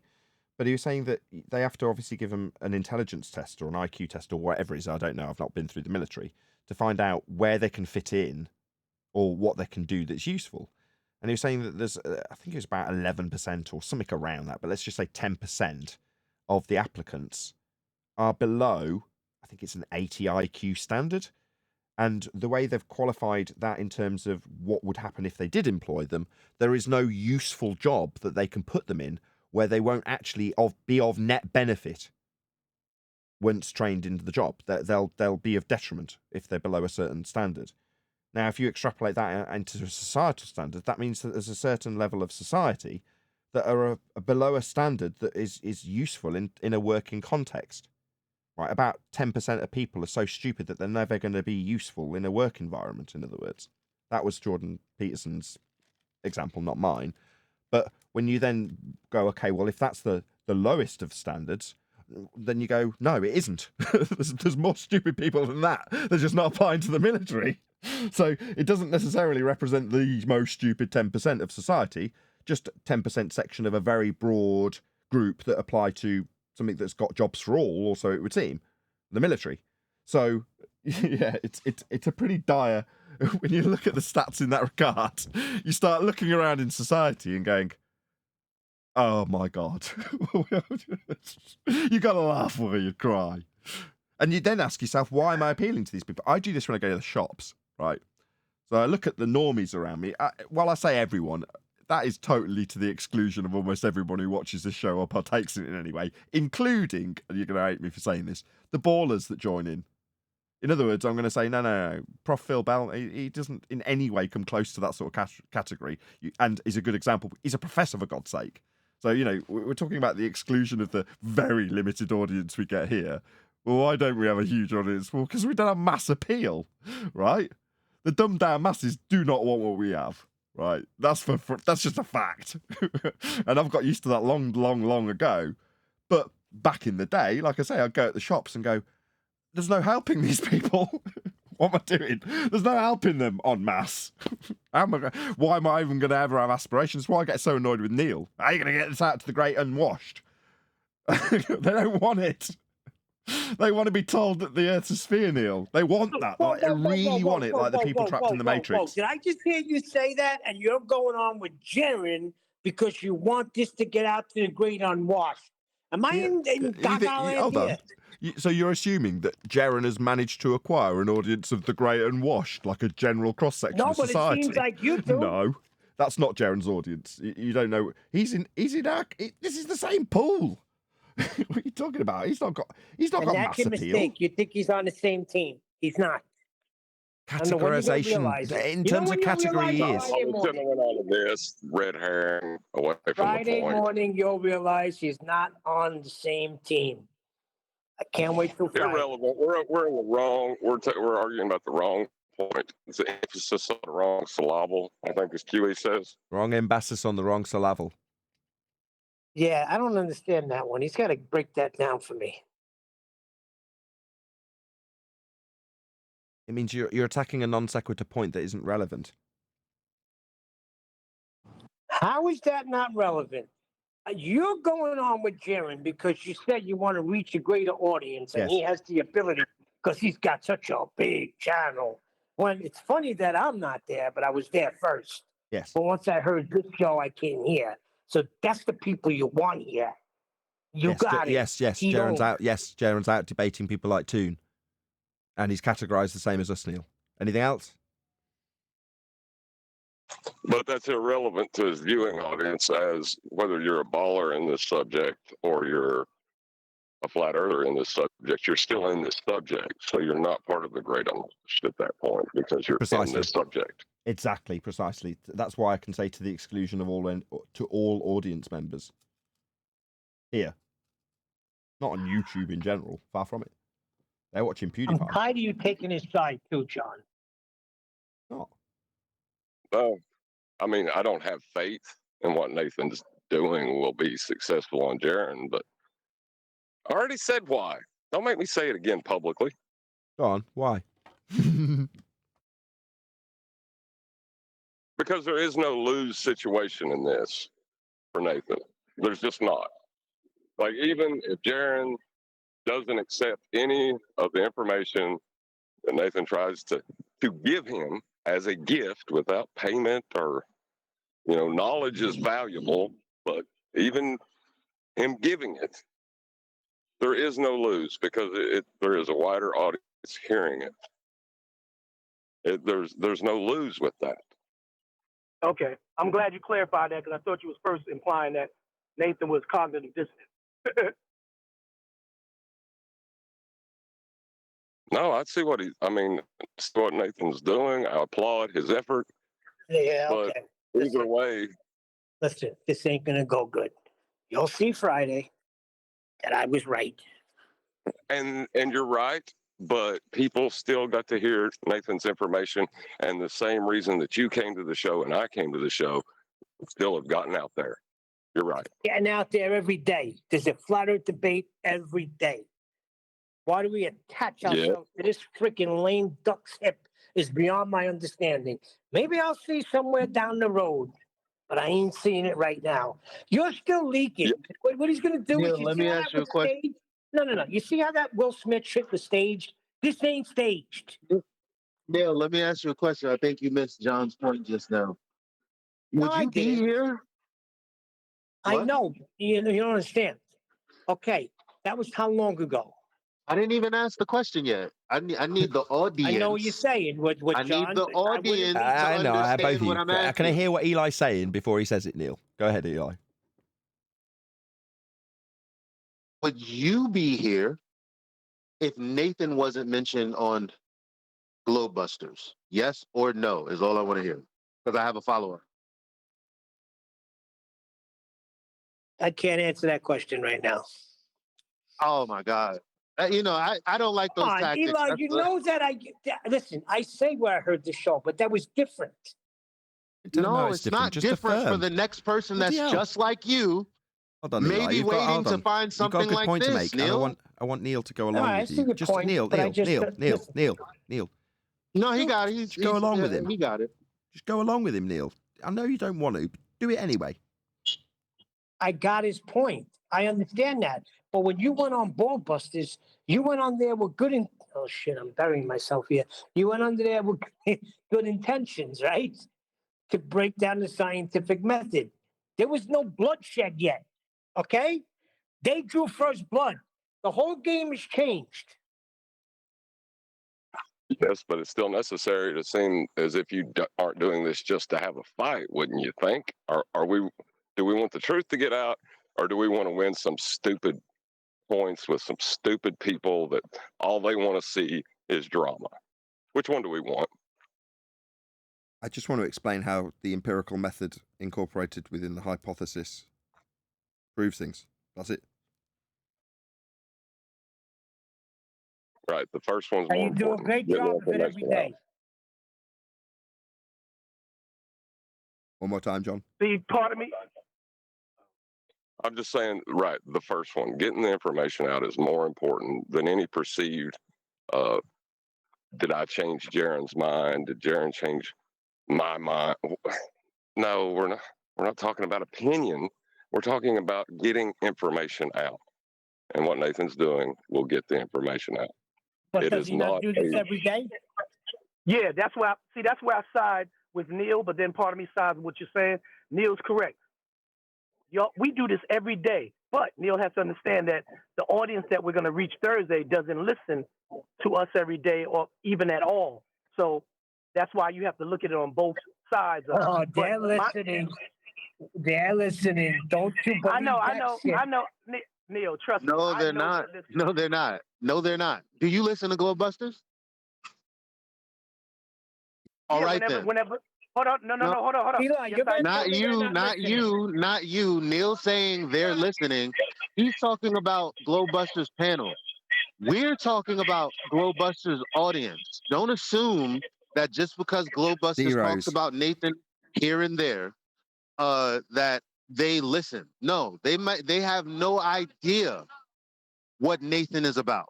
They probably only assume they know based on what they hear from Globebusters because that's their show.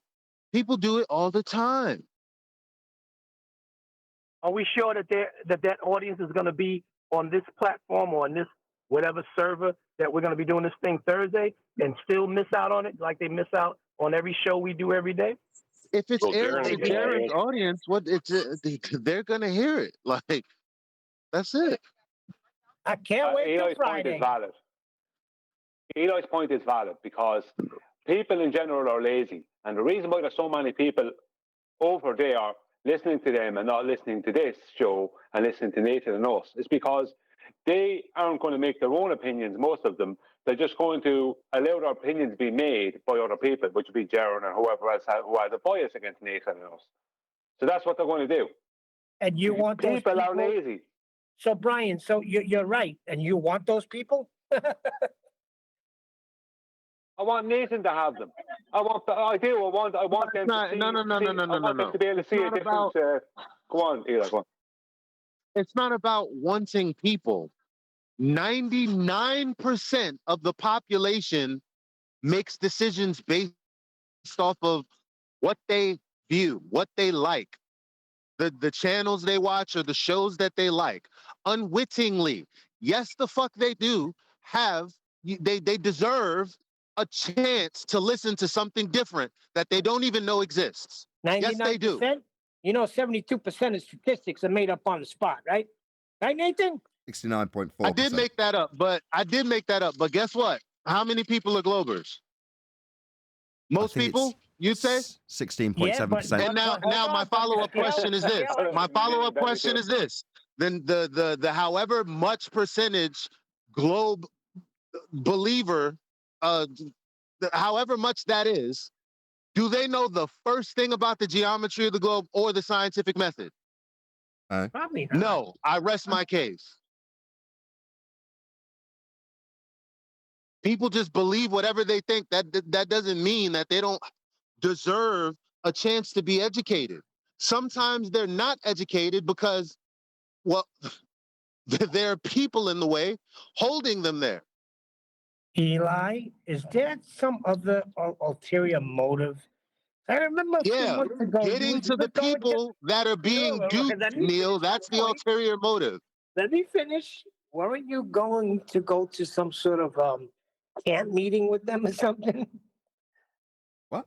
Could it be like you still got a little hidden liking for Jiren? Like, is it something I just like told that? you. What's with the red herrings and non sequiturs, Neil? I don't mind answering that. I actually I quite don't like know. Jared. It could be a little personal. Let but me maybe answer. strictly business. You're addressing Eli with that, and you should be addressing me with it. Because if you're gonna take it to some non sequitur red herring about how Jaron and I get on personally, well, Jaron and I have always got on quite well personally. In other words, it's quite funny actually. Between our messages, there have been many over the last few days, which should speak for itself, by the way. Right? After one of the messages, I said, I'm not going to be able to reply to you for a bit because it's my birthday today. I've got stuff on. So then Jaron responded to all my points. And at the end, he was like, oh, and by the way, happy birthday. And sent a little birthday gif with people holding balloons. In other words, in between the vitriol between me and Jaron, there is still that underlying, oh, just a point of courtesy. Happy birthday, by the way. You know what I mean? So Okay. All right, So- you guys got a bromance. We got it. it's not a bromance. Don't take it to where it isn't. I'm just saying there's a remnant of underlying respect between the two of us, right? Now, the fact that we can have the conversation back and forth, right, without me swearing at him or him swearing at me, right? Number one, the fact that we can both keep our tempers in check for long enough to have a prolonged 3-day back and forth on Skype, again, should speak volumes. We're both hotheads, right? So, I don't know. You want to say you want Jaron's personal attention? He's appealing to that too. Oh, you want my personal attention, do you? Because I'm massive. Yeah, I'm directly saying that. I want your audience. Yes, I am saying that. But from a personal perspective, I've always got on with Jaron and thought he's all right. Same goes for Dave Weiss. Same went for Bob. See, that's why I didn't want to talk about my only opinion on this. My only thing is, my only worry is, because I'm not going to pin this on nobody in particular, but my only worry is that we condemn people who are ignorant simply because we don't like the people that they follow. I don't think that's fair. It's I not. agree with that. When did we do that? Neil is doing that. Oh, Neil's doing that. What did you do, Neil?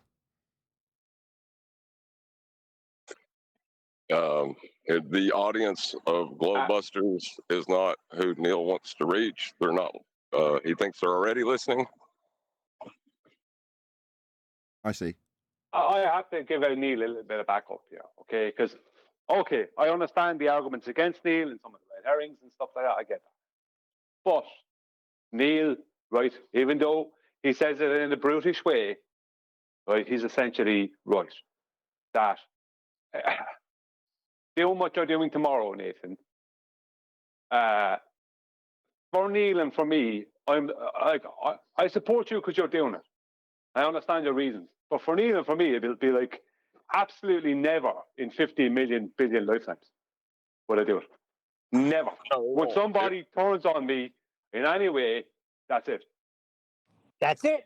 Yeah, They hold up. stuck the knife in. That's the last knife you'll ever stick in me. But that's missing the point of doing it, isn't it? Yeah, it is. That's completely missing the point of doing it. One more person says I'm missing the fucking point, I'm gonna lose my fucking mind. And no swearing, Neil please. is not missing the point. No swearing. He's not missing the point. Neil's not missing the point. I speak because Neil is getting angry now. He'll only show himself in a bad light. He's not missing the point. I'm not missing the point. That's why I'm supporting Nathan. But Neil is honest. He's just being honest. And I agree. I agree with you all that it probably won't work. He's already shown who he is. It's a wasted breath on Jaron. But that isn't why I think he should do it.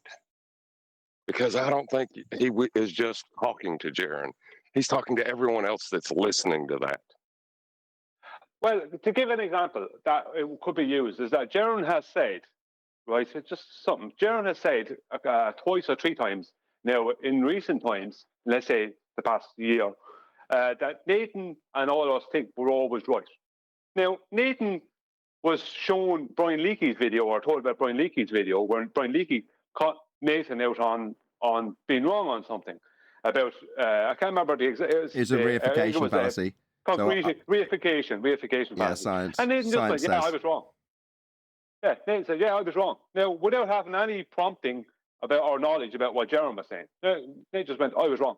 So if Jaron says that, Nathan has to just pull up that clip from him just in the past few days admitting he was wrong. So either way, it won't go wrong for Nathan, I don't think. But it's just that. I've got to be honest, right? What's going through my mind at the moment, Brian, is stuff like that. Which is to say, if for the sake of argument, what was the example, the Brian Leak video? By coincidence, Jaron had actually sent me that video. I just hadn't watched it. When I reacted to it, it was the first time I watched it. But he had actually posted that video to me in one of his examples of how wrong I was, right? This is Jaron. And you don't have to look very far, is my point, for me to show that I'm more than happy to concede when I'm wrong. But I don't want to get into that sort of wrangle-dangle with him. In other words, without seeming dismissive, because it has sunk in when John pointed out that to Dell, I was like, oh, I don't care about that. What I mean in my context is I've got something that I want to focus on rather than apologies and stuff that's personal. I don't want to focus on that. I don't want to seem dismissive. In other words, there's a whole bunch of stuff that he wants to bring up. He wants to bring up celestial navigation. He wants to bring up water boiling and the experimental setup. There's various different things he wants to cover.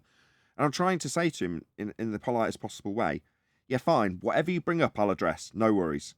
However, my focus will be on hypothesis construction. Because I don't want to get into the wrangle-dangle of any sort of personal slight. But at the same token, it's like, that will be my obstacle, not getting my information out. I know I'll do that. I could do it without looking. It's not going to be difficult in that regard. I don't need to prepare anything in that regard. I haven't, unlike when I went on Globebusters, had the need to contact QE. I'm going, how am I going to go about this? I haven't contacted anybody because I don't need to. I know what I'm going to do. But what I am going to have to face as obstacles is, okay, now we're on to the non sequitur of celestial navigation. Yes, it would be beneficial to go through how this proves Earth's flat. Jaron's under the apprehension that you can do celestial navigation on a sphere. Now, when he brings that up, if he brings that up, I've got to subtly go, I don't want to actually talk about this. All I want to do is expose you to the empirical method of science. And as much as I'm going to find it difficult to bite my tongue on going off on a 10-minute tangent about celestial navigation, no pun intended, I don't want to do that. I just want to remain focused. So the only challenge is going to be, how do I seem non-dismissive when essentially segueing whatever he throws at me with a reasonable response, so it's not dismissive, and then get it back onto, this is how science proves things. Because that's all I want to do. Yeah. What I would say to you there is, if I was in your position, for the best outcome, I just deal with everything that's put in front of me, regardless of what you want to put out, right? I think for overall best outcome, if he brings up celestial navigation, you should correct him on celestial navigation. You should correct him on, and you will eventually get the scientific method. But if all you want to do is try and get the scientific method, quite a crowbar scientific method conversation in there everywhere you can, that's not going to work well. It would be much better for me as an audience member who follows Jaron, right, to hear you correcting Jaron on where he was wrong about celestial navigation.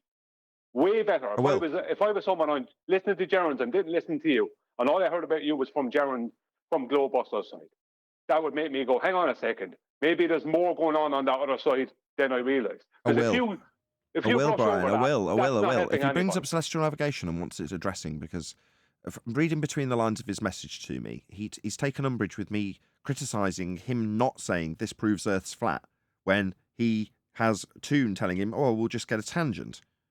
So in response in my messages, I've said, well, if you want me to go through celestial navigation and explain why they haven't got a tangent, it's not no Atmo day, there's sphere-shaped air always, there's never a tangent, there's never a straight line to anything, then I will. However, and this is pretty much verbatim. That's not correct. The tangent they're talking about is not at the horizon. The tangent they're talking about is directly underneath their boat. That's the tangent they're claiming, not the one from the eye line to the horizon. That's not the tangent they're claiming. Then it's not celestial navigation, is it? Well, no, but this is the thing. The tangent they're talking about is not the one that was debunked by the Black Swan. The tangent they're on about is the one that they're going to place directly underneath their boat. And then they're going to try and somehow make a dip correction from a globe's either geometric or refracted horizon. Just try that one more time. That's not celestial navigation, though, is it? No, it's not. It's not celestial navigation. But well, it is. Well, it's not celestial navigation. No, it's not celestial navigation. Right. It's not correct. But if you bring up that the Black Swan debunked that tangent they don't have, no, they do have this one. As in, that's not debunked. The tangent they claim is not debunked. It's, if you understand what I mean, they're just using simple geometry. No, I get what you... let me just clarify, because Brian's concerned about it. I just want to clarify that to Brian that I do understand what he's telling me, just so he knows that I'm not just ignoring him. Okay, what you're saying is, when they say tangent, and they're referring to their tangent plane extending out from their position that will later be transposed down to the equatorial plane, you're saying it's not the tangent point marked with an X labelled horizon in the begging the question proof of nothing perspective hijacking Earth curve calculator, but in fact the Dingleberry tangent plane that they are referring to. Correct, Brian? Yeah, so you giving that rebuttal about their tangent, they don't have a tangent, is not a rebuttal to that. It would be seen by everyone who understands it as a misunderstanding. Yes, it is. No, it won't. I'll tell you why. Hold on. I'm saying yes, it is. Are you agreeing with me or Brian? I'm saying yes, it is a rebuttal. Are you about to agree with me? Because if so, I'm going to shut you down immediately. Yeah, all right. Yeah, go ahead. No. Oh, that was a joke. Go ahead. Oh, well, see, the thing is, that tangent point they're claiming in that situation, because they don't understand their own maths when they're doing this, is where surface level of the sphere and eye level meet to create a flat horizon, right? No, that's what's not the problem? We're talking about. Oh, that's we're not that? talking about that. No, So we're it talking is. about the tangent underneath the boat, the Dingleberry tangent. Yeah. No, but you're not. You're talking about. across. You're not talking across purposes, Brian. You are talking about one and the same thing. You and John are talking about the same thing. The differential that he's talking about is what's marked in their maths that will have the Dingleberry below it at the point of the boat with the globe with you at the top of it. That is the extended surface level ... marked horizontally in the maths, and eye level ... also marked horizontally in the maths. So they are one and the same thing. You're not talking at cross purposes. You and John are talking about the same thing. Yeah, I understand that. I don't miss that point. But the point I'm talking about is that your rebuttal to the tangent being brought up earlier was wrong. I just wanted you to know that in case it's brought up and you use that. No, That's not I'll wrong, concede that. I'll say that. Dingleberry. No. In terms of how I've presented it as a rebuttal, I haven't clarified the marked with an X below the surface level, which is where your extended Dingleberry tangent plane you're inferring in this instance would give you a horizon below surface level. That would be the appropriate response. Whereas I just say, Black Swan, we've debunked your tangent. You're saying no, because they're not claiming tangent to the horizon in that instance. They're claiming tangent plane from their position. Yeah, I get what you're saying, and it's a worthy... I acknowledge that. Fine. But the correct response to that, when it's brought up, the Dingleberry, is the detailing of the dip correction. That is what proves it's flat. Because the dip correction gives you the 90 at both the GT and the observer. It does, but it's not where I would go. And it's not where QE would go either. And I'm with him in this regard. No, I just go straight to the acquisition of the horizontal baseline for celestial navigation in that regard, because that's going to, on their extended plane, have 90 degrees to the ground position for the star. Well, if their Dingleberry Earth has an extended tangent plane, then you've got 90 degrees to space, not the ground position. That's where I would go with it. I mean, both are valid. I'm not saying yours isn't. But the dip correction is what gives you that. That's why I always go straight to dip correction. Because the dip correction cannot work without a horizontal plane, and that horizontal plane being the Earth. It's being mean sea level. We're saying the same thing. That's why I go. Dip correction is part of the Earth curve calculator. That's how they get the Earth curve calculator, is through dip correction. We're talking about a circle that they're claiming is the surface of Earth. Right, they're talking about a sphere that's supposedly the surface of Earth with a plane attached to it, and that is your eye level at the surface of the sphere. That is where surface level and eye level meet. The only point in their math or in their explanation of the celestial sphere where eye level and surface level touch, right? Yeah, I understand that. Yeah. But dip correction... Then it's over. Then right there it is over. Hang on. But we have to, if it's going to be celestial navigation, you've got to be specific about dip correction and celestial navigation. That's why I go straight to dip correction. And the ballers always have to just run. They can't deal with it because of what dip correction is. Sure. Just let me finish. Let me finish a second. Nathan, after, I know it's been a couple of years, but I'm sorry to say this, but I still think you just don't get the importance of the dip correction argument. I do. Because you're bringing your eye line down to the horizontal base that is the Earth. I absolutely understand the importance of dip correction. Yeah, but you have to understand it the other way. If they decide that they're doing the maths the other way, which is bringing the line up to the eye line, because that's what the ballers do. And a baller will show Jaron how they're bringing it up from beneath the horizontal, which is not correct. It's still only a height of void correction, which means that differential that John is talking about between two parallel horizontal planes, that's what's actually going on. But they hoodwink people. But when you understand it and you use it correctly, they run. They got nothing. Sure. Literally nothing. I get it, Brian. And if this conversation does get broached by Jaron, then I'll do my damnedest to explain it in the best possible light, but as concisely and as swiftly as I possibly can, so that I can readdress the focus to science and the scientific method. Now, as much as the importance of celestial navigation, or the importance of the Black Swan, or the importance of space being... Yeah, they are all really important, and yes, it's really important that a new, wider audience hears that. But I've got to remain focused. I've already gone through this process once. I've already shed enough blood. I've got to keep my focus on what I want to achieve. Okay, if you're sharing, will you be sharing slides at any point during? Probably not. I'm very lazy. You don't like doing that, yeah. Well, I was going to say I'll make I'll make 2 slides and send them to you. and you could use them if you wanted to show dip correction. But if it's something that you don't. You'd rather not do. The last thing I want to do is get into presenting slides on some segue that I don't really want to be on. I mean, yeah, Jaron might want to discuss celestial navigation because he feels slighted at me criticising him for claiming, as Toon claimed, that celestial navigation could take place on a ball Earth when it can't. Now, that's something he's taken umbrage with and said, well, they just say they get a tangent. Okay. Well, how are they going to acquire an elevation angle to a GP position? But if you don't understand this argument, I'll explain that to him. But you're saying, no, get out the slides and focus on... my focus is on scientific proof because the journey that we all took, that's where it started for us. Now, with anybody new, Dr. John Dee is probably the best example of this. He was very, very... Let's not start... I'll start that sentence again. Dr. John Dee needed convincing of what the scientific method was and didn't necessarily want to hear it because it made some of the things he claimed not quite as valid as they sounded when he said them the way he said them. Let's just put it that way. So he was reluctant to take the information on board in exactly the same way, if not slightly more aggressive. I'm not going to be around the bush about it. But I took the time, 2 or 3 days to go through it. I was a lot more successful, a lot quicker with John than I am being with Jaron. But that doesn't matter. It was the same process that I had to remain focused on with somebody who was definitely not willing or wanted to take on board the information. But because that's where I started in this road to success in Flat Earth, that's where I feel the focus should be.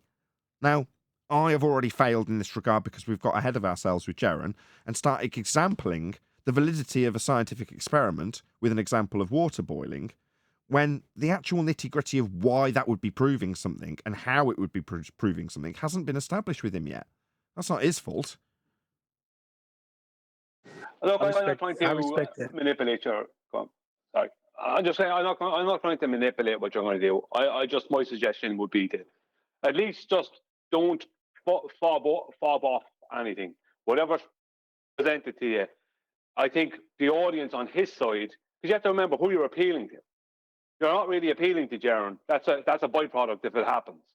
But you're appealing to the people who are listening on his side, who don't listen to this side. You're showing them that how you have that little extra bit of knowledge that Jaron doesn't have, and will seem obvious that he's either is confused about or just doesn't understand at present. And that's what I'm saying. Don't fob any topic off. Yeah, that is a great objective to have. And from a self-motivation point of view, that would be the thing that I would go for. And it'd be nice if that is a byproduct as a result of Jaron asking me certain questions that I don't necessarily want to be my focus. So I'm going to do my damnedest to do that, Brian, I promise, for the wider audience. However, the valley excavated between our factions, if you will, has come as a direct consequence of the magic trick that is science. That's where this rift between us has been drawn or has opened.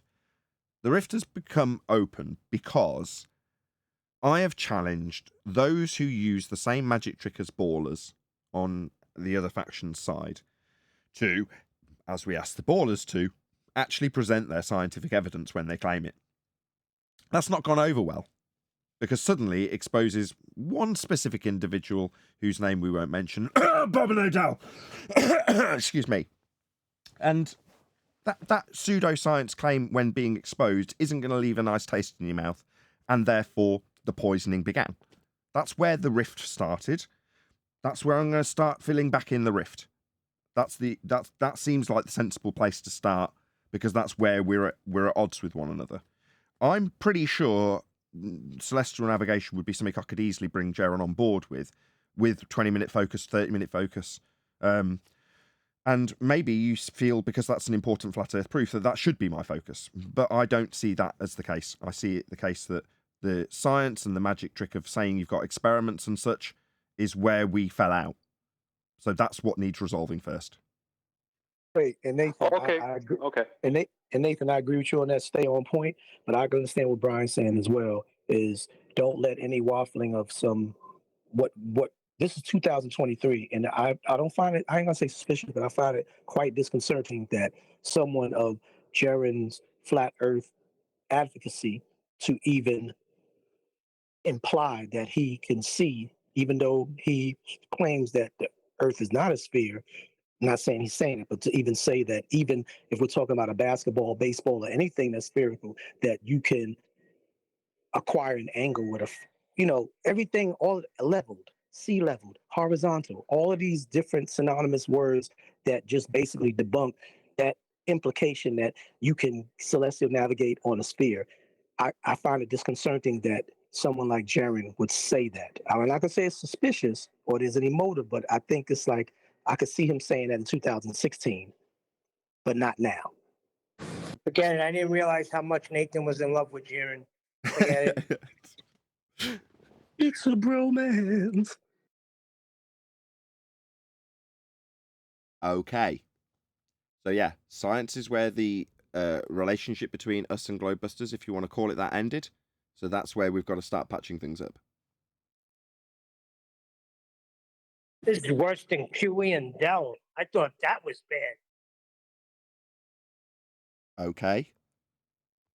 So Nathan, you never had a rapport with Dell, right? Because apparently you're not trying to make amends or try to make the same type of approach with Dell. You didn't have that kind of rapport like you do with Jaren. No, I'm saying QE had a bromance with Dell. But see, This QE. is worse. Don't bring up that heartbreak. Yeah, but QE ain't trying to make friends. QE is going at him, isn't he? Are you He trying ain't to tell me? trying to go at him hard enough either. He laid off a lot. God. Bunch of bitches I'm with. That right, Neil?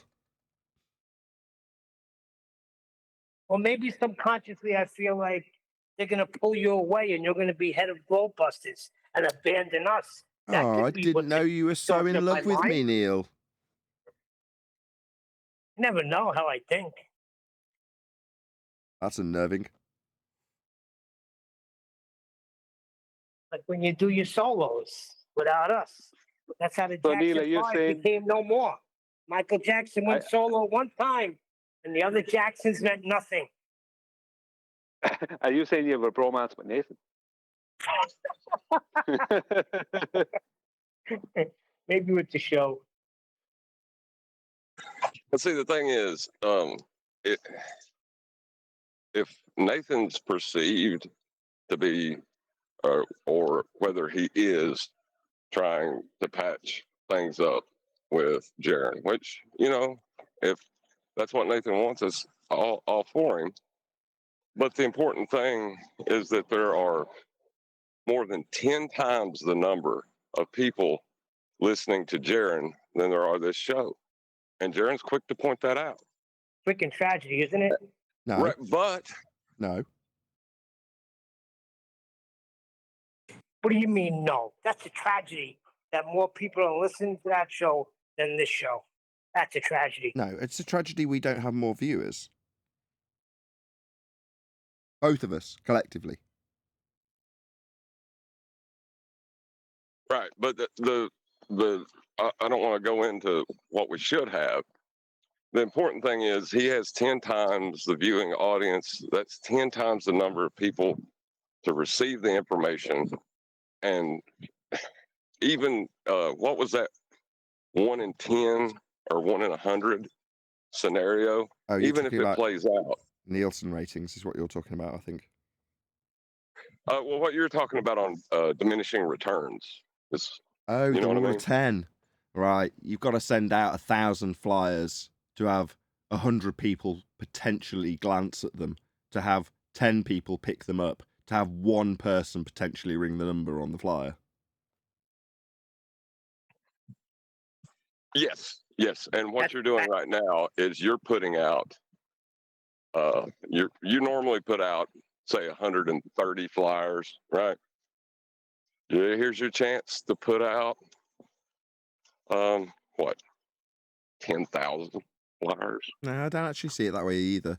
I mean, that might be a byproduct if I was really lucky and suddenly Jaren and I became best buds and he wanted to promote the hell out of me. That's not going to be the case, though. And in terms of the flyer, what's on the flyer? It isn't Nathan Oakley 1980 channels here to give you all great flat Earth information. No. The way that this is successful, in other words, the flyer is in Jaren's hand. and he gets the information disseminated to him once on some random Discord server that I'll record, and don't get me wrong, I'll publish it. But this isn't necessarily going to go out to Jaron's audience. What the success in that regard comes if Jaron understands the scientific method, because then he can annihilate the globers that he debates, like annihilate them. That has a net benefit for everyone. Are you saying that Jaron's viewers will not be viewing Jaron when he goes to this Discord, this public Discord? I mean, I'm sure they will. I'm sure they will. But I'm just saying this isn't... I intentionally did not want me or him to be in the position where we have to actually be the main host of the show or the main host of the Discord server. So it's not incumbent on me to make sure there's a good show or to make sure that the guests are kept in check. Same goes for Jaron. It just means that he and I are both at ease because there's no fundamental responsibility. As a YouTuber, I would hope that he will also want to record it. Maybe he'll publish it. I don't know, but that's not primarily what's taking place. Yeah? Apocryphon has provided a venue so that neither of us have to concern ourselves with such things. Whether or not either of us do is a different matter. Right, but on the law of diminishing returns, right? You're reaching our target audience tenfold what you normally could, or maybe even 100-fold. I was on Jaron's channel talking to Jaron's audience, which I'm not going to be. But that's not necessary to communicate science and the scientific method to somebody who decries it, so that they can understand how and why people utilise the word of science to infer they've got proof when they haven't. If I can communicate that to him and he understands it at the end of the process, which may be lengthy, as much as we've all poured huge amounts of money into discussing this, it may be the case that he gets pissed off with me in 20 minutes and then disappears. In which case, okay, 6 months from now, we'll be doing the same thing, and I'm in no doubt it'll develop a lot less conversation the next time I try. Right, but I'm not focusing on the best case scenario. I'm saying even in the worst case scenario, he rejects it out of hand, and he says that A can cause B and cannot cause B simultaneously, and puts himself in blatant contradiction, just like that is the most blatant contradiction you can state. Right. But it may not be Jaron's channel, but you will have Jaron's audience. Maybe. Hopefully. I would say the most hopeful, optimistic thing, which would probably never come into fruition, is it'd be nice if you can get on, like maybe if Eddie Bravo had his own show like Joe Rogan did, or if Joe would invite you to the show, or you would able to get on that show, or even Russell Brand's show, who's out there in the UK, and anybody that has millions of viewers who are the audience who we're trying to reach, who may be just as indoctrinated as Jaron's audience or the people that listen to Jaron that are not members or subscribers, and you get to be able to just speak uninterrupted, but answer the questions that the host interviewer asks you on a mentality, like in a kind of a idealistic way of like he's a baller or maybe he's someone who doesn't care versus this. But I see what you're saying. This is still restricted though, be honest. Jaron is still restricted compared to a Joe Rogan or Russell Brand or all those other people who have millions of viewers. It'd be great if you can get on those shows and just be able to be asked, like that when you showed that you were on television a long time ago, something like that, where they can ask you, well, can you explain this and that? And you could just throw everything down. Celestial navigation, the real meaning of the scientific methodology, all those things. That would be most wonderful. And if you could do that, you can pretty much negate anything Jaron has to say, negate anything Dell has to say, Rufus, Rumpus, and all of them have to say, because you reach that audience that never got to hear it, because they don't even subscribe probably to Jaron, Dell, and these other cats, because we're all in the same restricted boundary, going back and forth, arguing. Well, something my uncle once said to me, Nathan, and it's true. He said most of the time, he said, not all the time, he said, but most of the time, the best is never seen. And he used Muhammad Ali as his example. He said, at the time of Muhammad Ali, there was very likely someone, a heavyweight boxer, who was actually better, but things held him back. No one got to see him, and he never made it there. Yet he was the best. Like sometimes that's the way it is. The best is never seen, and we can see that throughout history. Often the time it turns out that there was someone else. I used Nikola Tesla as an example. they put Nikola Tesla forward as being the person, and I believe that up to within the past 8 months, right? I believe that he was in opposition to Edison, right? This is the story they give you, right? Now, I don't know about the rest of the story, but I believe he was in opposition to Edison. It turns out it wasn't him at all. It was this other guy. They changed, now, not that Tesla wasn't a genius, but they put Tesla actually worked for Edison. He wasn't in opposition to him at all. It was someone else who was in opposition to Edison. I can't remember the man's name. See, there you go. And this man was in opposition to Edison. And this is the man that they've written out of history. That the history doesn't, when I say popular history, people don't know about this man because they replaced him. They put Nikola Tesla where in the place of this man was this guy, this other guy who was in opposition to Edison, who had a problem with what Edison was doing. So there you go. Maybe that guy was the best, the absolute best, the absolute genius, the absolute number one, and we don't know who he is. I'll find the video. Edison was in opposition to AC. He wanted to go DC. Westinghouse, who was funding Nikola Tesla did work for Edison. He designed his DC motors for him. You know, but he also created AC and tried to get Edison to see how important AC was. But Westinghouse seen how effective it could be at transmission because it was all about getting it out, right? Yeah. So I don't know.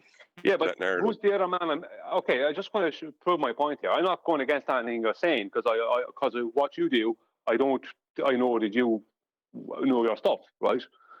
But and you know a bit of history. But who is this third man?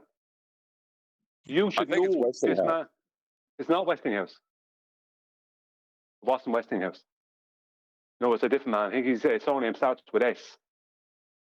Or his first name starts with S. And I posted the video. It was this engineer, this lady who was an engineer, who done her due diligence on it and found out this information. And she posted a video up 8-9 months ago on YouTube. When I saw it, I posted it in Master B or somewhere, but it got lost in the weeds. But I'll try and find it again. But it's a really interesting where she points out, not saying that Nikola Tesla wasn't a genius, but some of his stuff he hadn't made work. And people are under the impression he made this stuff work and it was just kind of beaten down. No, that's not the situation. He didn't actually make it work. He was, but that doesn't mean he couldn't have in the future or that it doesn't have relevance or some of the stuff he did doesn't have relevance. He was a genius and always will be. But this other man was the actual person who was in opposition to Edison. What I'm saying is that they ripped this other person kind of out of history. See the way they replaced him with Tesla in the story. And that other man, no one knows him. When I say no one, like the majority of people don't. So unfortunately, I mean, that's the way they wrote. We were just talking about history earlier. That's what they do. Did you want to get the last word, John? Because I'm going to round out. Go ahead, John. I was going to say Nikola Tesla didn't invent AC theory. I don't think he put forth any theory in his life. He just had inventions. No, there was this other man, I think, that came up with AC. Perfect. Right. Got that bit. Okay, I'm going to round out on that note. So a massive, huge, enormous thank you to both Discord and G+ panels for making today's after show possible. And of course, a massive thank you to all of you in either Nathan Oakley 1980 or Nathan Oakley premiering streams. Hopefully smashing the super chat, liking, commenting, sharing, subscribing, joining as a Nathan Oakley 1980 channel member and all that good stuff. I've been Nathan Oakley and I will see you all in the next video.